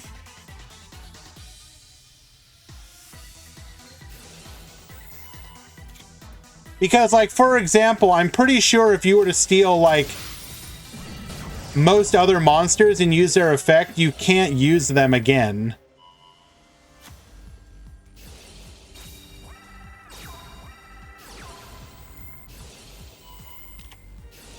Rack down activating. We're going to Pendulum Summon here. Get poppin'.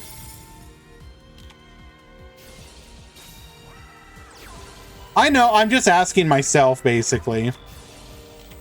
Harmonia effect, adding Gracia back to hand.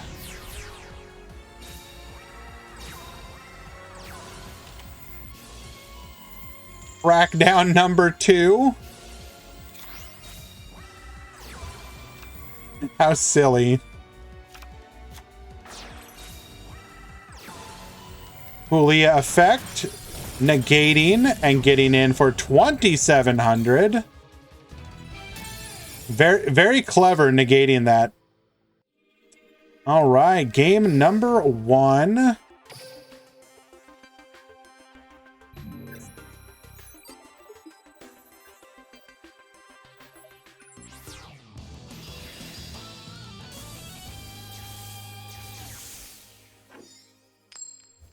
Wait, what are we asking for a mod check on?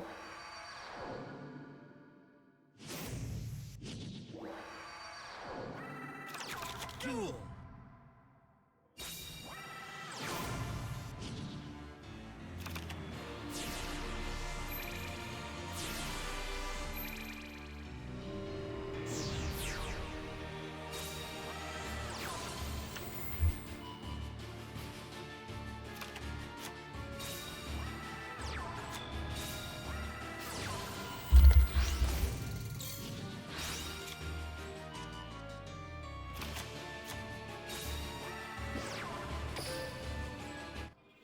We're actually going to dip out of here.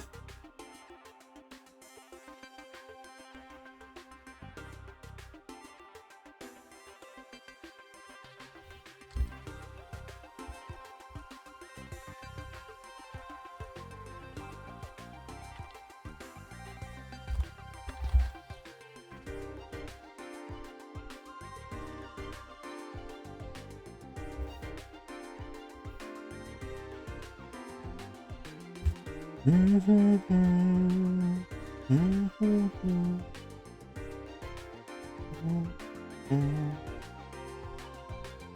guys. I'll have another match for you just a second.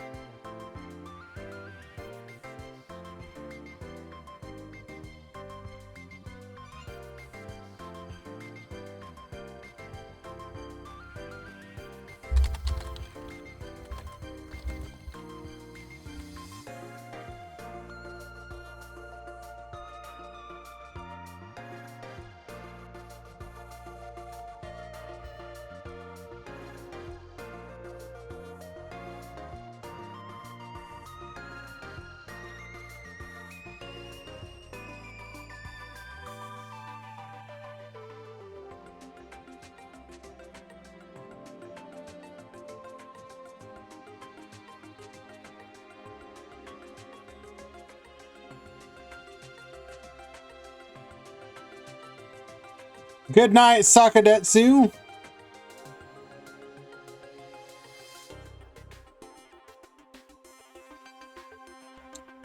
Sorry about that, guys. We're gonna dip away from that match.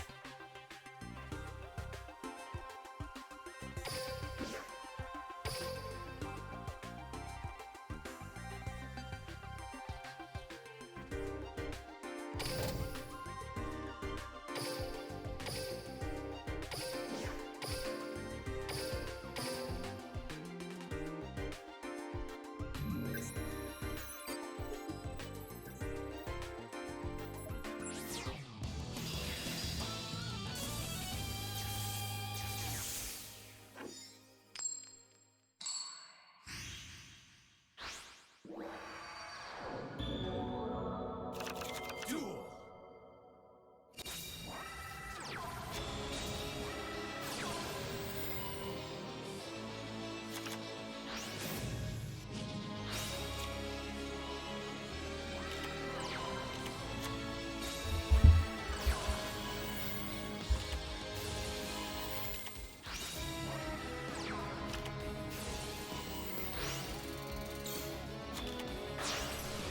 All right.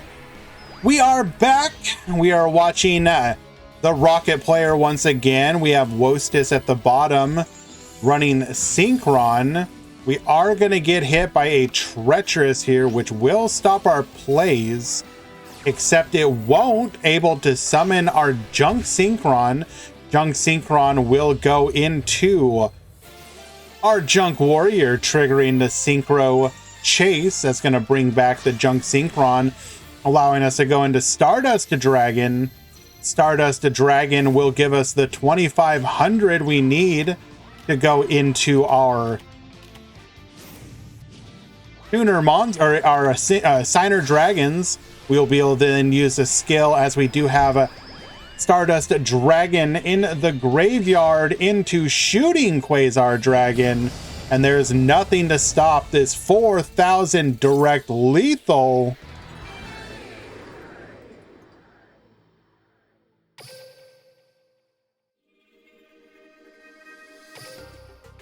And how did we cheat here?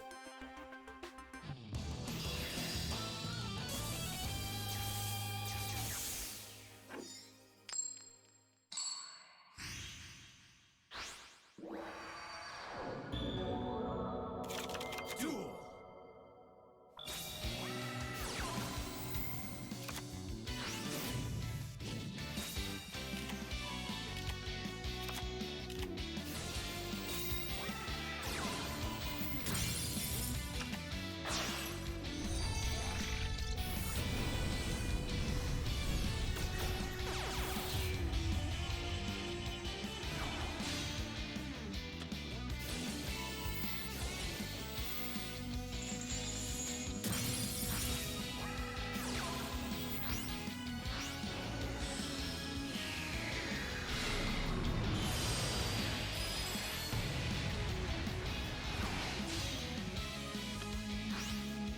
Inside joke. Ah, gotcha.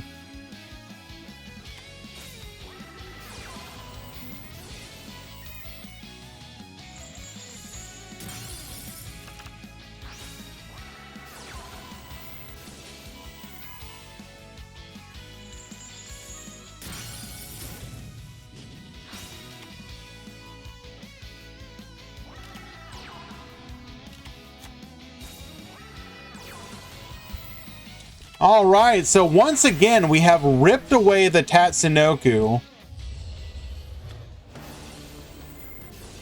But it's looking like it's not going to matter, because as long as we can get to our Stardust Dragon, although it is only turn 2, so we're not going to be able to use the skill to go into Quasar here.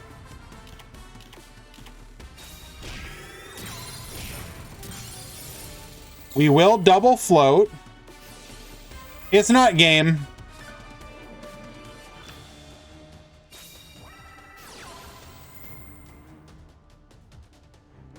Remember that you can't go into Quasar until turn 3 and onwards.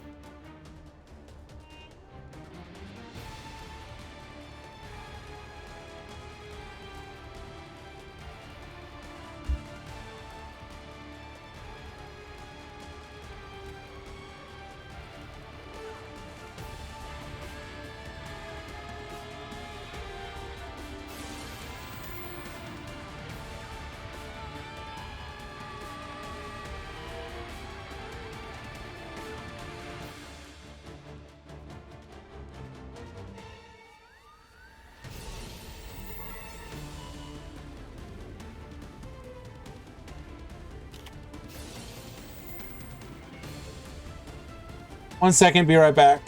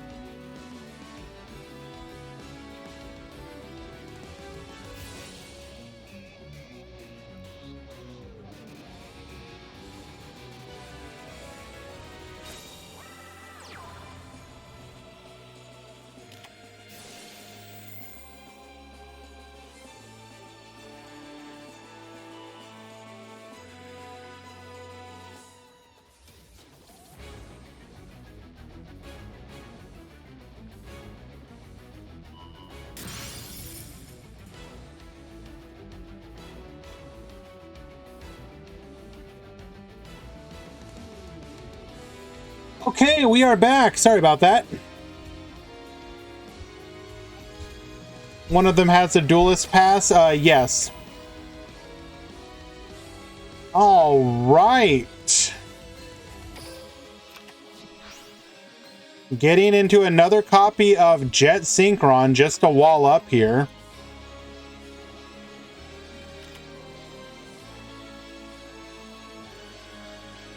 Kid and Necromancer, you need to check in.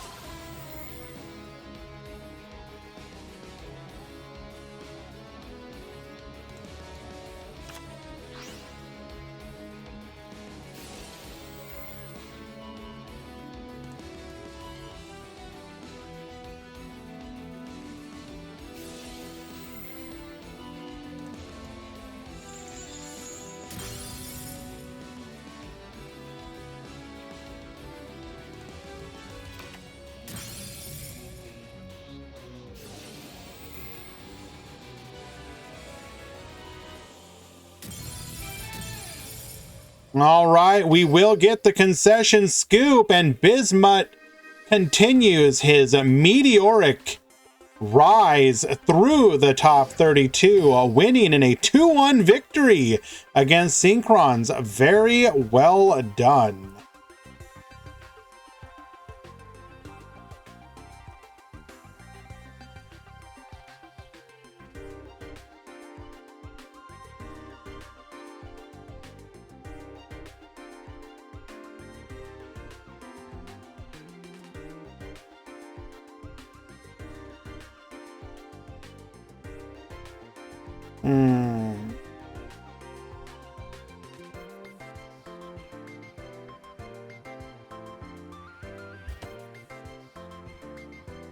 Why don't we go ahead and go give Twitch Pro Fior some more bad luck?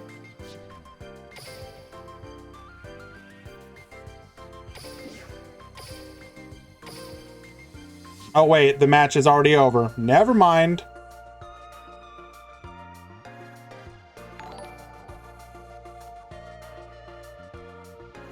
Radisking, thank you so much for the follow. Appreciate you.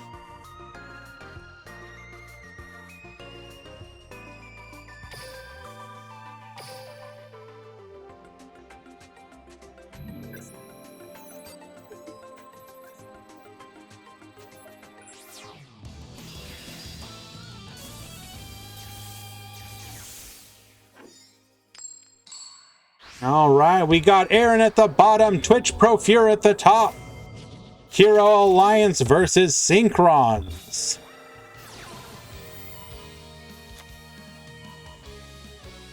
The real sketch, you realize that Ibli is like, I don't know what, 14 years old? FBI right over here.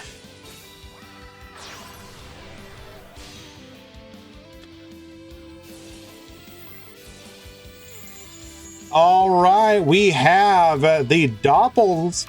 This is going to be a draw 4. Come forth, Croco Dragon. Fill off that hand. Purple Nightfall on top of it, searching for a copy of Red Moon. We're going to go into our Stardust Dragon. This will protect our back row on top of it.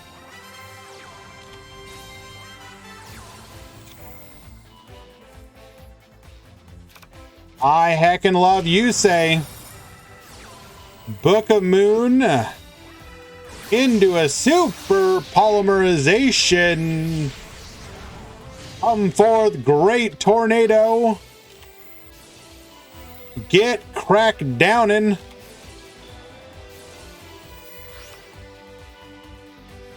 You know what this means. A bond illuminates the future. Come forth, Black Rose Dragon and Black Wing Dragon, Lifestream Dragon, Synchro Summon Shooting Quasar Dragon, and attack for lethal.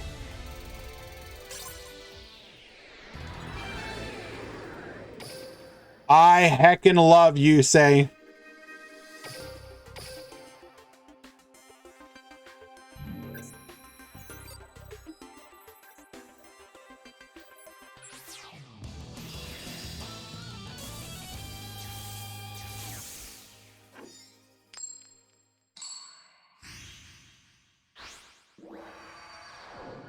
Aaron and Ever, you need to check in.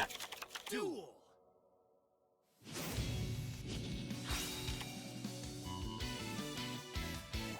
I hope you get Yusei on all your ladder games till ban list. Bring it on, let's go! I heckin' love Yusei!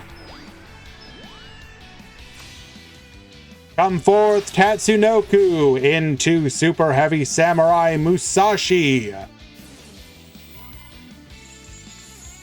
What do you mean, no way? What no way, Radis King? Skill is balanced? I wouldn't murder the skill, but 100% make the skill... Tolkun, thank you so much for the follow. So, 2 changes to the skill. Change number 1. Can only send your own monsters. Change number 2. Signer dragons cannot attack.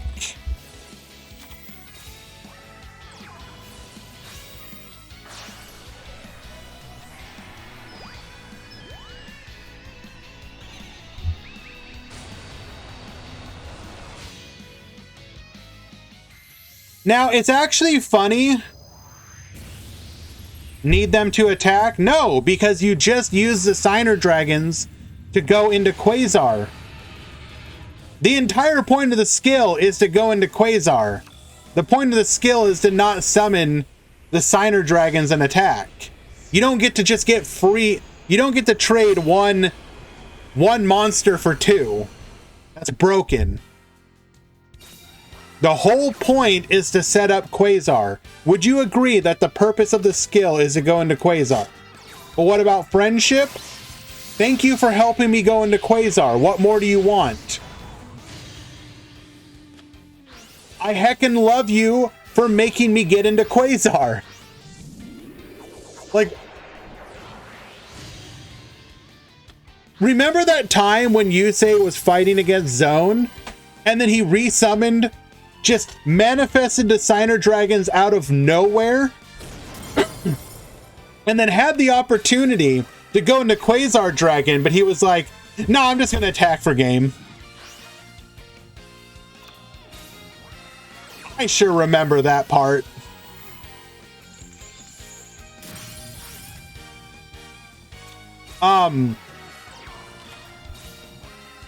It's why I lost my train of thought. God damn it.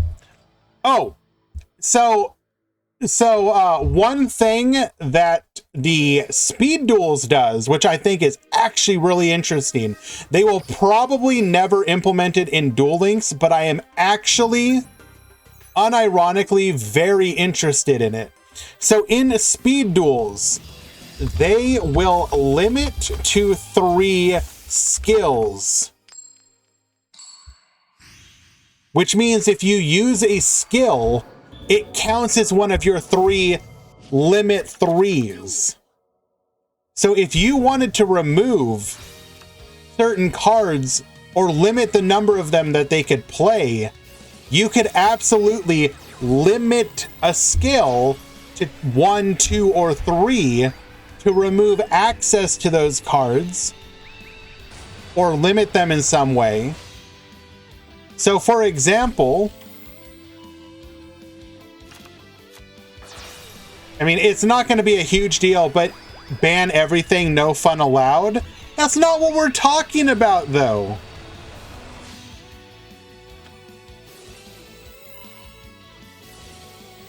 So for example, if you felt that you could make it so that, what's a good example? Make something like Ties That Bind and Monster Move are limit 1. What does that do? Well, congratulations. You now can't play World Legacy Secrets with it. Obviously, there's better ways to handle it, but you could, in theory, remove a card from a skill. And you could do the same thing with, like, you know, okay, we're going to take the super generic skills that everyone uses or the ones that are abusing limit 3s. No. Yes. So in Speed Duels, they will limit skill cards. because the skill cards are actual cards that you play. So you could have a skill that is limit 1, 2, or 3, and the purpose of doing that is specifically to remove some number of those cards from your main deck.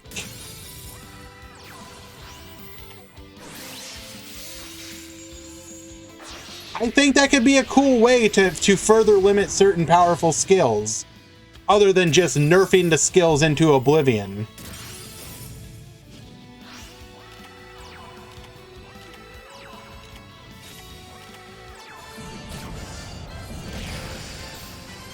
Like right here, this wouldn't have been an OTK if these couldn't attack. And I think that would have been fair. The other thing you could do is make it so that the skill does not work on face down monsters. That's another good change. If I flip your stupid ass monster face down, you shouldn't be able to then just turn it into a bunch of Signer Dragons. Cupang and Yami, you need to check in.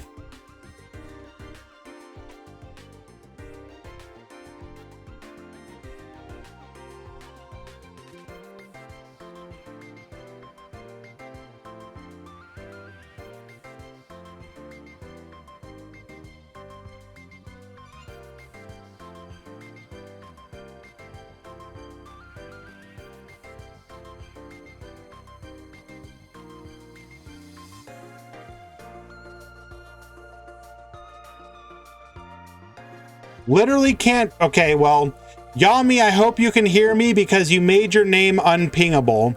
So, congratulations on that. Made it to top 16, about the DQ because your name is unpingable.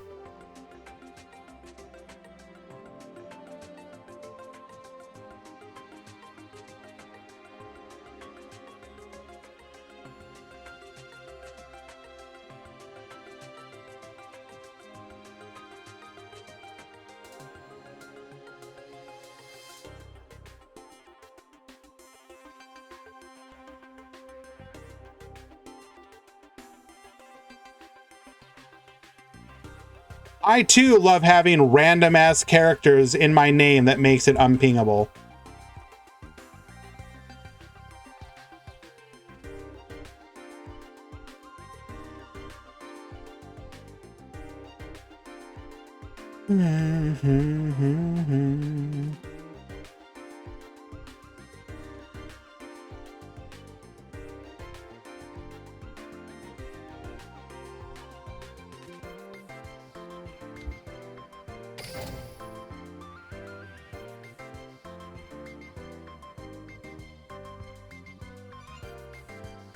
Well, I went into the Discord, I copied and pasted his name that he has tied to his Start GG account, and it is unpingable. You can go to the event help channel right now and see it. I posted his name. It did not ping. Don't tell me that it's not that it is pingable. You literally can see it.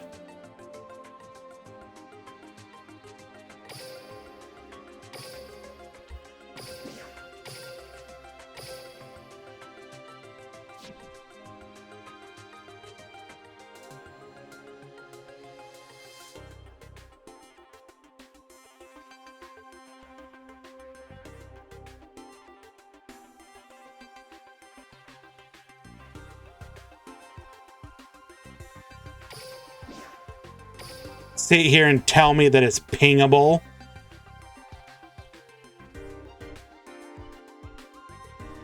Oh, look, that name is literally not the one he has tied to his Start GG account. Don't you slight smile at me, Space.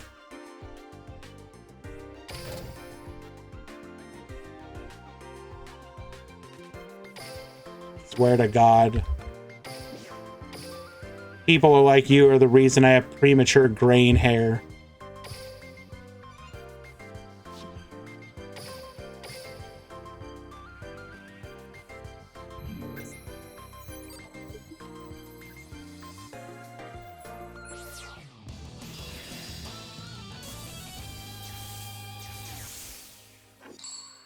All right, we are in the top 16 now. Duel. We have Kid versus Necromancer. This is going to be Resonators versus Vendred.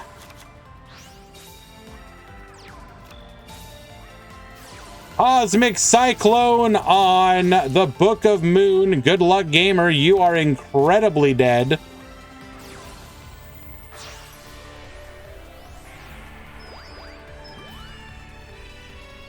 You maybe can't see it very well, but like I got like the Mr. Fantastic thing going on. The camera does a pretty good job of hiding most of it, but trust me, it's there.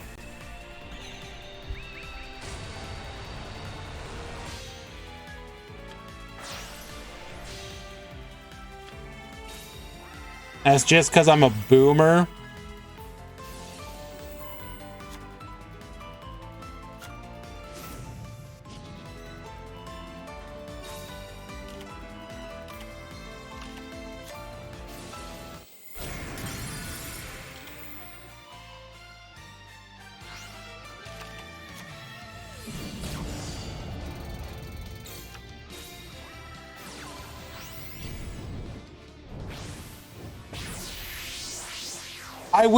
I will admit, whenever I go and get my hair cut, and it's like, okay, there's a lot, I have a lot of, like with most people, I do have a lot of issues, and we all have our issues, one, you know, of one kind or another.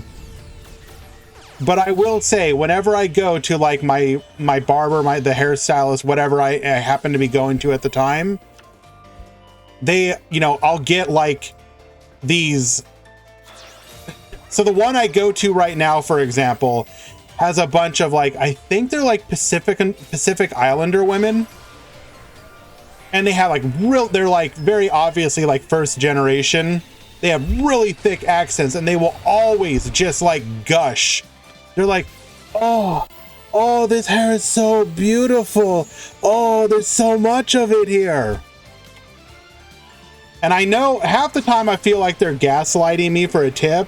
But the other time, the rest of the time, I'm like, okay, you're actually kind of making me feel all right about this.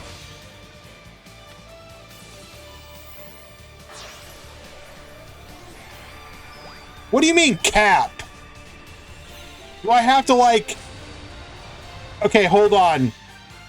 This guy on Twitch doesn't believe me that you like my hair. Can I like record a picture of you giving like a thumbs up or something? Like, what do I have to do? Do I actually give them the tip? Yeah, always. Okay,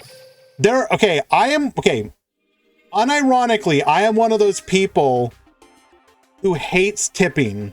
I think tipping is the stupidest thing in most situations. There are a few places where I will tip, however. And to me, getting your hair cut is one of the ones. And it's for a very specific reason. What is it that hairstylists...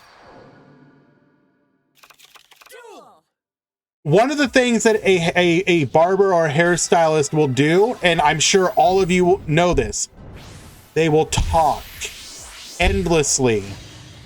I am an extreme introvert. Most of the time, I don't want to talk to anyone ever. The fact that I can do something like this is like kind of nutty.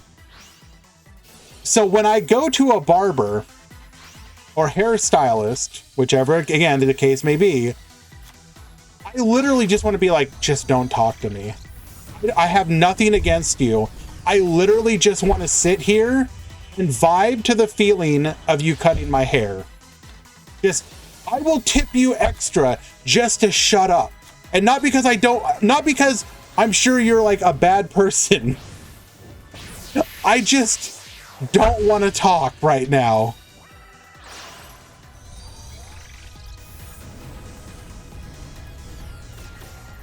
And so luckily I've been very lucky that most of the barbers that I've gone to, hairstylists that I've gone to, have been very understanding. And so again, because I make their experience more difficult by not having to talk to me, I'm like, I'll tip you.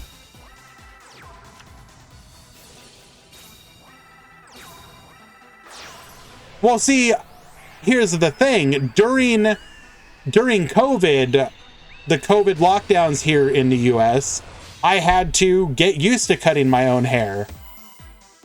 But I really enjoy having someone else cut my hair. So I literally tell them not to talk. Basically, yes. I'm just like, hey, I really don't want to I just want to like sit here and vibe. We cool? And you know, I'm not going into like a new barber and being like, hey, you don't talk to me. I will just say, hey, by the way, like, I just kind of want to sit here and not, and you know, I'll basically explain what I just said to you guys and be like, it's nothing against you. I just don't like to talk. And, you know, again, most of the time they're very understanding and it's cool.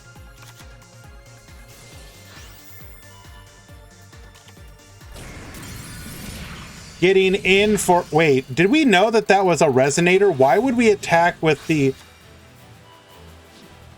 If we knew that was a resonator, did we miss lethal here?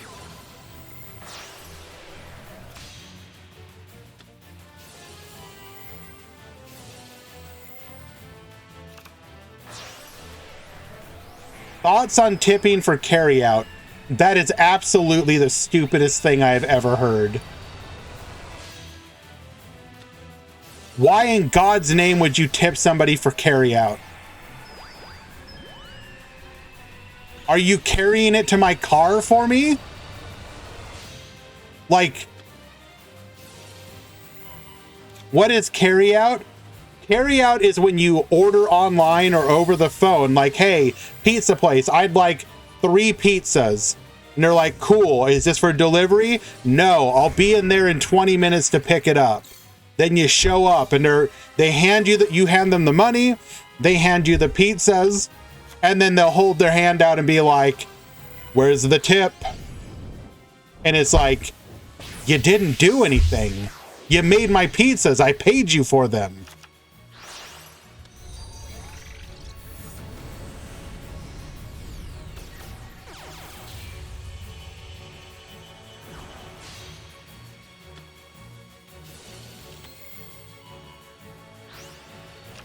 All right, so wait a second. What are we talking about? Executors?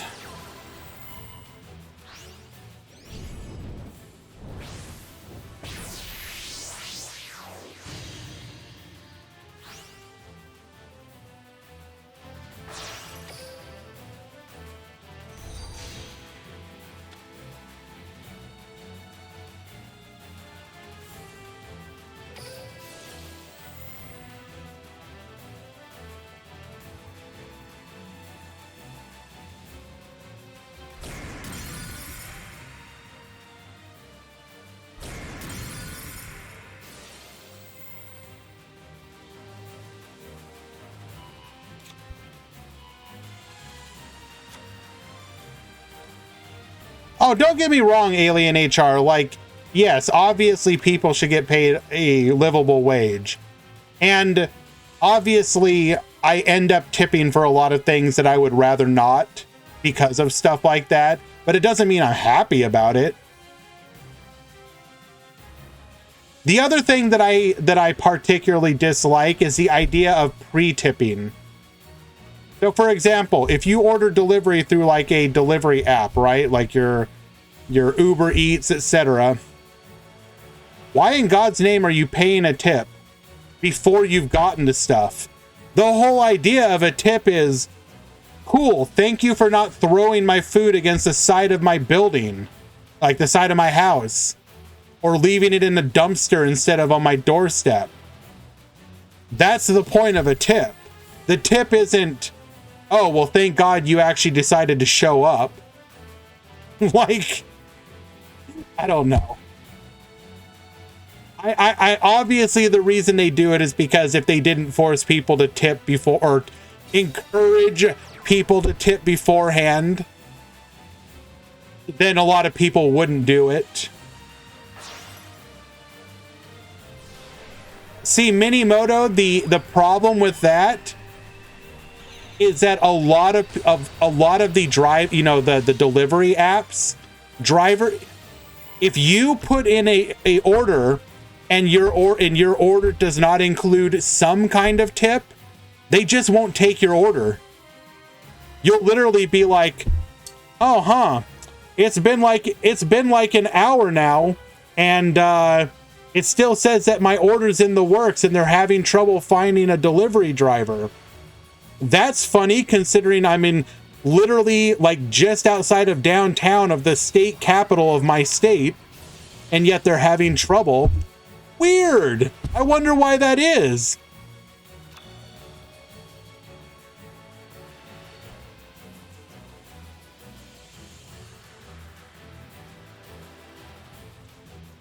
Alrighty. Looking... Oh, wait a second. Hold up.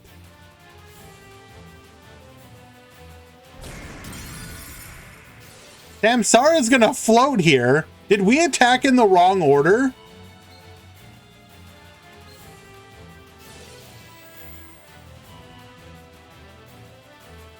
Wait, why didn't we bring back Tyrant?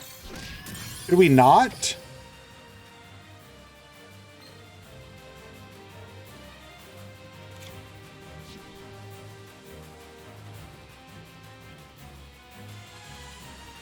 Must be synchro. Wait, but Tyrant is a synchro. What do you mean? Can't be special summoned. Oh, and cannot be special summoned by other ways. Okay. All I need to do is read.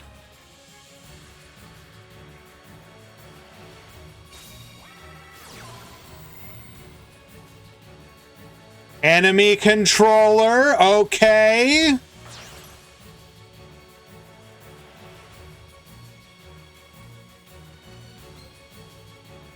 Okay. Pause champ. What?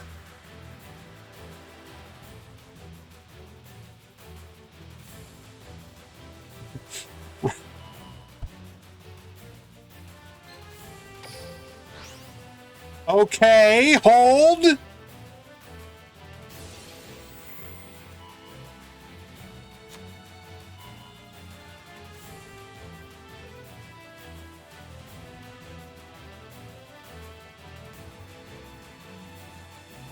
Can we do something with this, though?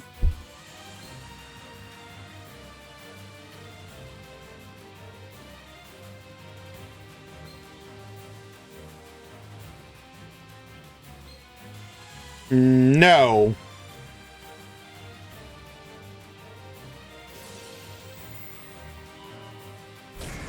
Get reducing.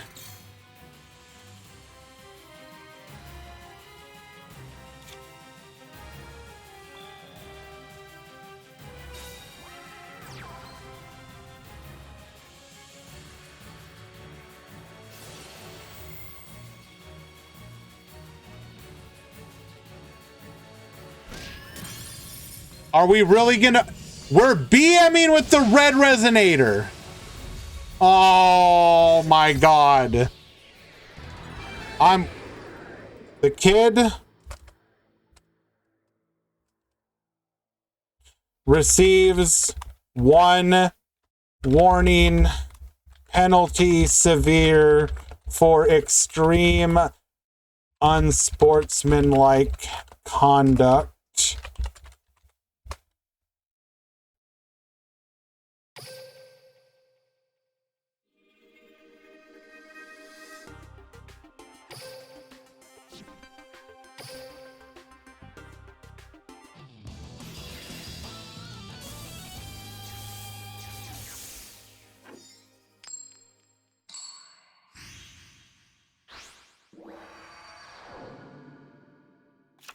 Duel.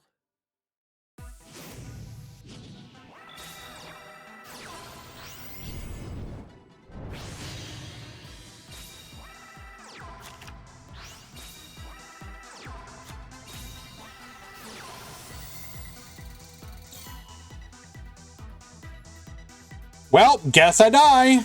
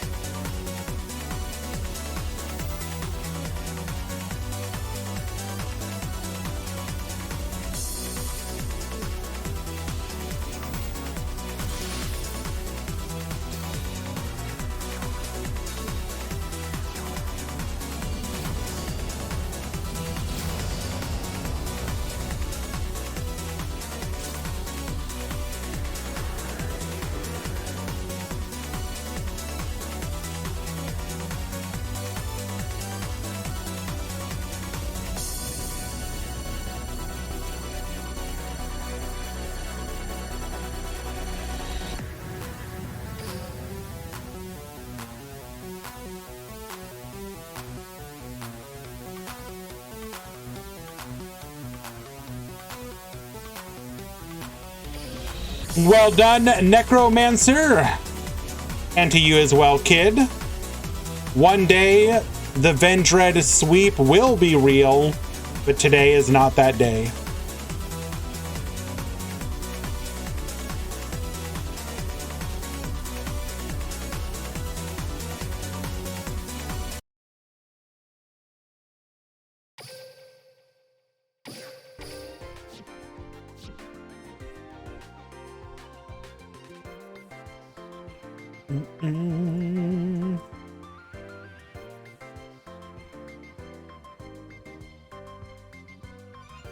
How is Necromancer not the Vendread player? True.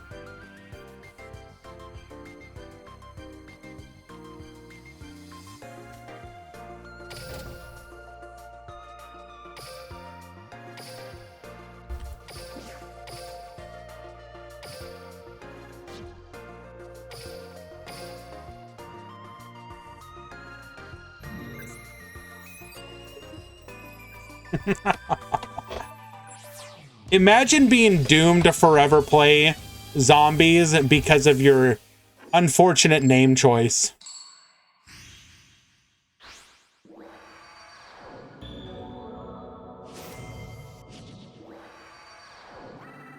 Char, your next match is live.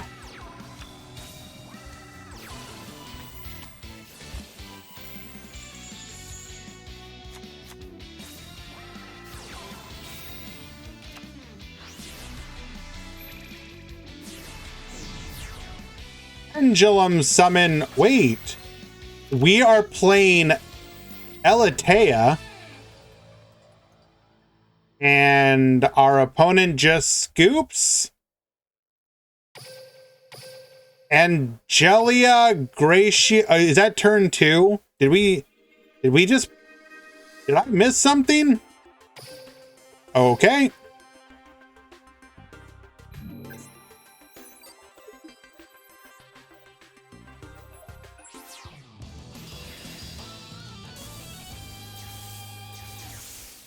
Unlucky.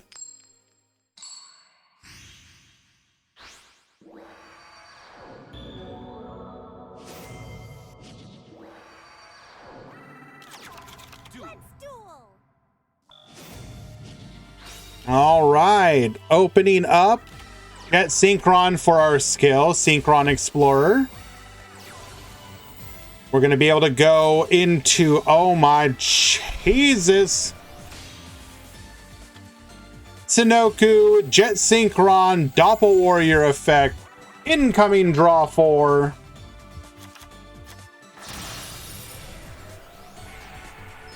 Three, +2, +1, +1, +2. Jesus. Bro.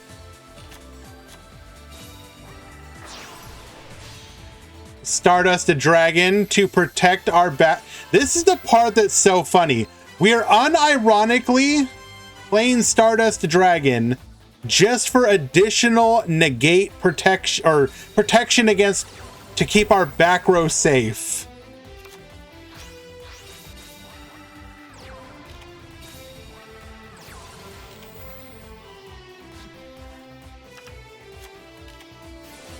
Crack down, get yoinkin'. Taking out one of those 2 back row.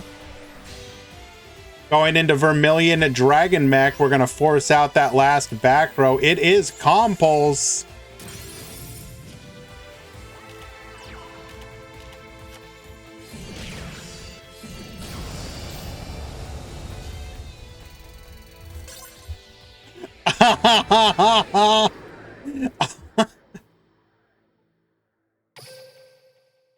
Livestream Dragon just for the beatdown.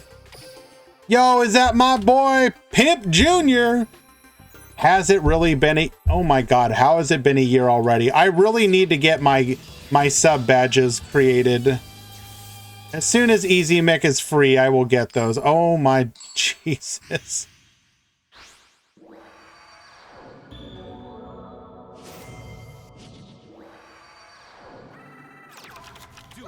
Thank you so much, my friend. I really do appreciate your support. You're always so good to me. United Pendulums.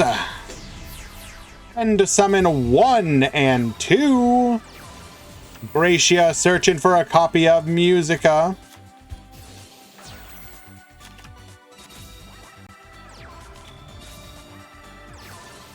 Purple Nightfall, Musica get poppin'.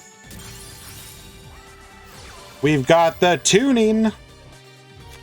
Jet Synchron. Searching for a copy of Synchron Explorer. Ice Dragons.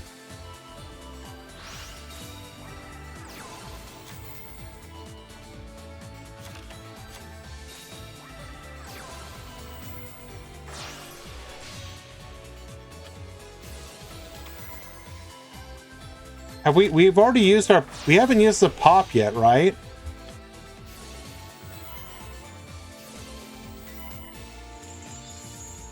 What are we saving the pop for?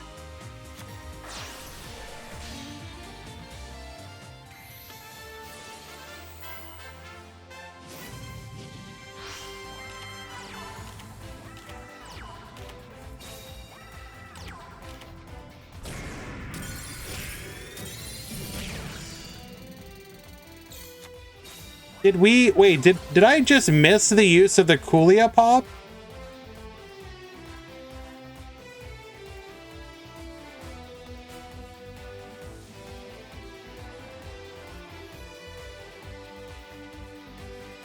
So we used Musica on Purple Nightfall.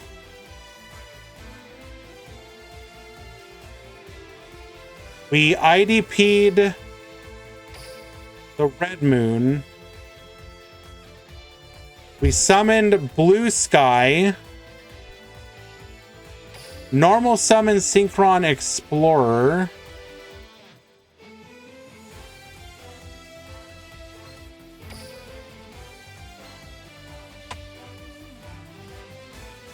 With an equal or lower attack than the highest. So wait, if we had popped the Synchron Explorer, we could have gone into a 6.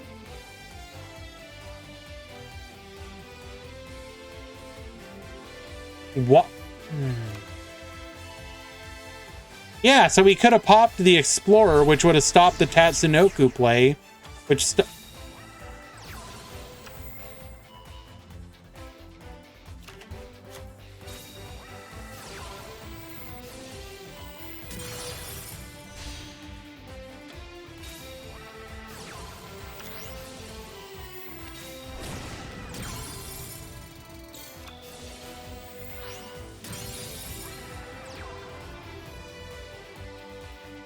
Did you really put a back row directly into the same column as Yellow Star?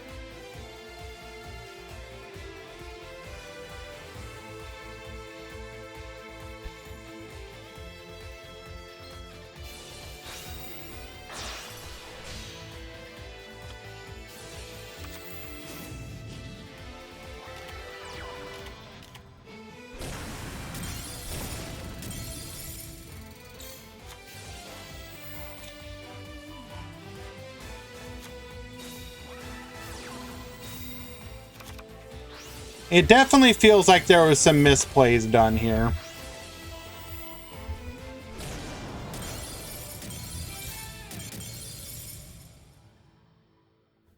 And then a time limit win. Okay.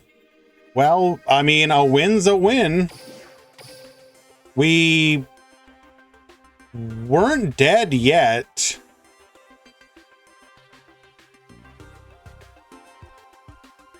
All right, guys, we are about to run into the next hour ad break, so I'm going to take this opportunity to get something to drink, use the restroom. I will be right back, and we will have the top 8 matches.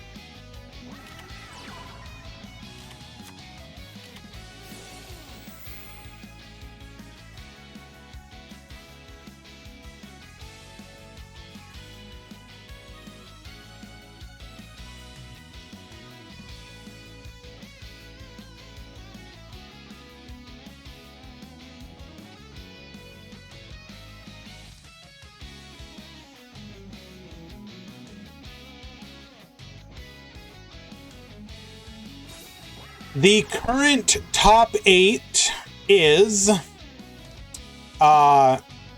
Synchron, World Chalice,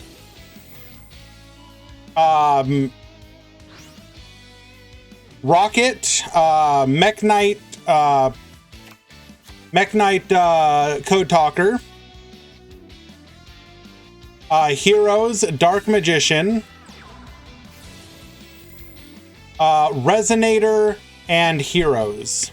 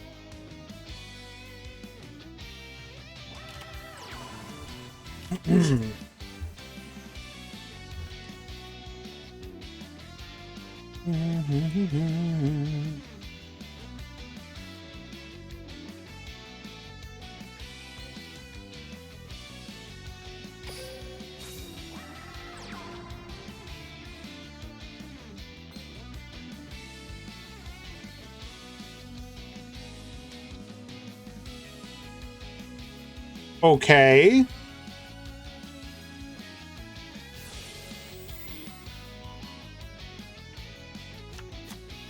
Did that even matter, though?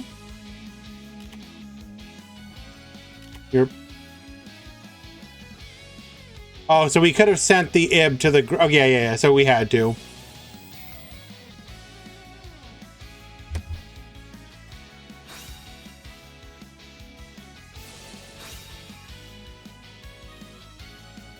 DD Crow, main decked, by the way.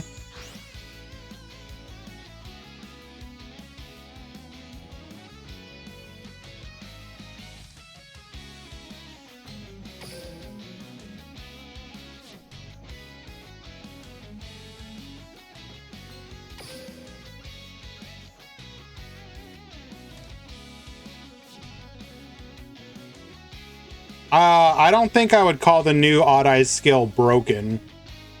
But then again, who knows? Maybe somebody will break it.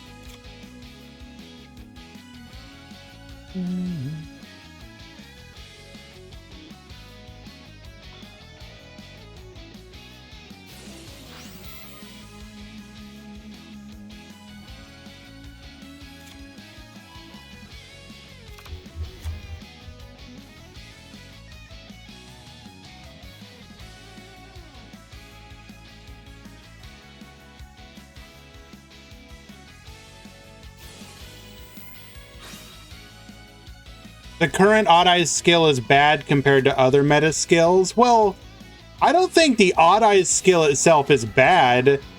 I think the payoff for the Odd Eyes deck is the problem. You go all in on what? Like what's the best board? or Odd Eyes, like the Zhangxie and Zhangshen version of Odd Eyes. It's like a pop and maybe a roach or something.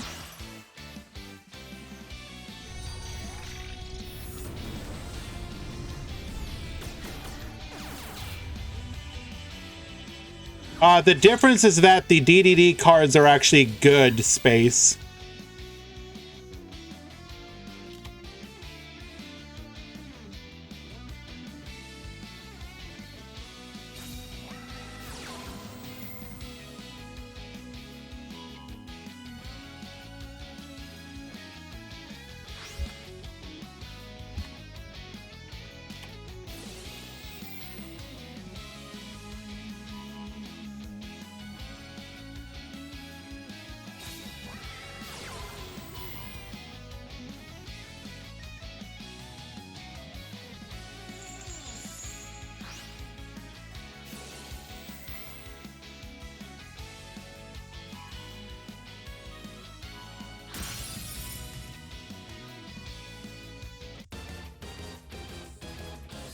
Did we really come back from the brink? World Chalice is so incredibly based.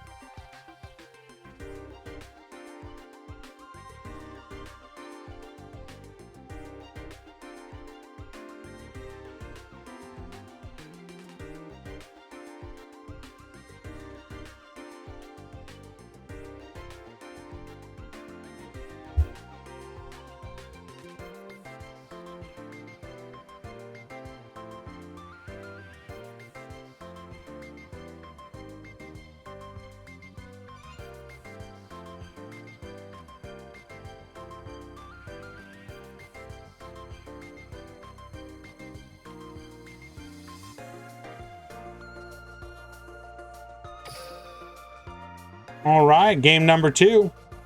Sorry guys, handling another issue as well. Be right back.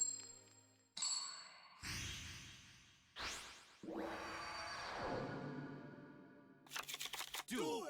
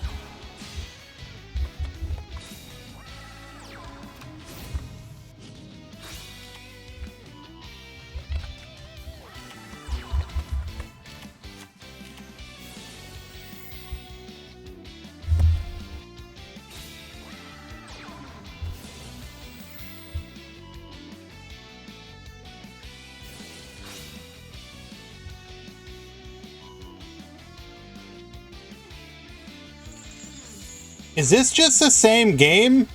This feels like the same game. I know that it's not, but it really feels like the same game.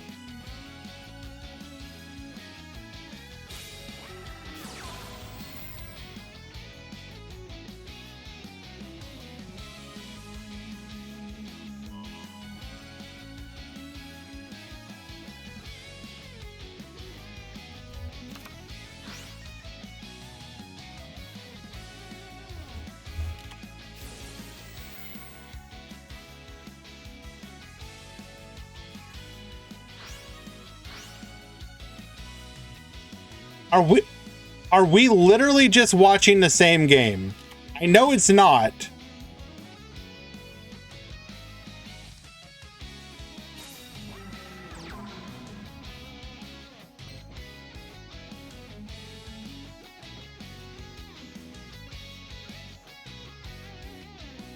Is the Matrix... Is the simulation glitching right now?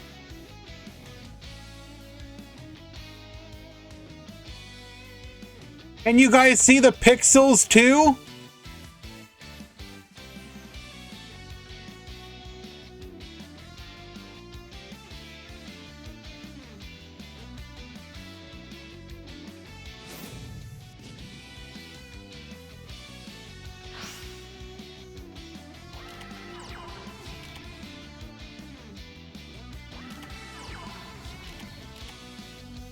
Well, we got the big monsters this time.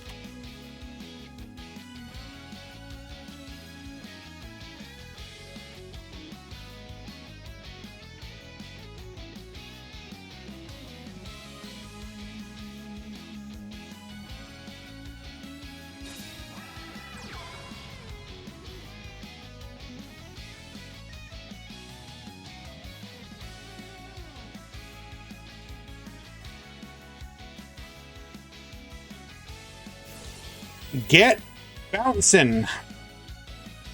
Return the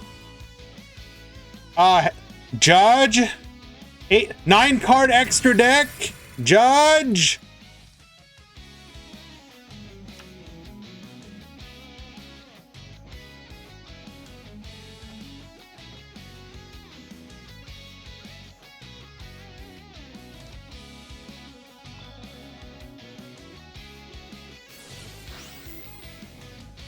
Jaden gets 23, so it's legal.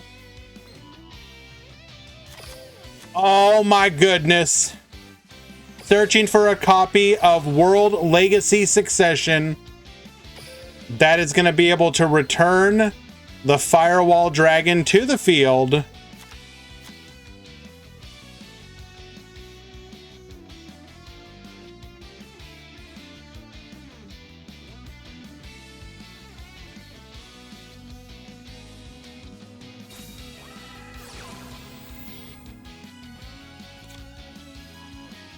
Cat, what are you doing?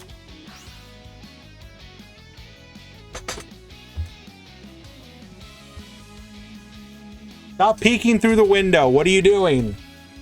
You're being a creeper.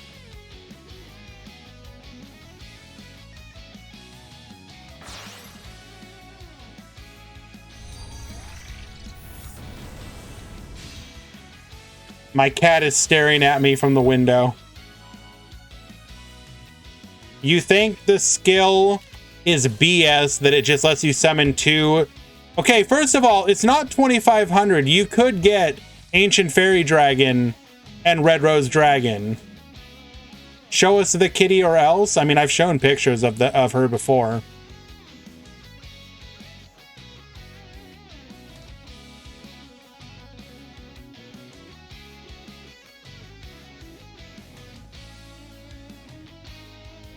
This is just absolutely devastating.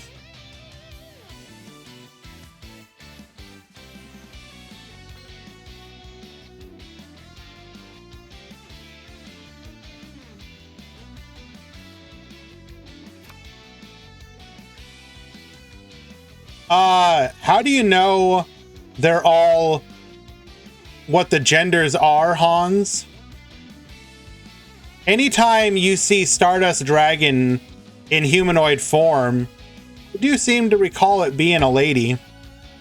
I don't know what you're talking about.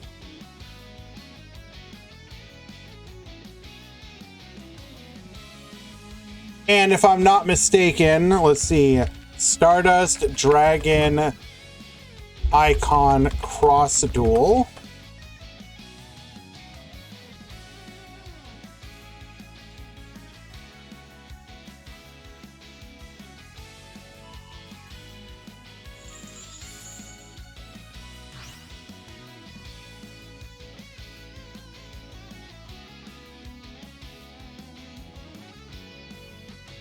Well, we know that Blue Eyes White Dragon is female because it's Kisara.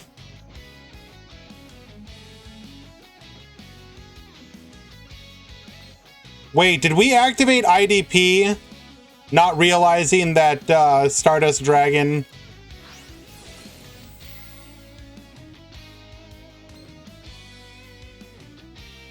Okay, let him cook, let him cook.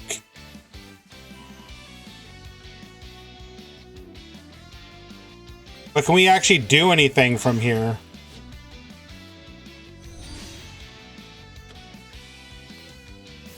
Rastaliger? You're joking!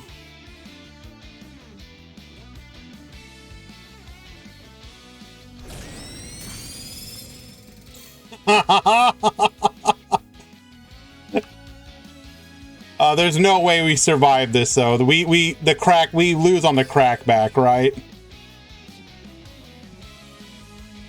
Access code at home, let's go!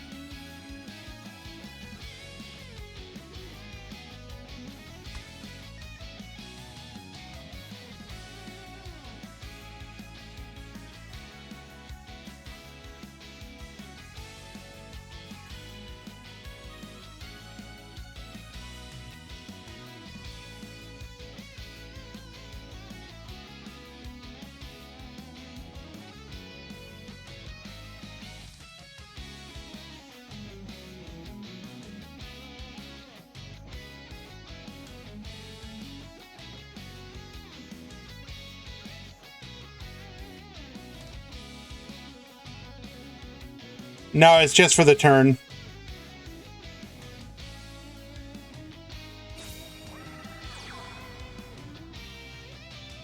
Oh my god. Literally any monster, and we can pop.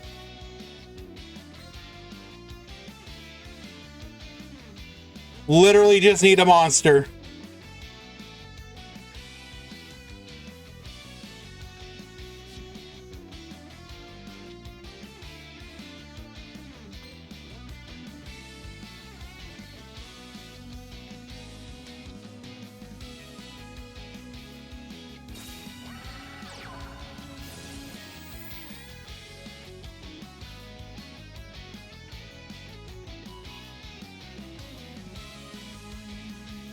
Rastaliger Baboost!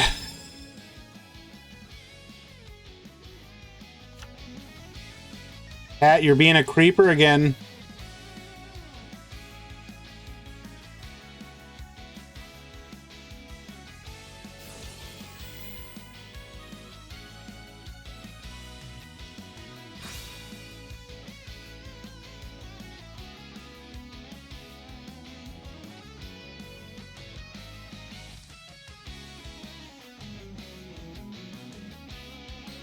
Forced to discard to resummon Jet Synchron just to wall up here.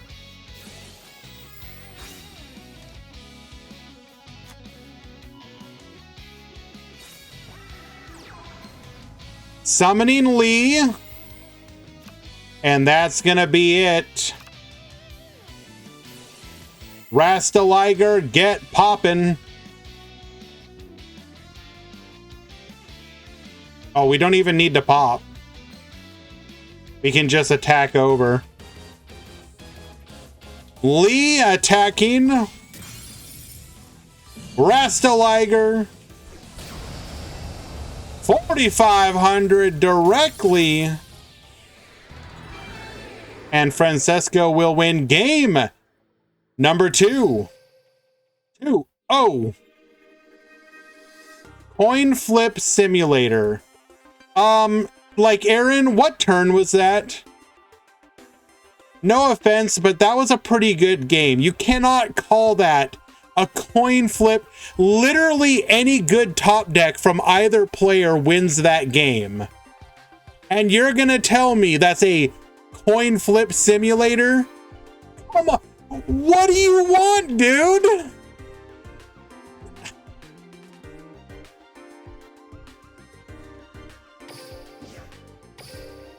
It was only like turn 13.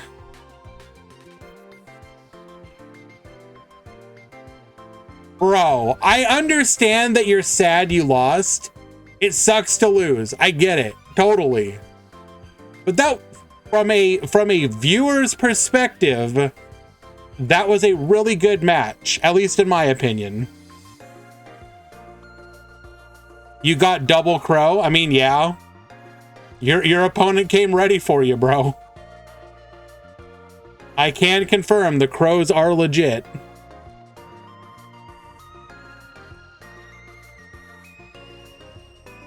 Now, I do apologize. We missed the top 4 between TMC Char and Yami. It was a 2-0 victory for Char. If the room is open, we will go watch the replay, though, while we wait for the other top 4.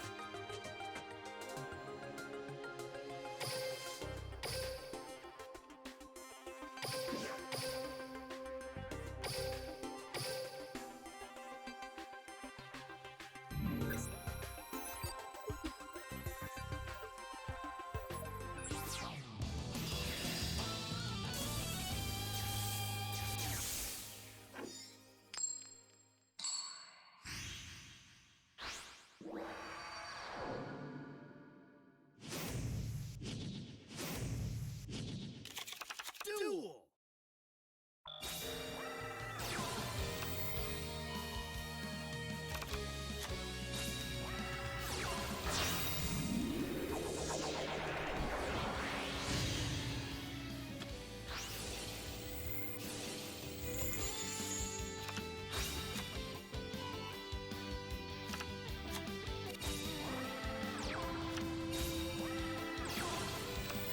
Alrighty.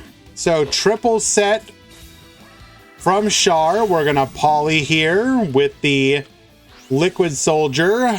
Get drawn.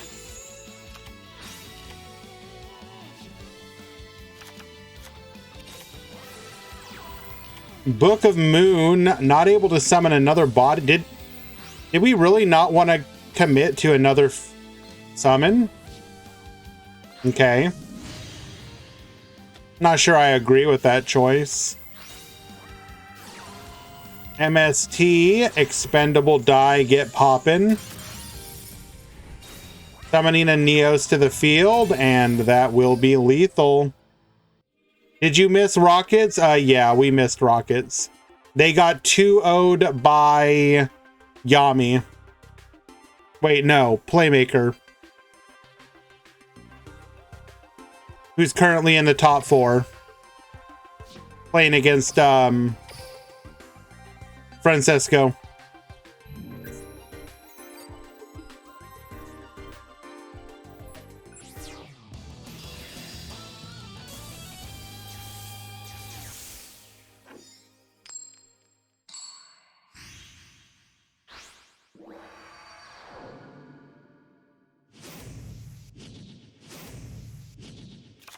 Duel.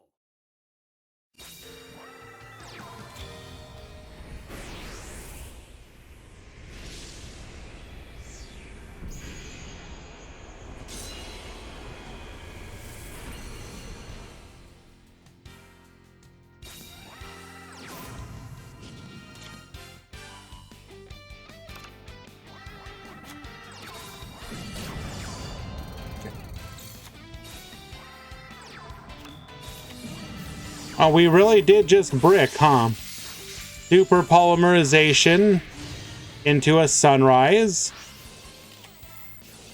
We're going to IDP here. MST on the other back row.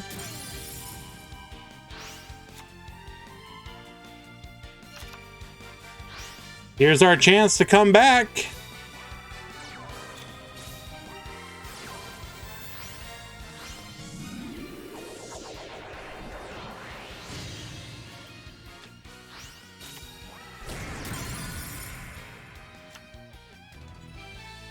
That's just unfortunate. Like, what are you gonna do?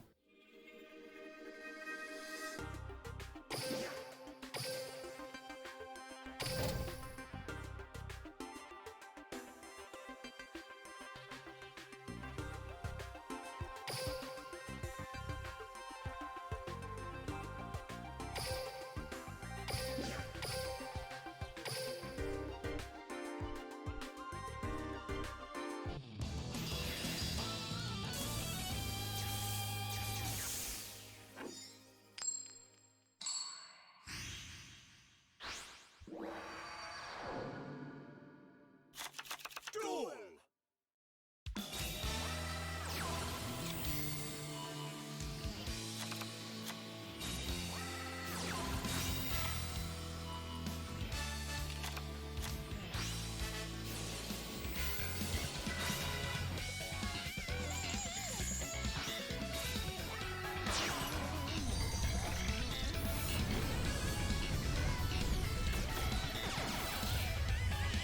Well, hello, Coin Flip Simulator. So good of you to join us. You know, I've always felt like you were here with us in spirit. Kind of strange for you to actually be here now.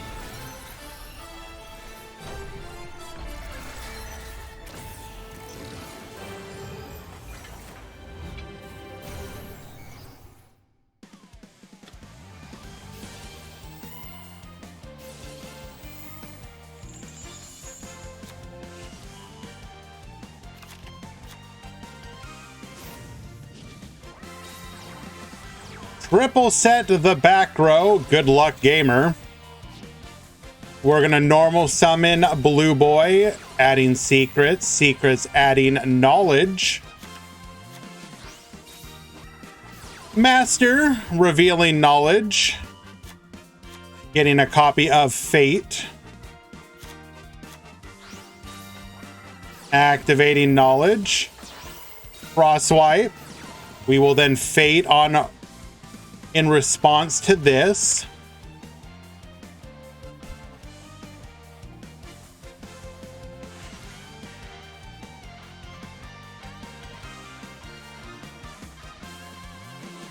This is not looking good.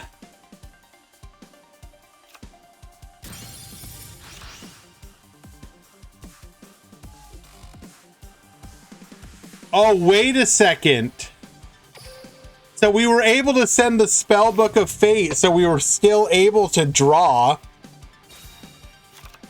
Oh. Let's go. I mean, I'm impartial here, so don't get me wrong, but I don't know. No, I don't know this combo, Profior.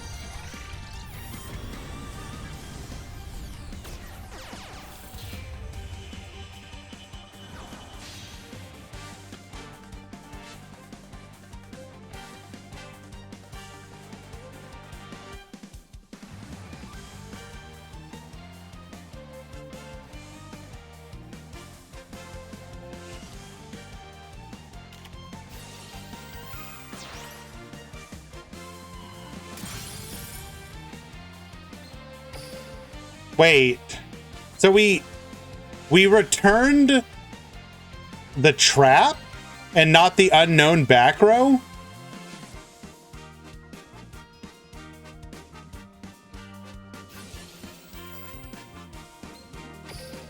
Okay.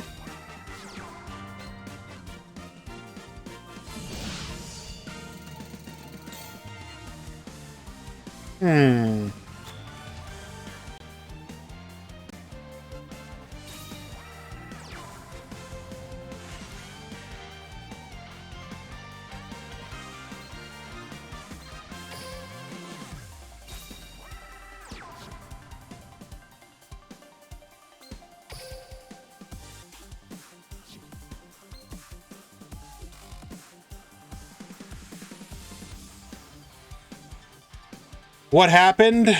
Double cross swipe.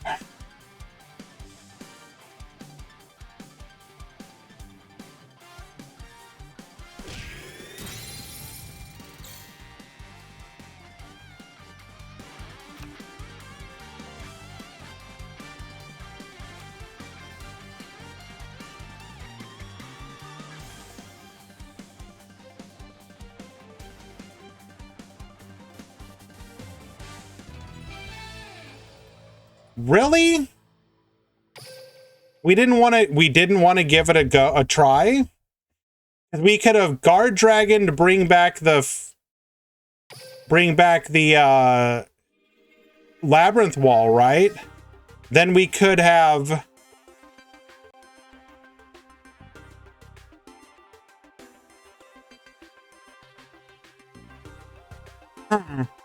Okay. I mean, he knows his hand. Maybe it was just really bad.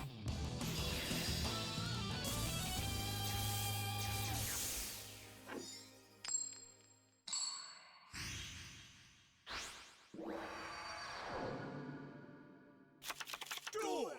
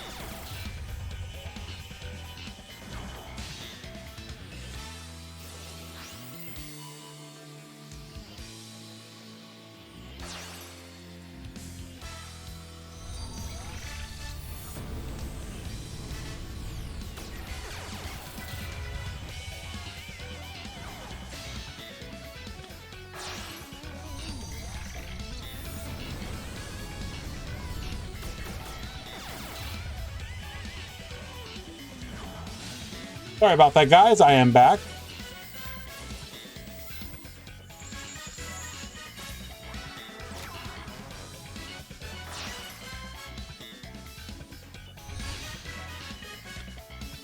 Firewall Dragon, Ningirsu effect. We have another chalice, right? We do.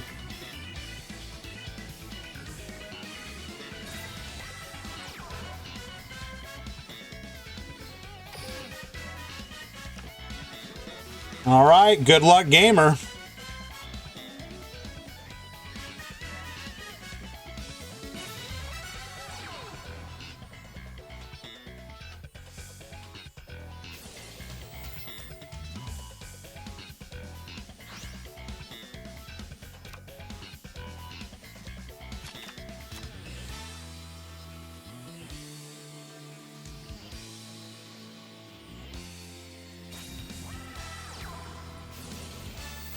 Purple Nightfall only able to search the blue sky here.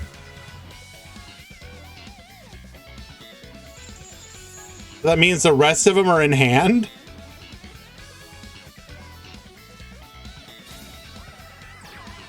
Interesting.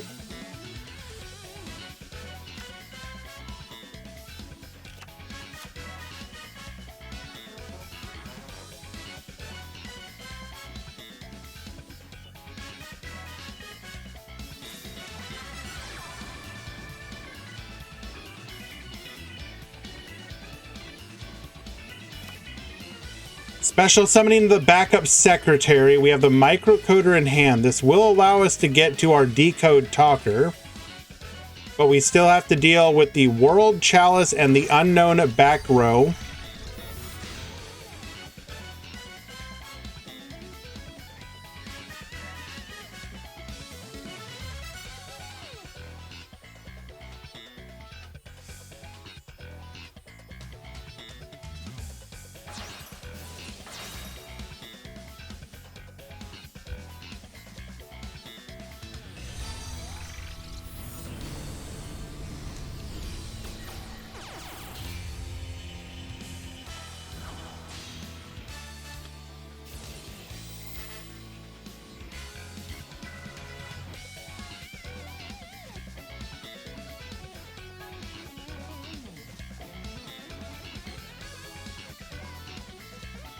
Ink Disciple, microcoder into Code Talker. Okay.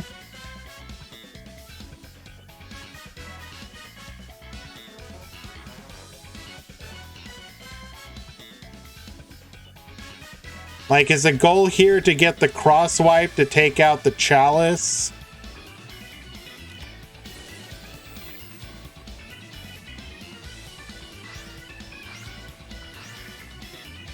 We're gonna Banish 3 here.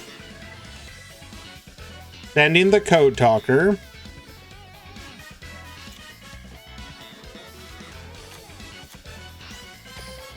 Getting the mining. That chalice looks like a dolphin. You mean it's not a dolphin?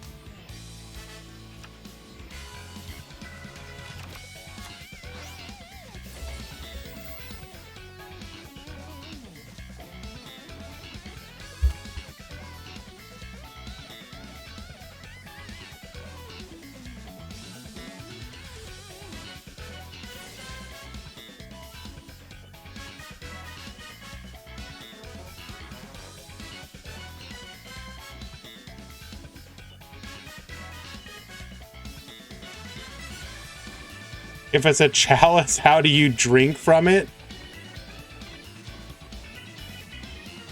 Well, I mean, you don't know what the top of that's like.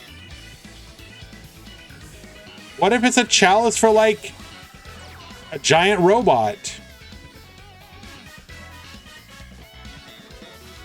Or like a kaiju? You don't think a kaiju could pick that up?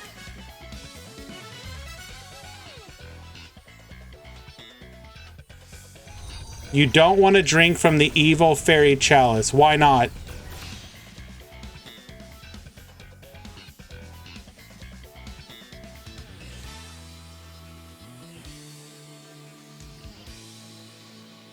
What do we have in the top 4? Mech Code Talker, World Legacy, World Chalice, and Double Hero. One of the heroes is already in the finals, so whichever one wins this one faces hero in the final.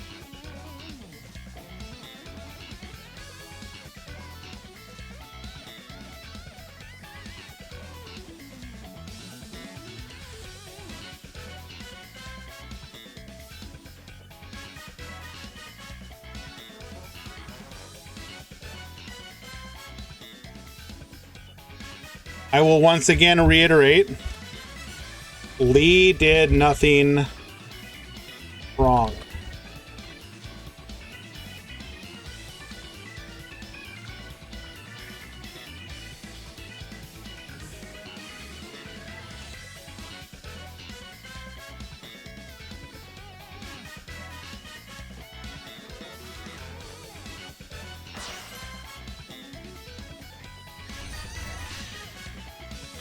Fourth Encode Talker.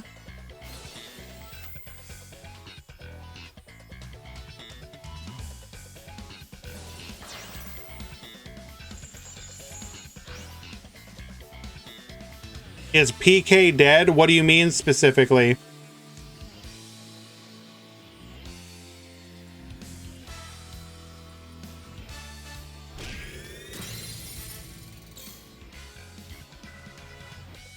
Wandering, you're acting like that's an issue.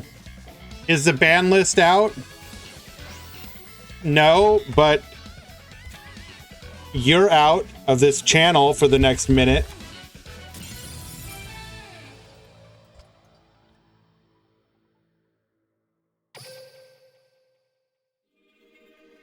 Alrighty.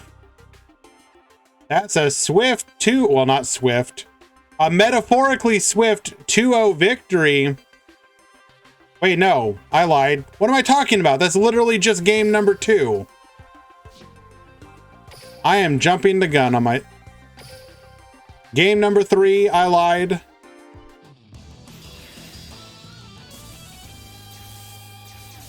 Just saying Lee definitely did something wrong. Okay. What if the planet they were on deserved what Lee tried to do?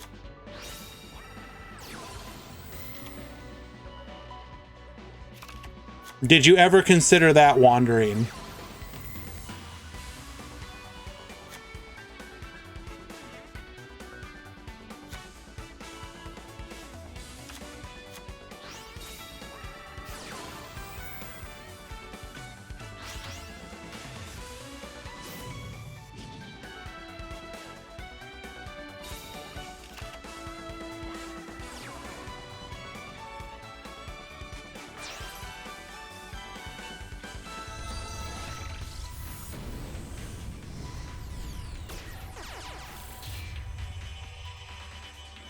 Your head cannon does not give her amnesty.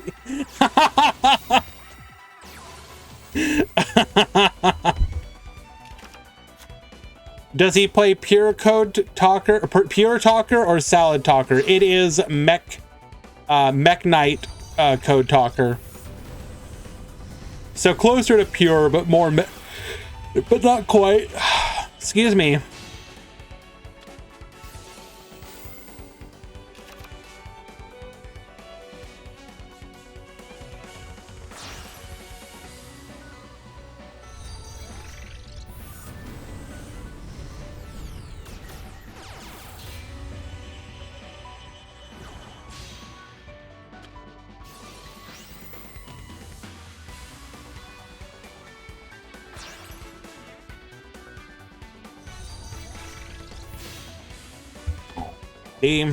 M-Duck.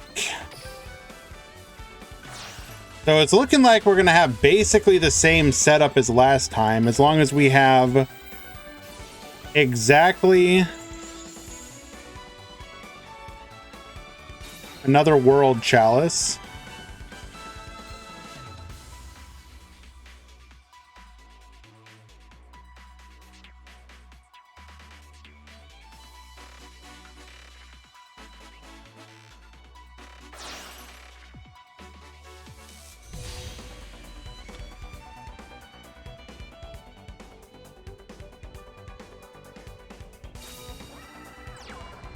Okay, we do not have the World Chalice. So we likely have 2 interruptions here. And Playmaker has played through this before.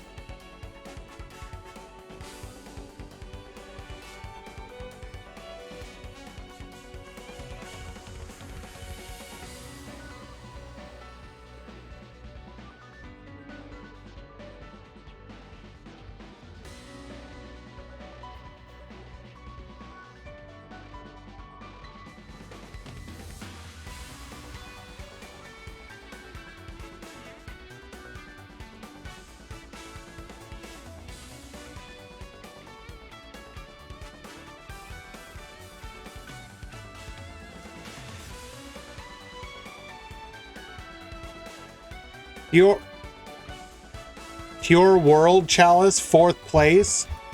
Take a look at that deck list.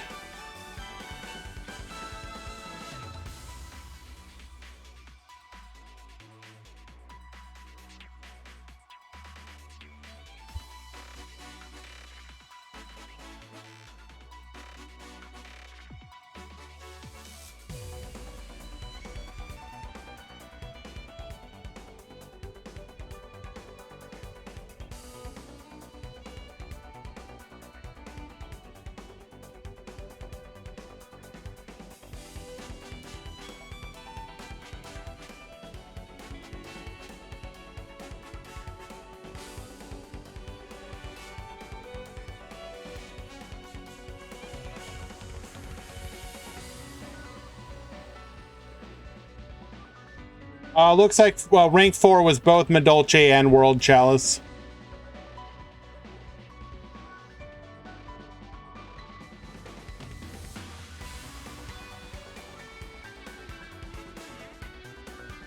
So we're running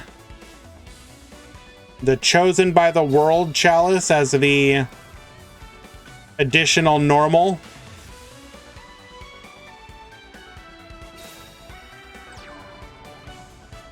The one random crow.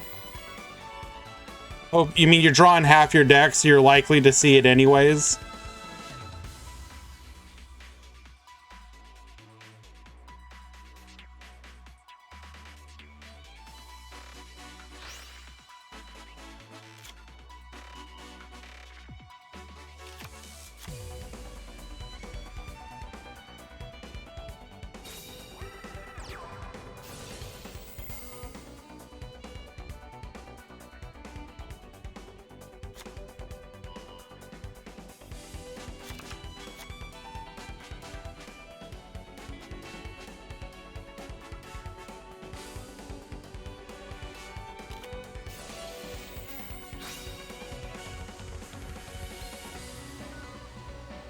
We're going to have to save our interruptions here for the absolute most important ones. Dotscaper back to the field. I really do have a feeling we're very easily going to be able to play through this board from Francesco.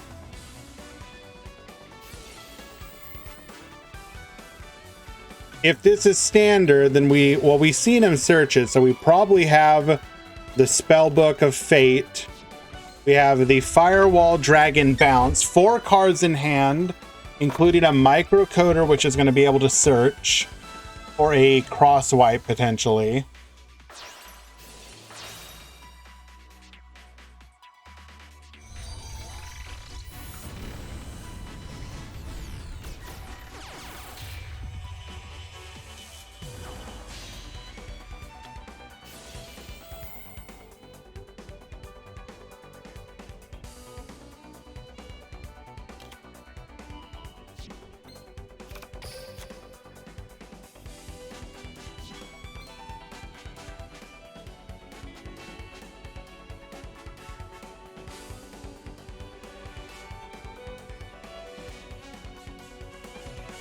Yeah, no, they're not talking about Fate. They're talking about the Crosswipe. So if we have a Guard Dragon, and if Francesco has a Guard Dragon in hand,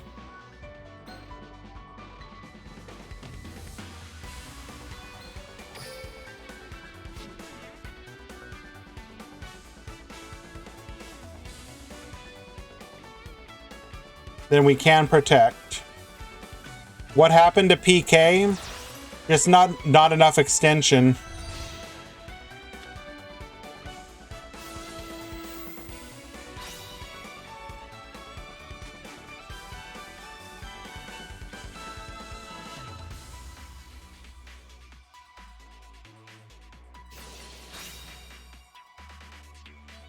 We do in fact have the Guard Dragon. Unicorn, negate.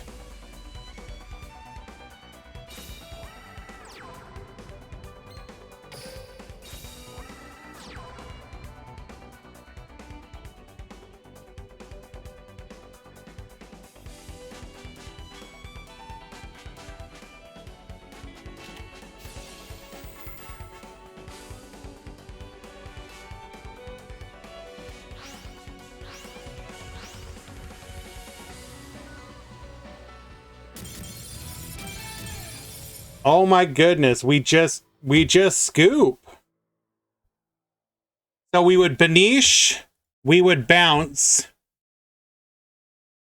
Then on the follow-up, can't be destroyed anyways, right?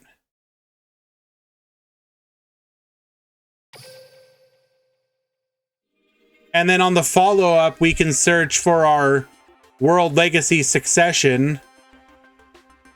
Bring back Ningirsu. The back row would have had to have been huge. But obviously it wasn't if we're just scooping it up.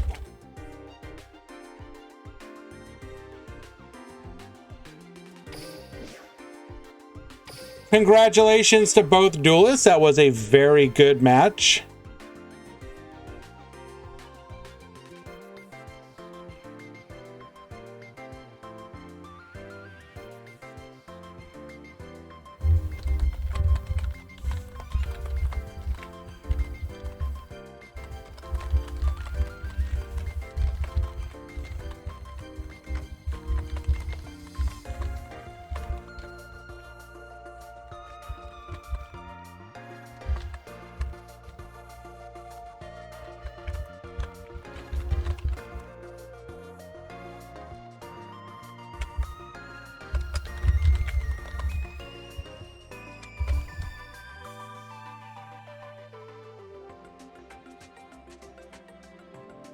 Alrighty.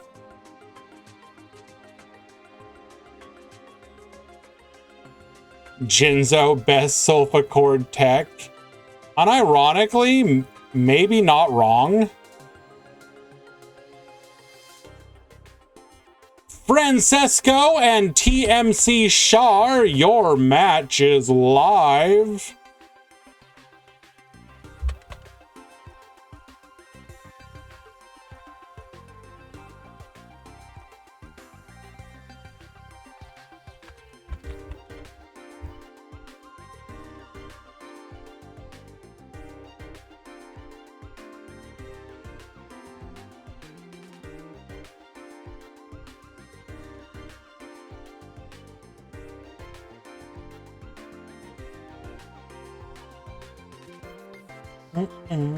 Gamba? You want a Gamba? I think we can Gamba. We are about to hit the hour mark for the edges. So I'm going to do two things. I'm going to put up the Gamba. And then I'm going to do the edges. So we will be right back for the finals.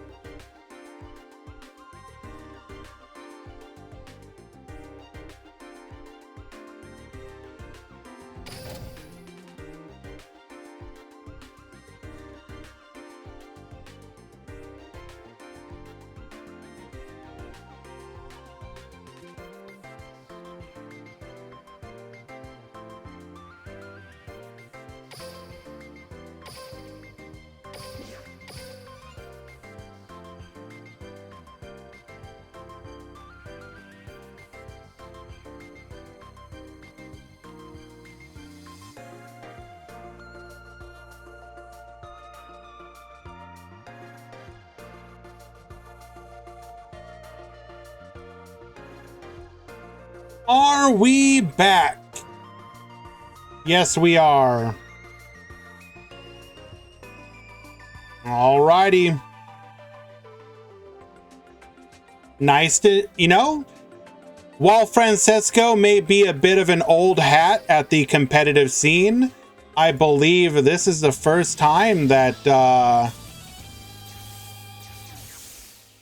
TMC Char has made it to the finals in our event. Very exciting. Always love to see quote unquote new blood, at least to our events. Normal summoning elemental hero Stratos. We're going to search for a copy of Liquid Soldier. We hard drew our polymerization, so that means Sunrise into a Liquid Soldier effect. Discarding another copy of elemental hero Stratos. Set 2 and pass. Normal summoning our copy of Blue Boy. Blue Boy searches for Fate. Secret searching for Master. Master will then search for, or rather reveal Fate. Copy Secrets searching for Knowledge. We're going to get rid of one of those back row, sending 2 back to the deck. We're going to go into the Imduck effect into the World Chalice. We will then summon the Lee. Lee searching for another copy of World Chalice. Going into Security Dragon, World Chalice effect, bringing out 2 more bodies on the field. Ib to the field. World Chalice Guard Dragon effect to bring back our Labyrinth Wall. Wall will go into our second copy of Imduck. Here comes the I-D-E.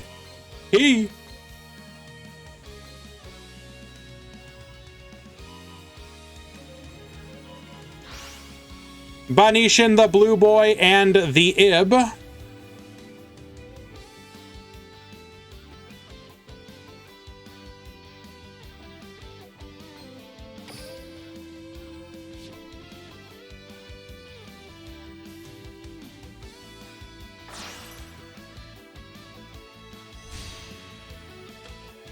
We're going to go Imduck plus Security into Nightmare Unicorn.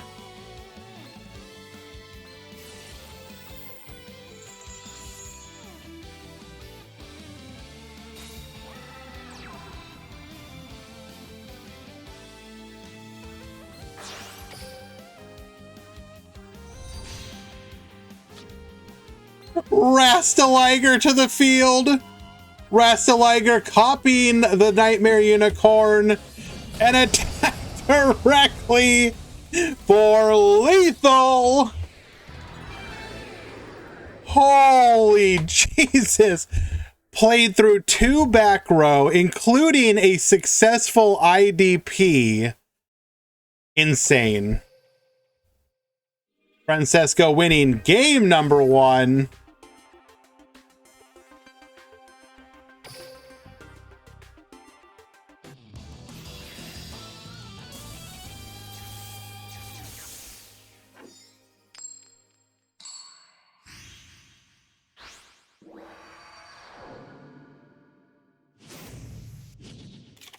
Duel.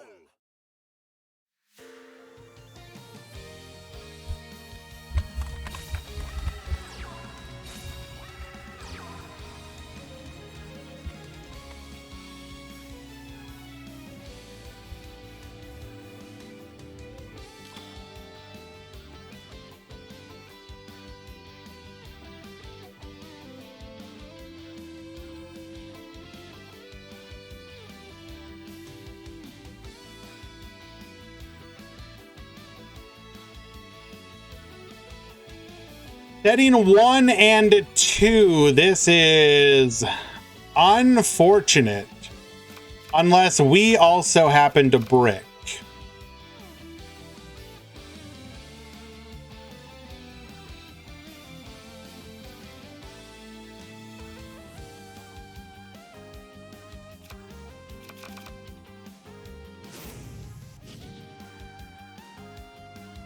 Is the set super poly? I mean, we don't know.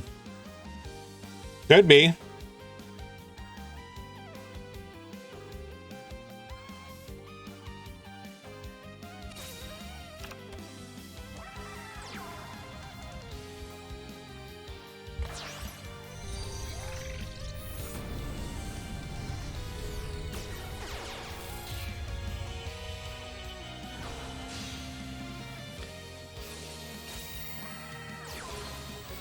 Duck into Lee.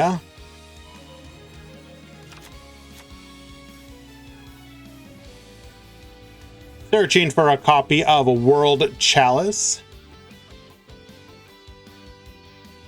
He's not surviving this. I mean, we don't know what that back row is. We could hit a choke point and survive.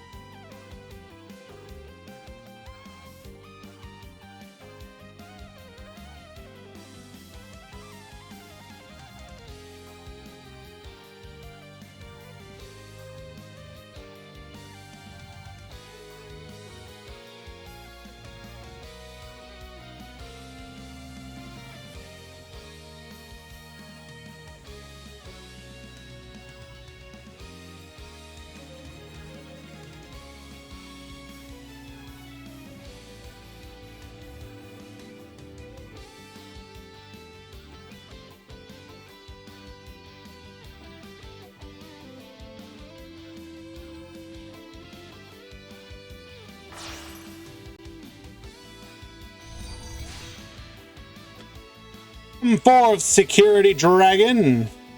Let him book. No.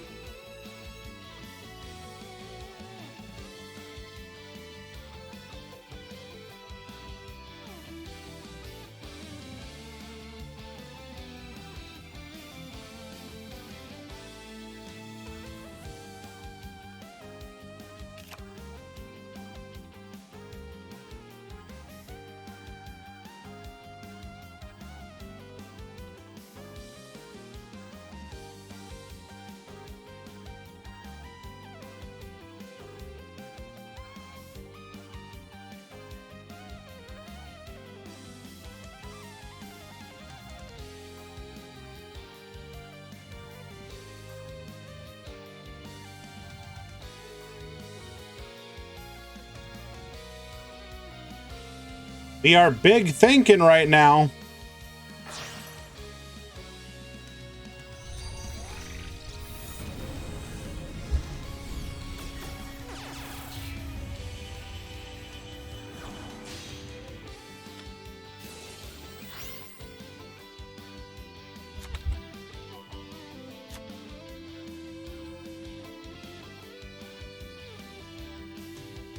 All right.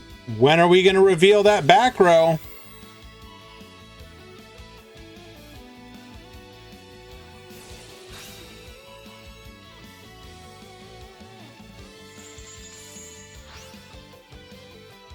DD Crow taking out the labyrinth wall.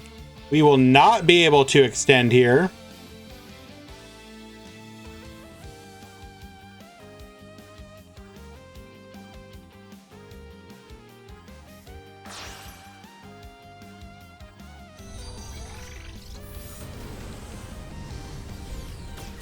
Deck check. You think he just randomly decided to play like a side deck card in a no side tournament in the grand finals while on stream?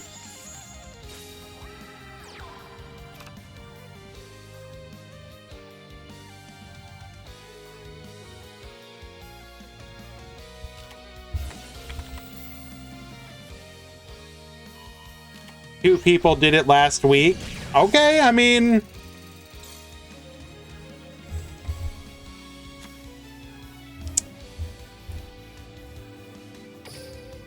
Book of Moon on the Lee. Is that...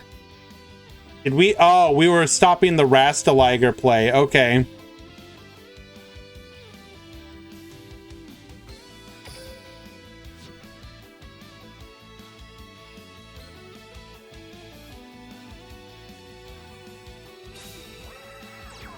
Oh no.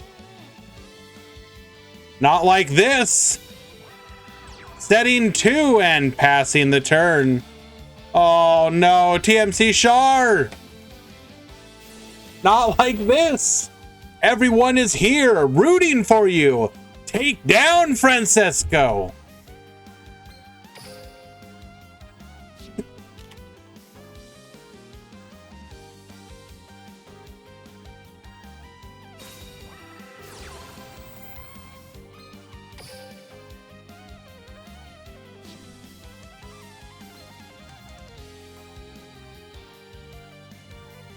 No, we're not.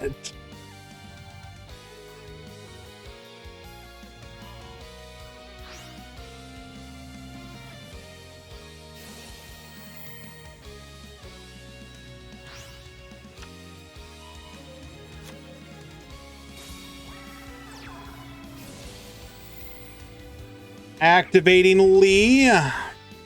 Searching for another copy of Lee. Just an innocent fairy.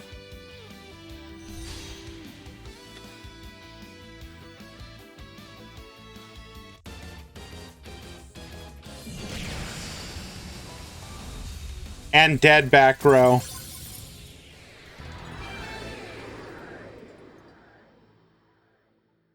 Unlucky. It may not have been the most exciting finals, but I think it goes without saying that both of these duelists did incredibly well to make it here. Congratulations, Francesco. Congratulations, Char. You are our first and second place winners in what I would like to think is one of the most competitive Swiss format tournaments in the Duel Links community. Well done. You both should be proud of yourselves.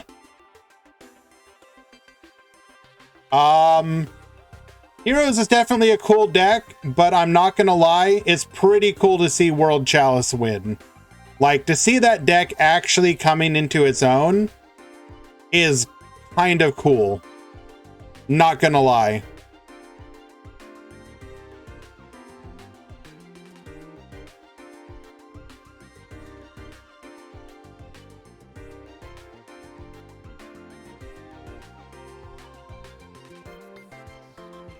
Go ahead and take a quick look at their deck lists.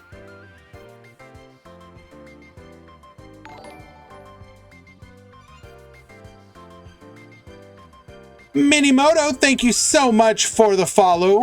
I do appreciate you. That is very kind.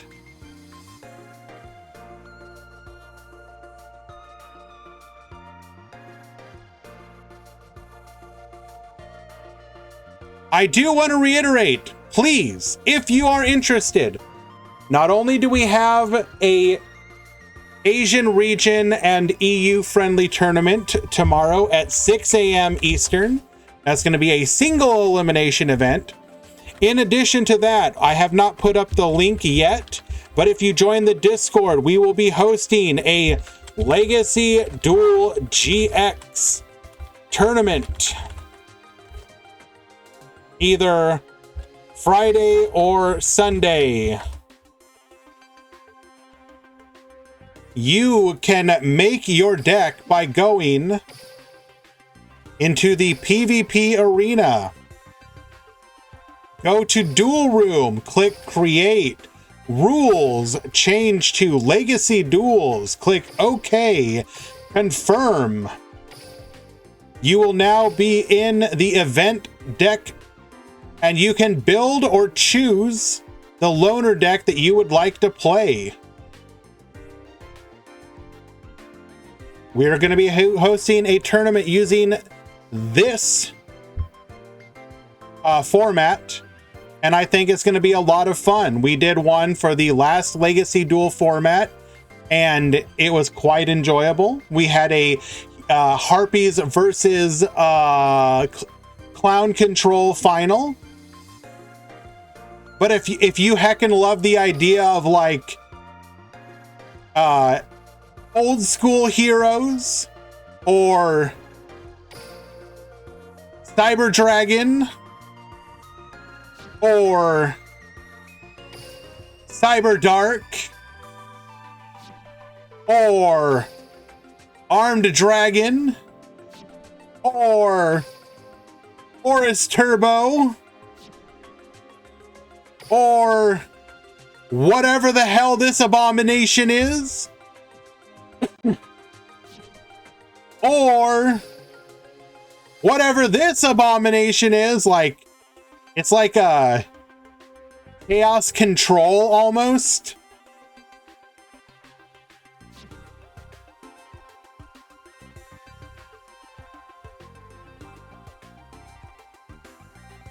Or Ancient Gear,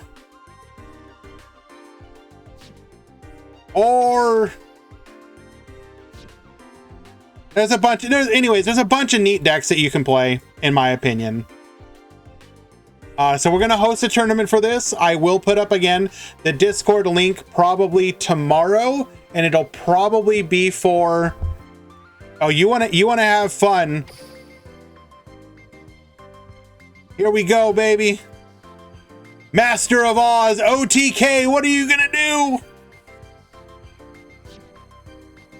Or how about Roids? You too, like I, can OTK somebody with Barbaroid, the ultimate battle machine. Anyways, if you're just looking for something different, do consider joining. It'll be a lot of fun, I think. That said, let's take a look at the finalist decks.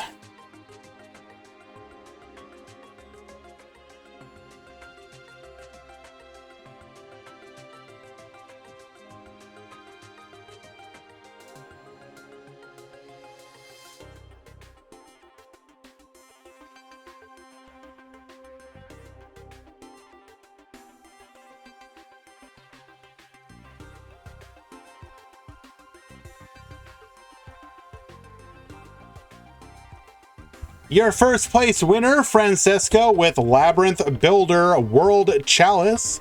We're running 2 Crows, 2 Blue Boy, 2 Guard Dragon, 3 Chalice, 3 Lee, 1 Succession, the Spellbook Engine, and 2 Forbidden Lance. In which Discord section can you check the deck? What do you mean check the deck?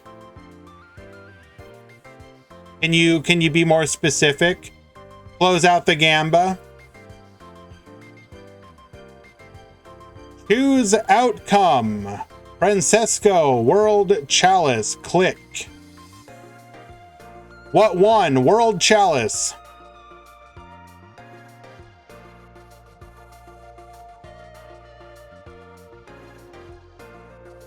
Your second place.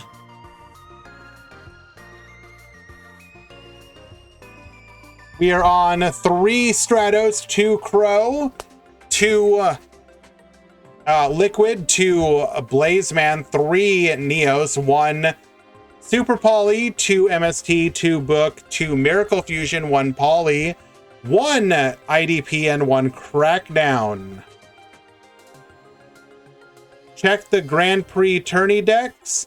So when the website article goes up, it will be on Duel Links Meta.com, and in the Discord I post links to all of our articles as soon as they go live in the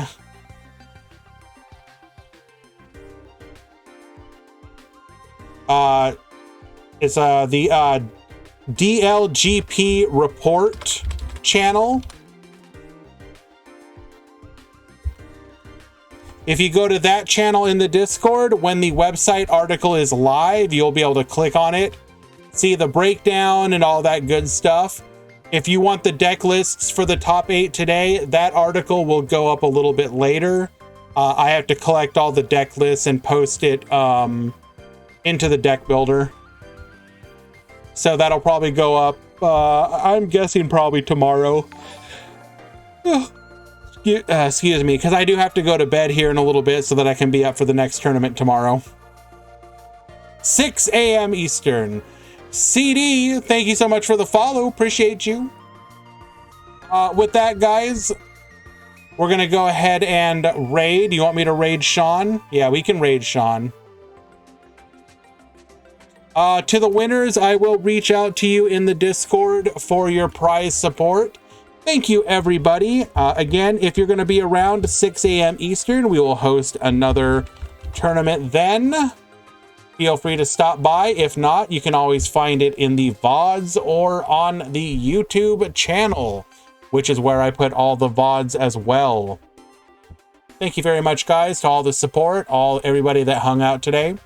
Means a lot to me. You're why I do this. Much love.